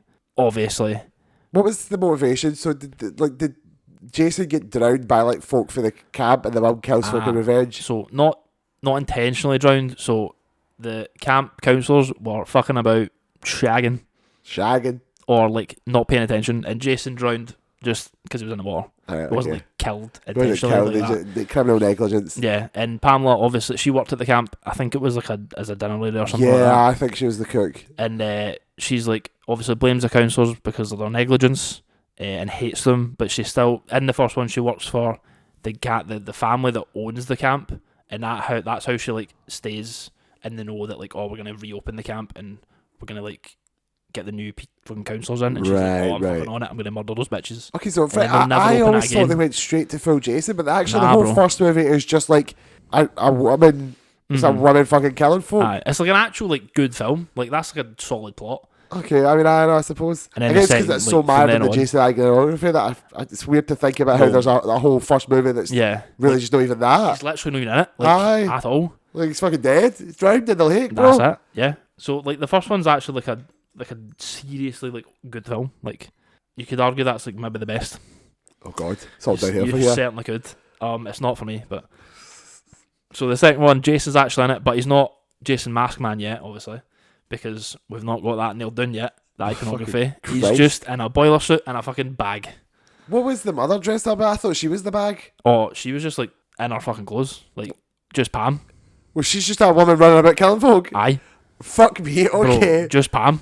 Just Pam running about One killing scene, folk. so like most of the time it's like POV, and the guy who like owns the camp, like obviously knows Pamela is, right? Yeah. So there's one scene that's like pissing rain. He's in his wee like poncho raincoat, and he turns and he's like, "Oh, it's you!" And she just fucking like murks him. Well, like machete. What, for what purpose? Did he deserve that? He was trying to reopen the camp, man. Which he knows. So She's is like this just that. revenge against the camp then? So she's like, nah, you can't reopen the camp because Aye. your negligence killed my son. Well, it's never explicitly stated like what our motivations are, other than like revenge on like Revenge on society. counsellors as a general concept. Revenge on camp as a Yeah, concept. I just think she like doesn't ever want this camp to reopen. Yeah. So if I like murder a bunch of people when it's trying to, they'll be It'll like, "Oh sink man, it, aye." no fucking way they can do that." Obviously we do, but you This know is like Jurassic Park, this what? fucking camp. Bro, the lore's fucking insane. Like honestly, it's I don't know how people Is it understand no buried all. on an Indian burial ground or something like that? Do they not fucking add mystical shit to it at one They point? do. It's not on an Indian burial ground. That might be like some fucking weird spin-off thing later on, like Well, some that's comic is that not tie-in or Friday the something. 13th? No, Nightmare on Elm Street. Does that not have like a fucking evil spirit burial ground thing on it? Nah. One of them do. One of them just randomly pop in with that. Okay. Well, Halloween 3. definitely. Does Halloween it- 3. I'm pretty sure Halloween 3 has like a fucking The children. Like, okay, don't quote me on it. I've never seen any of these movies, so I'm not even the person. Right, so and Jason's in the second one where bag on his head killing Aye. folk because he's angry that his mom's dead. Yes, right. So he's there, and then how they beat Jason is like one of the survivors finds his fucking weird fucking cabin and like sees his mum's head, and he's like, "Oh my god!" So she dresses up as like his mum Oh my god. and like puts on the voice and like convinces him, and then like fucking hits him, and then that's him done basically. But These movies just end with folk just get that. for like a few, I can't remember where it ends, but basically these movies end, and then there's like some sort of weird dream sequence, but it's maybe not a dream sequence where he like survives and like comes back and gets them, And then immediately after that, there's like they like awaken in an ambulance, so you're not sure what was real and what wasn't. It's really fucking like, Okay. That's how they sequel baited back in the day, I guess. Well, like, oh, there's going to be another one that Like you're seeing in the future. Like at the end of the first one, she's like on a boat in the middle of the lake, and then Jason like jumps up. You've probably seen that. I have actually And seen like that, yeah. grabs her, and then she wakes up like in a fucking like ambulance, and it's like, oh my god, how did she get there from the fucking boat? She was dragged into the lake from Jason, so we don't really know what happens there. Part 3 is Jason again, and this time we've got the mask. We've got the mask. We've got the mask. Jason's defined it. Only took them fucking 3 movies. Yes. Well, Michael Myers was perfect out the gate. Fair. Actually fair. Right, so we've not got like full Jason yet. We've got the look, but we don't have like the action, the actor. Okay. That is Jason yet. Who's the actor? Kane Hodder is the most known, I'd say. Right, okay. He's the Jason in my favourite Friday the 13th, so that's probably what I'd say is the best one. 3, there, but alright. again, what's the fucking plot of 3, bro? I presume Jason and or his mother are killing people at a camp. 3, do you know what they do in 3, Ewan? 3D in it. Oh, fucking hell. Yes, bro. Get the glasses on, boys. There's like, they really do get their money's worth, because like in the first like 20 minutes, there's like 5 3D things that happen. Oh, you love to see it. I love And, Batmaners make movies like this. One of them, there's like a snake or something in like a fucking cage, and it opens up, and like it's obviously like a fucking rubber snake, and it jumps out, but you can like see the pole like, holding it like, right there. So good. There's a great kill with a spear gun. Oh, fuck. As you could imagine what happens I do there. love a spear gun, actually. Bang. Every time they put one of them in a horror or a violent movie, it's always just like fucking excellent. Or a harpoon in that like fucking impales at rapid speeds. Yes, that's like, he's literally like on a dock, and you just see him stand for like a second. There's like a frame, and he's just like chilling, big boss man T-pose, and he just like pulls it up, and then just like bang. Oh my god. It's so funny. Fucking gat. Like. Literally, he's got that shit. So that's 3. Again, just more fun kills. But I love how you're like, what's 3 about? Oh, that's the one in 3D. I'm like, is that the plot? Like, it's just Not in 3D? Like, honestly, the plot's not really relevant for like a lot of these. Then we've got 4, the final chapter. oh, well, okay. Well, I'm looking at the list. It doesn't seem to be right. I don't know if I agree. Who's in that one? Is that the one? Yes, Corey Feldman. Corey Feldman? Yes, so this is Corey Feldman in this movie kills Jason. Oh, thank God. Actually kills him. Like, we got him. Full butcher meat man. Like, oh my God, like hacks him the fuck up. Like. Yes, like at the end of the film, just like absolutely destroys the guy. Corey Feldman in this movie is like, he like makes masks, like monster masks. It's really weird. It's like a quirk thing or whatever. So he like does that, creates like a wee mask and like fucks Jason up at the end. And then the next one, part 5, A New Beginning. Well, at least they have the decency to like quantify it as like we had the final chapter, and now we have the one after the final chapter, which is just a new beginning. I'm like, okay, you're recognising that you did close it last time. Yes, and then the next one, A New Beginning, is so Corey Feldman comes back for like a moment, and presumably then get killed. This one's like the fucking worst one, I think. You tell me that's not Jason Goes to Space? Yes, that one's actually like a laugh. Okay, well that's fair. You kind of have to. No, that one's good. You kind of have to respect the hustle with that one. So part 5 is Corey Feldman's character grown up, and like they're trying to like get away from Jason. It's basically what Halloween 3 does, and that we're like fucking ditching Michael Myers kind of thing. Right. Okay. Aye. It's like a completely different story for some reason. Oh, it's so fucked, bro. So it's him like older, but he's in like it's like a home, but it's like a group help kind of thing. Like it's like a psychologist there. Okay. Yeah. And they've all got like trauma and shit in this house. And he's all pure like, labs there, killed by Jason, like basically, but he's like non-verbal for like half the film. Right. Maybe all the film, to be honest, I don't even know he speaks. So he's like just fucking on edge all the time. Somebody like pats his shoulder and he fucking like karate kicks him. Like, holy shit. It's crazy. This is also, fun fact, directed by like a porn director, I think. Fuck. What? And you can tell because there's like a sex scene and it's like too long. Oh, that's the quantifier. Yeah. You were too good at doing the sex scene, I'm afraid. I like how you can tell it's a porn director because, like, you were particularly too good at sex. Yes, I don't think anyone like that, to be honest. Maybe some people. Yeah, I guess don't think I would want a porn director for my fucking Friday the 13th movie number 5. Yeah. So like killings just like start happening, and they think it's Jason because Tommy's there, and they're like, "Oh my god, Tommy, you're like fucking Jason reincarnated or whatever. Why are you doing these killings?" And Tommy's like, no man, it can't be me. Like, I'm here to fucking, I've killed Jason myself, bare hands and stuff. But he's like, is this like a Halloween Ends situation? Almost like he's dreaming and he's like waking up and like seeing him in like visions, and like he's no there, but he's like seeing him like standing in the corner. It's like, oh man, it's fucking Jason. It's Jason over there. Yeah. Turns out it's like a fucking paramedic doing the killings. Oh. Because like his son was at the group help, and like his son gets killed by like one of the psychos at the fucking group help. Right, Like okay. at like murderer psycho. Okay, like, yeah. Kills him, hacks him up for like asking him if he wanted a chocolate bar. Jesus fucking Christ. Yeah. Okay, that's... So paramedic guy comes in, he's like, that's my fucking son. That's my son that's been hacked up by a fucking hacksaw by a psychopath. But it's like a strange son, like the dad like ran away, but like kept tabs on him. That's why he's like working in the area. But okay, right. Well, I'm really upset about it, but I it know. was a strange fucking... I was a deadbeat dad, but I'm still upset that my son got killed with a hacksaw by a psycho. So he just starts killing everybody at the group help. Reasonable. For vibes. And then at the end of the movie, Corey Feldman's character realises he's dreaming, becomes Jason. Oh, okay. Yeah, he just puts the mask on and like kills somebody. Separate from all that, he's like, "You're up, maybe I should just be Jason." Yeah, and then seeing the next movie, completely retcon. Doesn't matter, doesn't happen. Because they fucking liked it. Does it even address it at all? Oh no, absolutely No, not. Jason's just back and it's the original Jason. Yeah. It doesn't matter to get hacked up with a bunch of fucking And yeah, chopped to pieces by Corey Feldman. Nah, don't worry about it. and the next one is Corey Feldman's character again, but it's a different character. Like, Is it not Corey Feldman anymore? no, it's his character, but like none of the last film happened because Right, so Yeah. it's literally... just no dealing with that. So literally we go from fucking... Literally Friday the 13th part 4 to like Friday the 13th part 6.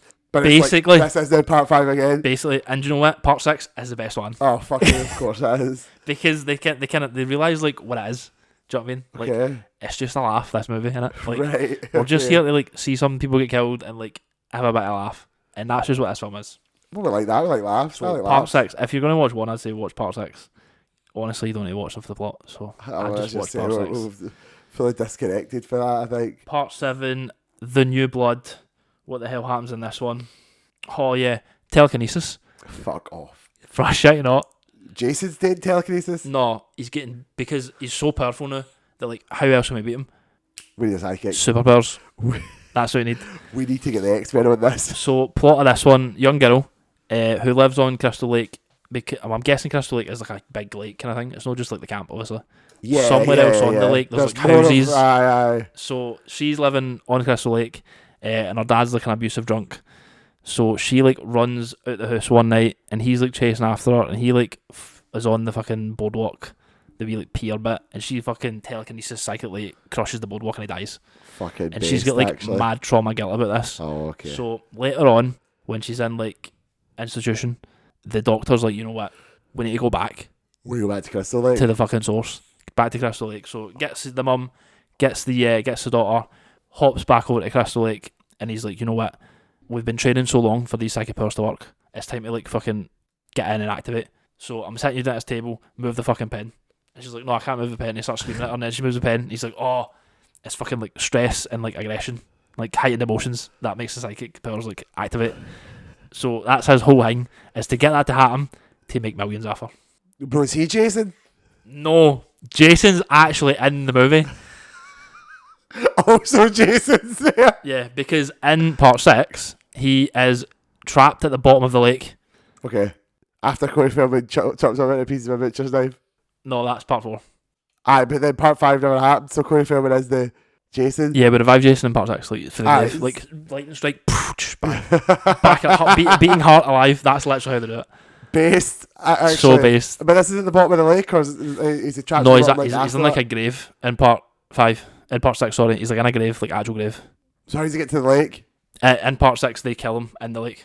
That's how they defeat him. They anchor him to the ground. Right. In so the lake. Part 7, he's in the lake. Yes, in the lake where her dad died earlier. Right.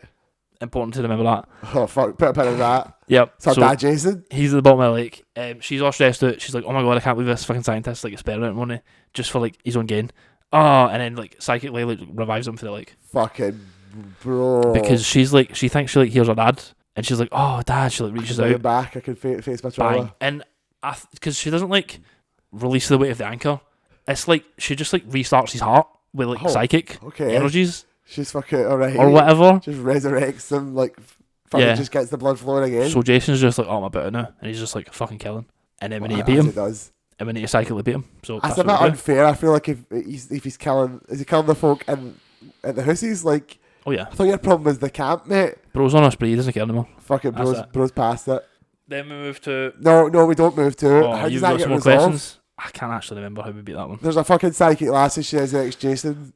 I will tell you right now that she never reappears. Like, that's it. You had one psychic Jason movie and that's it. One movie there was a That's psychic superhero. Because in the next one, we're off to Manhattan. Jason Takes Manhattan. Jason Takes one? Manhattan. Can I tell you that it's not Manhattan. Well, it's Manhattan for like 5 minutes and then it's Canada because they couldn't have the budget to couldn't shoot. afford to film in New York. Yeah, and it's Manhattan for like 15 minutes. Oh, right, so he doesn't quite take Manhattan as such as visits Manhattan. Jason's Journey to Manhattan Oh, is right, a better okay. name for the movie. Right, Jason. Road to Manhattan. Road to Manhattan. Aye, because most of the film's on like a fucking cruise liner who's taking like a group of high school graduates to Manhattan for some reason. Okay. Bro, horror movies, How's you know. he getting on the... Is he just like in the water now? Well, he Or kills does it go some... through fucking Camp Crystal Lake? Like, That's it, bro. So he kills someone on a boat on Crystal Lake. okay. And then The cruise ship... he's looks like on the boat and then is like just walking on the sea floor, I'm guessing, to get to the actual ship okay. at like the pier, and then like hops on and like chills in there for a bit and then like starts murking people. And then it gets to Manhattan. What's he doing all that for? One of the girls has like again like psychic visions of him as a kid, like drowning, like keeps seeing that. Okay, but she's not getting telekinesis, she's just a psychic. I don't think she's related or anything like that. That's later. Yep, she's just seen baby Jason drowning. This one I actually fell asleep towards the end of because I was like, why are we not in Manhattan yet? What the fuck are we doing? I was not sold correctly on this movie. Yeah, the fall off was hard after 6, I'll be honest with you. Like, it really did peak there for me. It just fucking dips it, but you get fucking psychics on a boardwalk and a cruise to Manhattan. So that wasn't happening for me. Didn't like that at all. That one got 1.5 stars. After that one, we're straight to Jason Goes to Hell the Final Friday. The Final Friday. Bro. Is that the name of that fucking movie? This is fucking insane, right? So, to my knowledge, because this is how Nat described it to me, at the end of Jason Takes Manhattan, Because you were asleep. fucking literally, he's like a goo pile in the sewers of Manhattan, right? Why? I don't know. They're really into like toxic waste back there, I guess. Bro, get out with the mutagens, bro. Literally, he's the toxic Avenger. Ninja Turtle, but Toxic Avenger as Toxic Revenger, mate. Bro, yes. That's him, Jason. With Jason on a cruise ship to Manhattan, Jason being a pile of goo in the sewers of Manhattan. Insane. So Jason's a pile of goo in the sewers of Manhattan. Yeah, and then the next movie, first time we see him, just normal human Jason again. Fuck off. Absolutely fuck off. But what happens is straight away he's like chasing a woman through like the woods, and then He's not even. Is he still in Manhattan? no, he's back in like Crystal Lake, like normal Okay. New York State, fucking woods or whatever. Sure. So he's chasing her, and then bang, lights appear, fucking firing squad. A firing squad? Yeah, turns out she's an FBI agent. She's lured him into a These trap. are stinger up on Jason. That's literally what they fucking do, bro.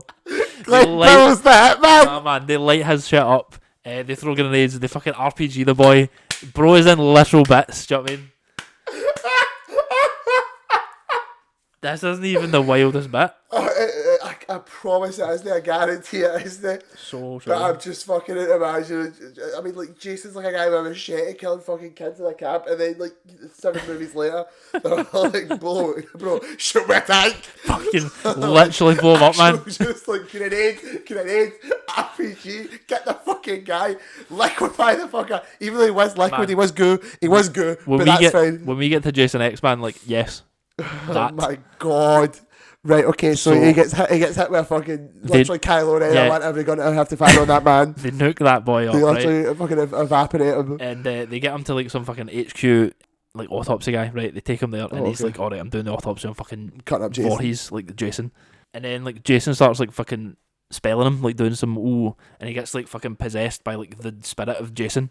Alright, so and- this is Halloween Ends. And he eats his heart. Who eats whose heart? The fucking The autopsy guy eats Aye. Jason's heart. yes. Just like, Oh my god. Richard Gant, who you probably know. Richard Gant? Yeah. The name's familiar. Yeah. You know him, yeah. You've definitely saw him and stuff. Yeah, but like I also can't tell you what. That's okay. But yeah, he just eats his heart. That's so weird that this is like a full actor that I just don't... Like, I know, but I don't. But And he becomes, like, possessed with Jason. So he starts doing shit. the Nutty Professor is Jason. Basically. He starts doing shit. Then we cut to... Because now we've found out he's obviously, like... He's gone. Like the guy's gone. Jason's not there. I get ate off Jason or whatever. Something like that, right? Something's fucking happened here. Yeah. He killed the guards on duty. How's that happened? Was it Jason? Can't be Jason. He's dead. Or can it? He's come back before Ewan. I love this slow burn of like... I love when they just suddenly infuse them with random supernatural powers. It's absolutely It's like Halloween ends. It's like, bro, when was Jason able to do this? It's truly batshit. This is like the really mystical, weird one. Well, when do we get to hell? I thought how we're going to hell. Aye, so... Is this like a Jason Takes Manhattan situation? No, kind of, yeah. Oh, Kind for of, fuck's sake. Yeah, we see hell in Jason X, briefly. Do we see it more in Jason X than we do in Jason Goes to Hell? Yes. So... Jesus fucking Christ. There's like a TV spot, and it's like a bounty hunter kind of guy, and he's like, we spoke to Crichton Duke, and this guy's awesome, bro, right? He's wearing like a fucking Wrangler hat. Yeah, this is the bounty hunter. Yeah, who's going to like hunt Jason. I'm going to... Is Jason like a public figure? He's on yeah. TV like, bro, Jason's out about. It's like popular fucking serial murderer Jason, but he has been destroyed by a firing squad of FBI agents. but the building he was being operated in, the autopsy was being performed in, has been destroyed. The agents on duty were killed. Could it be Jason? Has he escaped again? Speaking now to us is Crichton Duke, popular bounty hunter, who says for $500 million he can hunt Jason. He can do it.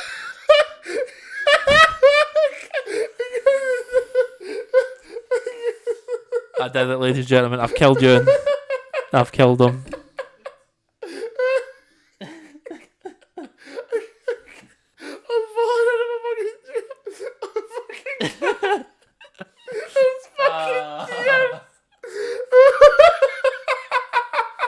See, I think Ewan would actually love these movies because they're all ludicrous like this.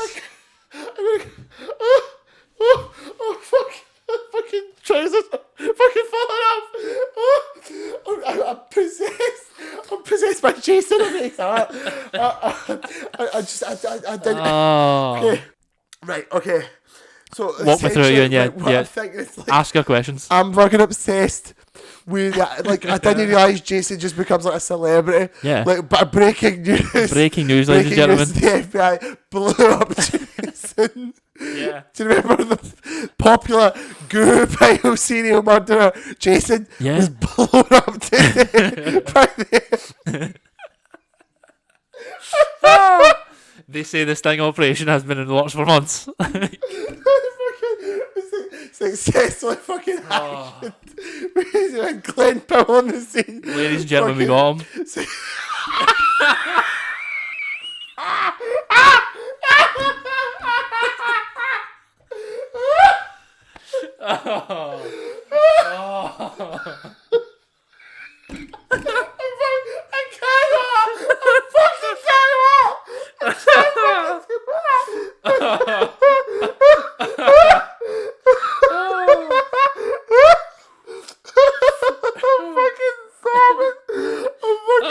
I'm fucking sobbing. Oh my god, this is like, I'm so sorry to any of the listeners, this footage is fucking illegible. I'm fucking crying. I'm fucking genuinely sobbing. Fucking... Bro. Turn on the news, thinking Jason. Oh my god, I don't stand up. Oh,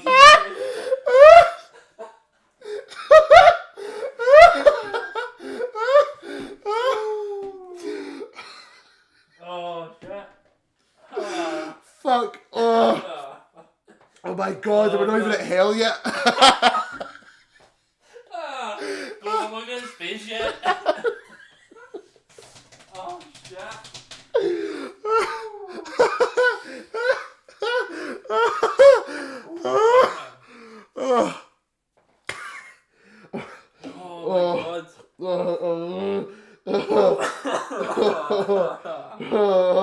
Oh my god.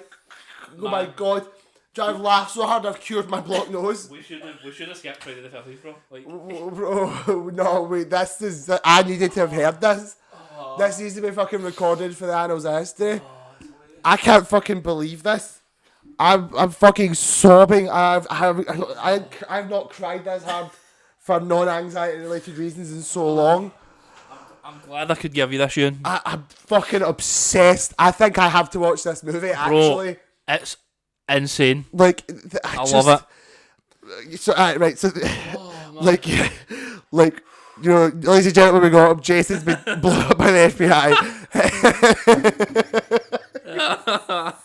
It's a belter. Oh my god. It's never funny. It's so true. Oh, you know what? Like, is it Kirsty that loves these? Kirsty, what loves Army loves Army, movie horrors. Right. Shout out to Army. Army, if you're listening, you know. Army must know. Army has to watch these. I have to. I either have to let Army listen to this. Army, if you're listening, please, you have to watch them. If you've not, please watch them. Okay. I have not laughed that hard in fucking eons. It's like a first off, it's like a Gemini 5-piece. Honestly, yeah, it's up there. Like, I can't believe the words I just said to you. Literally, that like Jason Voorhees was caught in a sting operation and blown up by the FBI. And, it defies belief. But then the fucking doctor performing the autopsy has ate his heart and has, of course, become Jason as a result. Obviously. Of course, yeah. Of course. Do you know what? Yeah. And Crichton Duke, he seems to know. Duke, right. So now we're on Crichton Duke. So he's like, right, that's fine. Yeah. How much does he want? A lot of money. I said money. $500 million. It's probably $500,000, he says. Off, surely it's his civic duty to hunt Jason down. Yes. Why is he charging a fee? Man. Jason was blown up by the FBI and he's back and you're like, oh, well, do you know what? I'll do it, but you need to get a handsome fee for it. Ewan, if you can do something well, never do it for free. If you're good at something, never do it for free. There you go. Right, do you know what? Joker was right. That's it. Okay, right. So, Crichton Duke, this is on the TV, of course. Yeah, it's yeah. Public knowledge that Jason was blown up and brought back. Yeah. Right, so what's his plan? Crichton Duke, did they give him the money? Well, they don't want to. They want him. They basically want him to get them, and then payment upon action. Do you know what I'm saying? So, Crichton Duke's like, listen, like Jason's alive. Bill Clinton, I'm sure of it. Like, we're not fucking negotiating with like Crichton Duke over Jason. Yes. Right. Okay. So what? So does he accept the terms? He's like, fine, I'll bring you Jason. No, he's like, I'll do it. I'm wanting this much money. And they're like, well, we're not going to pay you. Well, they're like, okay, we might, like, if you do it. Okay. So right. like, they're basically at a standstill, but he's like doing it. So he appears at Camp Crystal like later on. Like he's there, ready to do it. But he knows like the secrets, bro, because only one person can kill Jason. What? No. The secret tie to his bloodline. Pamela? No. I'm fuzzy on the details. I can't remember exactly the relation. I'm pretty sure it's his sister though. Long lost sister. What? You heard. Fucking okay. All right. Yep. How does Crichton... Okay. How does Crichton Duke know that? I don't know. Well, the FBI had to blow up, but this fucking guy just know. But by the way, actually, Bro. see if you pay me like $500,000, I'll tell you that Jason is a sister. He's on that level. Dog the Bounty Hunter. Right. Okay. Ooh. Oh yeah. Right. I want to take his face off. I'm doing that motion. I love Crichton Duke, man. Fucking bro, I'm upset. Bro, I'm thinking about something that we'll talk about later, which is the Knuckles TV show, Right. which features the guy for the Mighty Bush that isn't Noel Fielding as a fucking bounty hunter. And there's an episode where he just performs a rock opera, and that's who I'm picturing. Right there. It's Crichton Duke, right? I can Funny show you the man fucking that is accent. Crichton Duke. Bro, I'm getting this fucking image up on screen right now. Like, oh my fucking god. Oh, you that's Crichton Duke. Bro was in Birds of Prey. What an award-winning actor. Hell yeah. Crichton Duke, who's wants about fucking $500,000 and just knows that Jason's got a sister. He just like knows lore on Jason. He knows the shit. Jason lore. That's it. But he's a very good bounty hunter. Yep, he can only be killed by, the sister and like a sacred dagger.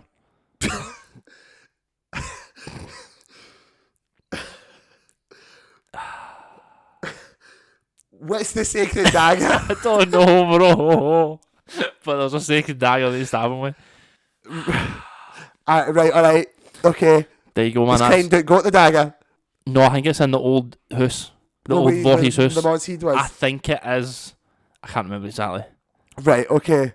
So I presume we get plot the happens. sister and we get the sacred dagger. The sister's got a child, and Jason like wants the child because the people who eat his heart slowly deteriorate and like zombify. Oh, so okay. people need to like they capture someone and then like they fucking like become, they like send Jason into them. They like sick into them or something. So they don't need to eat the autopsy guy's heart. No. He can just vomit Jason into Exactly. him. There's like a really weird scene where he like captures a policeman and like shaves him first. It like ties him at like a table and like shaves him. It's really weird and You keep sensual. doing this thing with your eyebrows. When you say shaves him, we are like shaves him. Not like Like- it like shaves his face, not like like shaves Dwayne other Roberts, parts. Like Yeah. But it is Okay. like weird. Like why are you shaving, we bro? did that for Jason. Yeah. Weird. Okay, So that keeps happening. And manscaping. then Gotta keep an eye on it. at the end of the movie, when the big climax is gonna happen, they're gonna stab him with the stuff. All right. Okay, the sister's there. She's got the ceremonial dagger. Yeah, like the baby's The there. Jason Voorhees ceremonial dagger. Because Jason needs to go into the baby because that's of his blood. Do you know what I mean? That's of his bloodline, which means he can be It's- fully reborn. Yeah, Jason has to go into the baby. Yeah, you understand. You I got it. get it. Right. Okay. You got it. So, sorry. It's Kate Dick there. He is, yeah. Alright, He's there. okay, excellent. He's a very good bounty hunter. He knew what he was doing. What can I say? you got it, Matt. He had the Better knowledge. than the entire FBI. 100%. Fucking road They went in bazookas. there with their guns. They fucking, they blew shit up. But that's not enough. No, he needed the ceremonial dagger. Of course. Of course. Of course, the magic dagger. Right, aye, so they're there. Jason needs to go into the baby. Yeah, so like little baby fucking monster Jason is like trying to like get into the baby. Oh, is Jason get like a monstrous little kid? Oh yeah, he's like a little fucking like gremlin guy. Christ, okay. Slimy gremlin guy.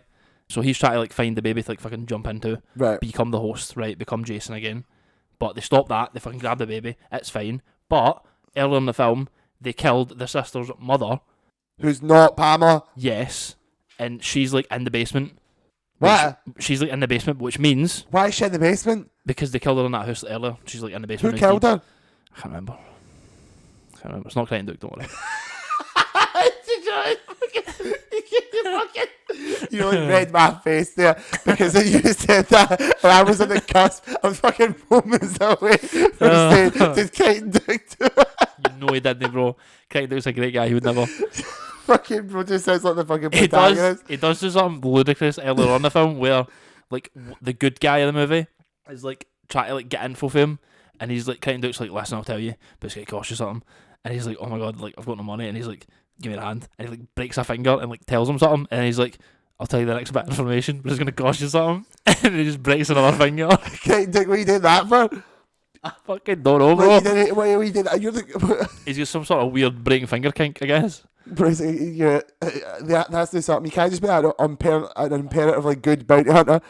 You know, Break fingers though. you only find out about Jason Voorhees' mystery sister and ceremonial dagger by breaking a couple of fingers. You know what? Obviously. I bet you he was like, bro, I need to find out how to beat Jason. So he goes up to Jason. He's like, man, how do I beat you? And he's like, I'll tell you, break a finger. Oh, fuck. Oh, right. Okay. So Jason goes So to the mum then. Gremlin Jason's in the basement. He finds the mum, bang, right in, up the area you would think it would be. Wait, and no, then no, no, becomes no, Big no, Jason again. No. So how's that work? I don't know. It might Because be like if it's Aunt. no Pamela. Yeah. How's it the bloodline? It's like the granddaughter then, I guess. It'd be like the sister's daughter thing. Something like that. I can't remember the exact baby's relation. Not the daughter. You think the baby might be the granddaughter? Yes, or the great granddaughter. Because it can't Right. be Pamela, So this has basically. to be one of the sisters, like Aye. daughters, or yeah. Okay, right. Yeah. So like Jason's sister's daughter is the daughter in the movie and then has a daughter again. Right. I Yeah. think is the that thing. seems reasonable enough. I'm fuzzing the details, but it is a Halloween relation. ends. Blood relation, yes. So it just jumps in and becomes like Jason again. Okay, excellent. And then it's like, oh shit, now we needed the dagger. Like, we've got to Oh, fuck him up, man. Get the fucking dagger, bro. Like, stab the boy. And then like we get there, we fuck him up, blah, blah, blah, we stab him. He's dead. Dragged to hell. Oh shit! Through the dirt. Holy fuck! Masks left. Big shot. Agent Oh, fucking the evil mask in fucking the dirt. Smoking fucking mask in the dirt. Do you know what happens right after that? The FBI blow up. No. Credits roll. Crichton fucking Duke becomes Jason. No. Credits roll. Okay, credits roll. We're back on The Dark with the Mask. Of course, absolutely. Freddy's glove. Freddy's got what? Bro! Holy fucking shit. That is like Avengers fucking, that's like Infinity War, that's like fucking Endgame. Are you kidding me? Fucking Freddy Krueger. Bro, literally Freddy. Freddy fucking Krueger. Literally him. Holy shit, I forgot about Freddy X Jason. Bro. How could I forget about Freddy X Jason? How could you forget? Oh my god. I forgot about the crossover. But, pause that. It's not time for that yet. Oh, okay. Jason X. Well, Jason X is now before Yeah. Freddy X Jason? Yes. Right, okay. So, Jason X takes place in the far future after the world has been, like, nuclear fucking bombed. By And the FBI. obviously, who's alive? We're trying to get Jason. Jason's alive. Jason's obviously there. He's like come a back. cockroach. He's come back from hell. You see that at the start of Jason X. It's like little flashes We of just hell. crawls his way out of hell. He's just like back about, fucking shut up. Bro went down to hell and then he fucking killed them and he just came back. Yeah. So like in the past, so it's like still like normal human times right now. There's like a fucking bunker he's been held in. You man. Bro, you're not gonna believe what I'm gonna say in 10 minutes, right? I shit you not. Oh no, you sure it was? I was just revisiting the plot and Jason goes to hell. Oh, I fucking love it. You're just talking it, I'm listening, but I'm also thinking about, oh man, you know, fucking, they got Jason, bro. They got him this time. They fucking got him again. Oh, right, okay, right. Oh, so they've got Jason up. All right, okay. I'm gonna prepare myself for this. Right. I think you could watch these movies because This has to happen. you would just be dying. And I'm just jumping straight in and Jason goes to hell.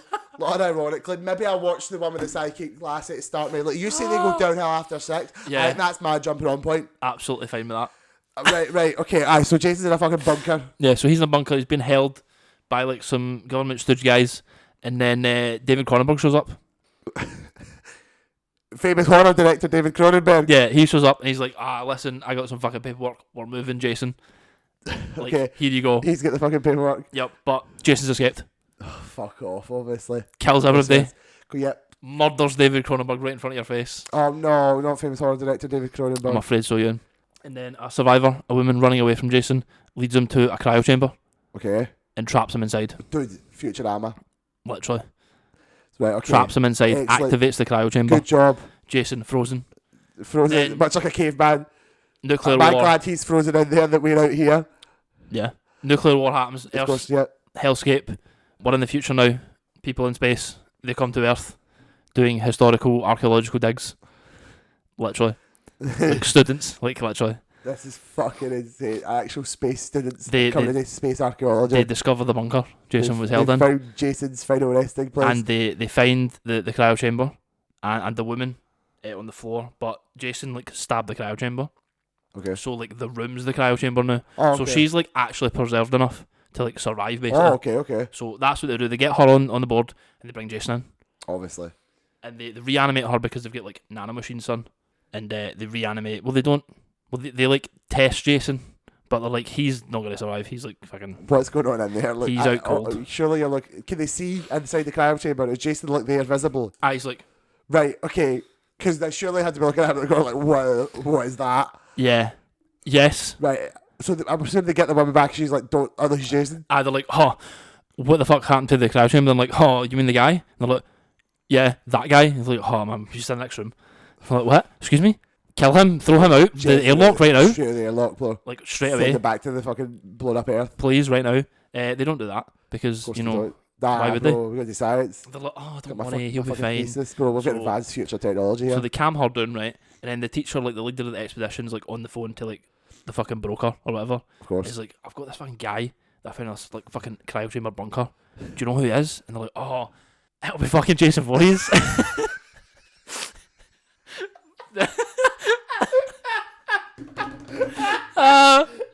They'll be like, oh my god, it was like this really notorious killer, like way back in human history. Of course, it'll be fucking Jason. He'll be gangbusters in the black market. You should sell him. Fuck off. We're selling Jason in the fucking black market. That's the plot. How do they know? That's why we don't just airlock Jason. Because Right, because bro needs his money. we need to sell Jason in the black market. Bro needs the money. Freshly back for hell, cryogenically frozen Jason in the Yes. future in space. Mint condition. On the black market, the space black market. Yes. On the space black market. There he is. Bro. Did they That's get a it. ceremonial dagger? Because they'll need that. Never mention again. Fucking bro, Jake Crichton fucking Duke took it with him. He could have, man, to the grave. Man. Could have happened. Okay. So Crichton Duke, he's dead. Bro, he's definitely dead, bro. 100%. Like, he couldn't prevent his mate, the fucking nuclear apocalypse. It's millennia in Just the started breaking future. fingers. Till he started breaking his own fingers. That was the last day. Died doing what he loved. Right. Okay. Okay. I mean, I'm obsessed with the idea of like, it's obviously Jason. Duh. Like he's that famous Like by it's that not point. like that isn't what they say, but like obviously, aye. like they find out it's Jason like fairly quickly for like millennia in the future. Like, Aye, how would like you guess that's who the it fact is? that in millennia in the future there's enough information about. Oh, by the way, if I found a big fucking guy in a hockey mask carrying frozen, it's probably famous fucking super murderer like Jason who was blown up by the Empire State Operation. Yeah, it's probably him. Yeah, Like, it couldn't be anybody else, to be honest with you. exactly. If you at this point, Jason feels like a fucking perpetual like problem, but like something's going on. Like, it's fucking Jason, You're bro. like, oh, fuck's like sake. they were trying to organise a fucking FBI sting operation to blow up because they were like, we gotta fucking get rid of this fucking guy, man. I'm sick of this fucking guy. J. Edgar had to approve that shit. They had the fucking president in a room. Like, man, Mr. President, we need you to fucking okay this up. Please. We're going out to fucking Manhattan State Park to fucking nuclear fucking napalm a part of the forest to get into Jason Voorhees. And J. Edgar is like, oh man, Jason fucking Voorhees, we gotta get rid of him, bro. That fucking we have bastard. to get rid of him. We have to fucking deal with him. We have to get rid of him. Like, absolutely, paperwork signed, send the fucking guys in, take on the tanks, take on the RPGs. Whatever you need, And you got it. They did fucking nothing. They did nothing, bro. They Right, failed. We have fucking ceremonial dagger. Bro, in a cave, box of scraps. He done But it. that didn't work either, because Jason's like, do you know what? I'm just done with him. I'm just on, man. That's it. So I he's can in come the back. future, he's on the ship. They're going to sell him on the black market. Yep. Presumably he gets it. Obviously, like, Gets you know, him on his spaceship. he comes back to life and he has one of the best kills in the series where I've heard of this. I think you've told me this before. there's like a sink of like nitrogen, like liquid nitrogen, Okay. and he just like dunks her head in it and it's like frozen and Just it's fucking like freezes her head, smashes. fucking solid, it shatters her. Beautiful. You know, they Love take it. full advantage of the technological advantages of Jason being in space. They definitely They do. couldn't have done a liquid nitrogen bath kill like back at the camp. Precisely. Bag on his head. Like, Nobody's got liquid nitrogen. Can't about. You know, not back we then. know of. True.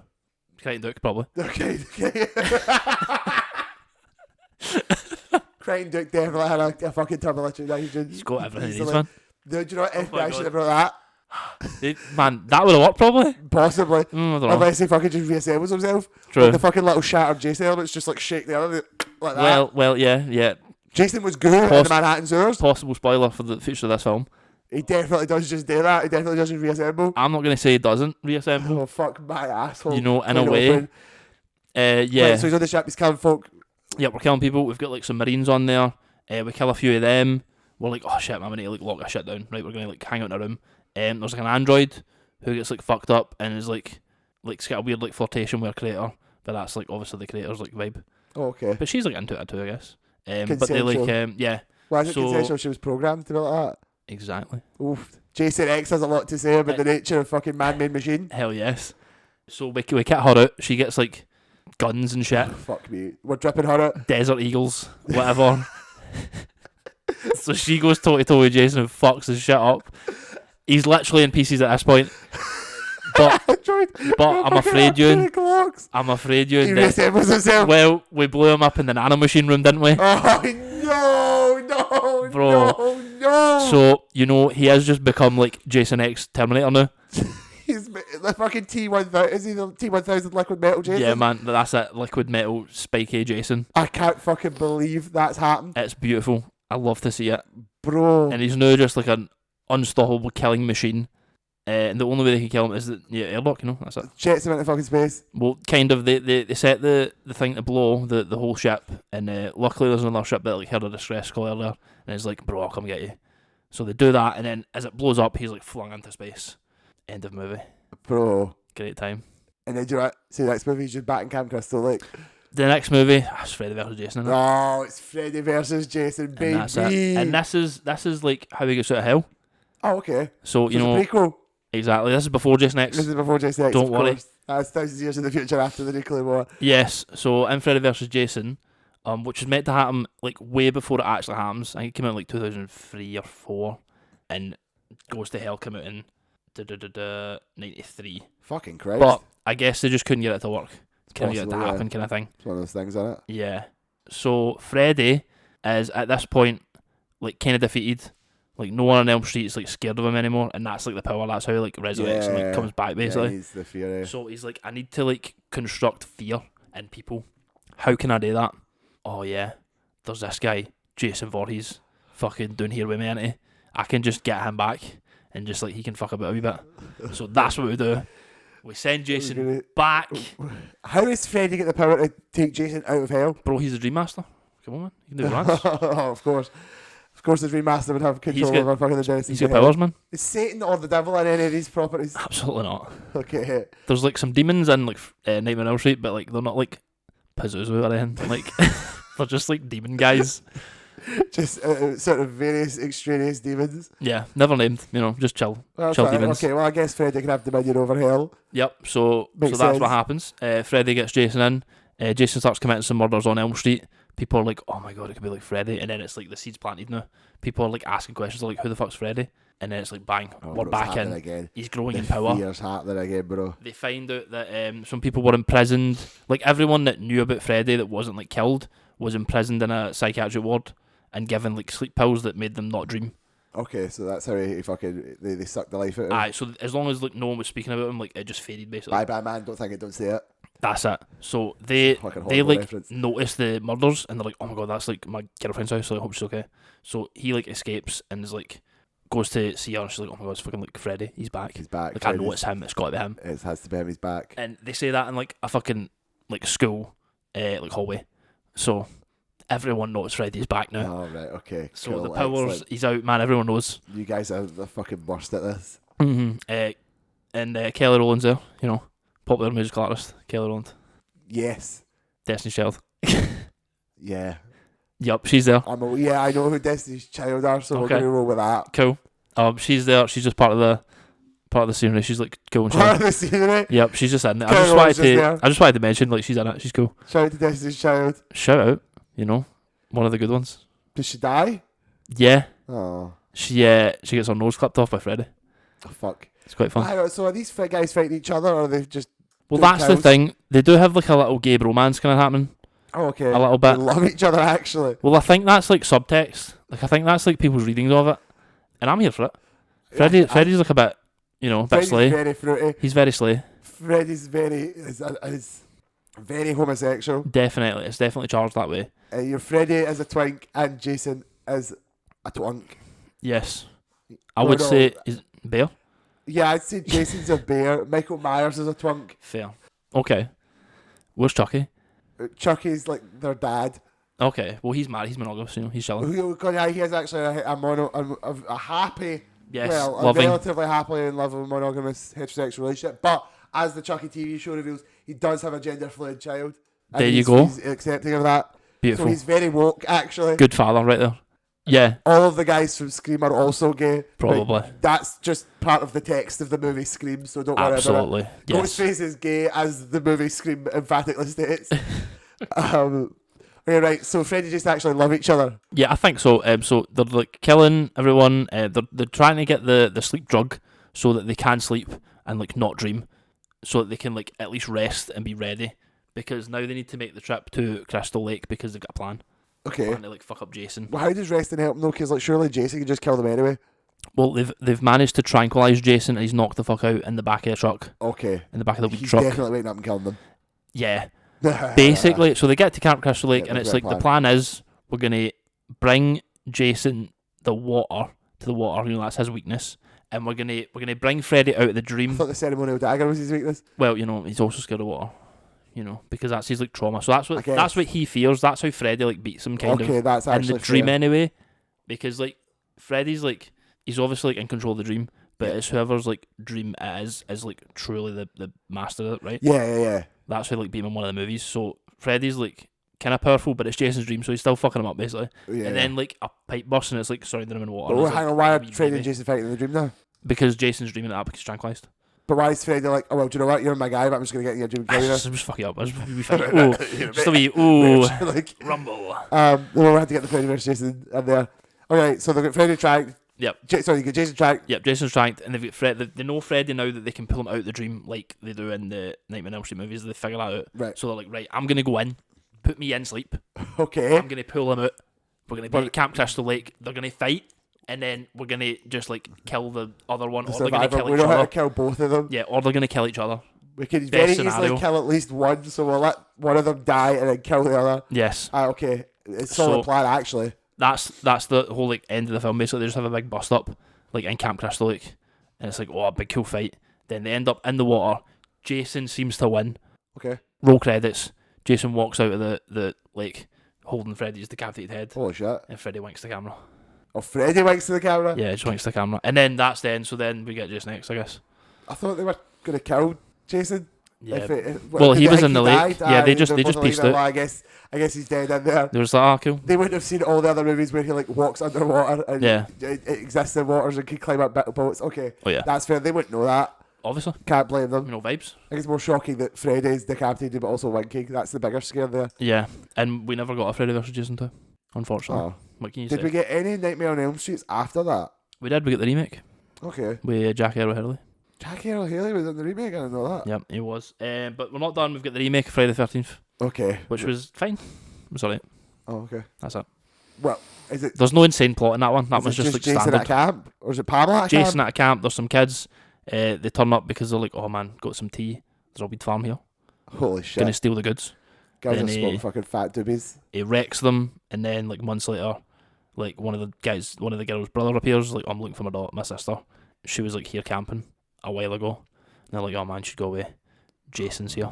They don't say Jason, but they're like, yeah. Jason in this one's like actually fucking a bit smart. He's got like some sort of bell system. Like, and he's got like traps stuff, so you hit like a wire and it rings a bell, and he's like, oh no, you're fucking over there. Oh, okay. It's kind of weird, Respect to it's the a guy. bit too smart for me, Imo. It's a bit like, too smart. Yeah, Jason shouldn't be that smart. Jason shouldn't be that smart. Nah. He's just too much. Can't Facts, bro. Jason.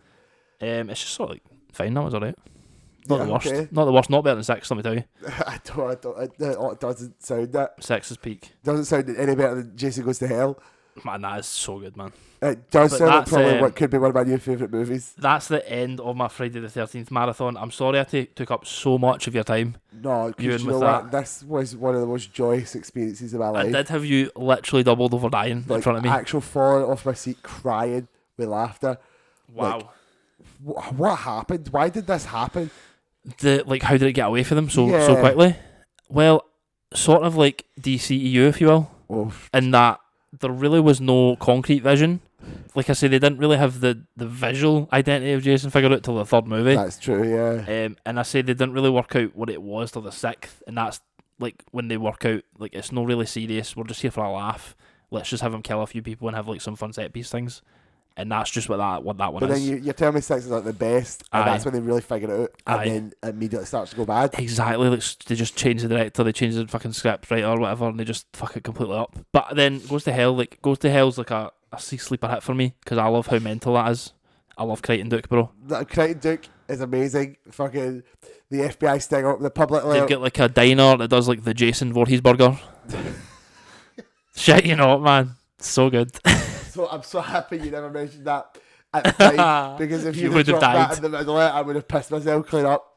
I would have completely vacated my fucking barrels. And ironically, That's so funny. dude, can we get the Jason burger? Bro, please. With chips? Fucking, what's in the Jason burger? It's just a burger, bro. They just call it the Jason burger. call it the Jason I don't even burger. think they like hockey mask burn the burger. It's just a burger. Oh, fucking bro. It's like a fucking BTS meal. It's just like food that BTS eats. That's like, it. alright, you didn't really commit to that, did Yeah, you? like I'm expecting a bit more theatre here. You compared it to the DCEU, and I think that they also should have performed the sting operation in the DCEU and had it blown up by all of the FBI's bazookas and machine guns. Man, rip. So what do you think of the Friday the 13th films? I think there's more bad than good, certainly. Okay. But But what's what good? qualifies bad and what qualifies good here? Like, Is Freddy Goes to Hell bad or good? I think it's good, but it's bad. So we're on that. Like, I think as an enduring horror icon, he's probably the weakest in terms of like his movies being actually good. Yeah, Like yeah. Freddy's movies are like all at least decent. How like good is Freddy versus Jason? I think it's like okay as those movies go. It's Okay. like on the level of the first Alien vs Predator, which is like an okay film. Yeah. But like Requiem shit, for instance, like it's not that bad. Yeah.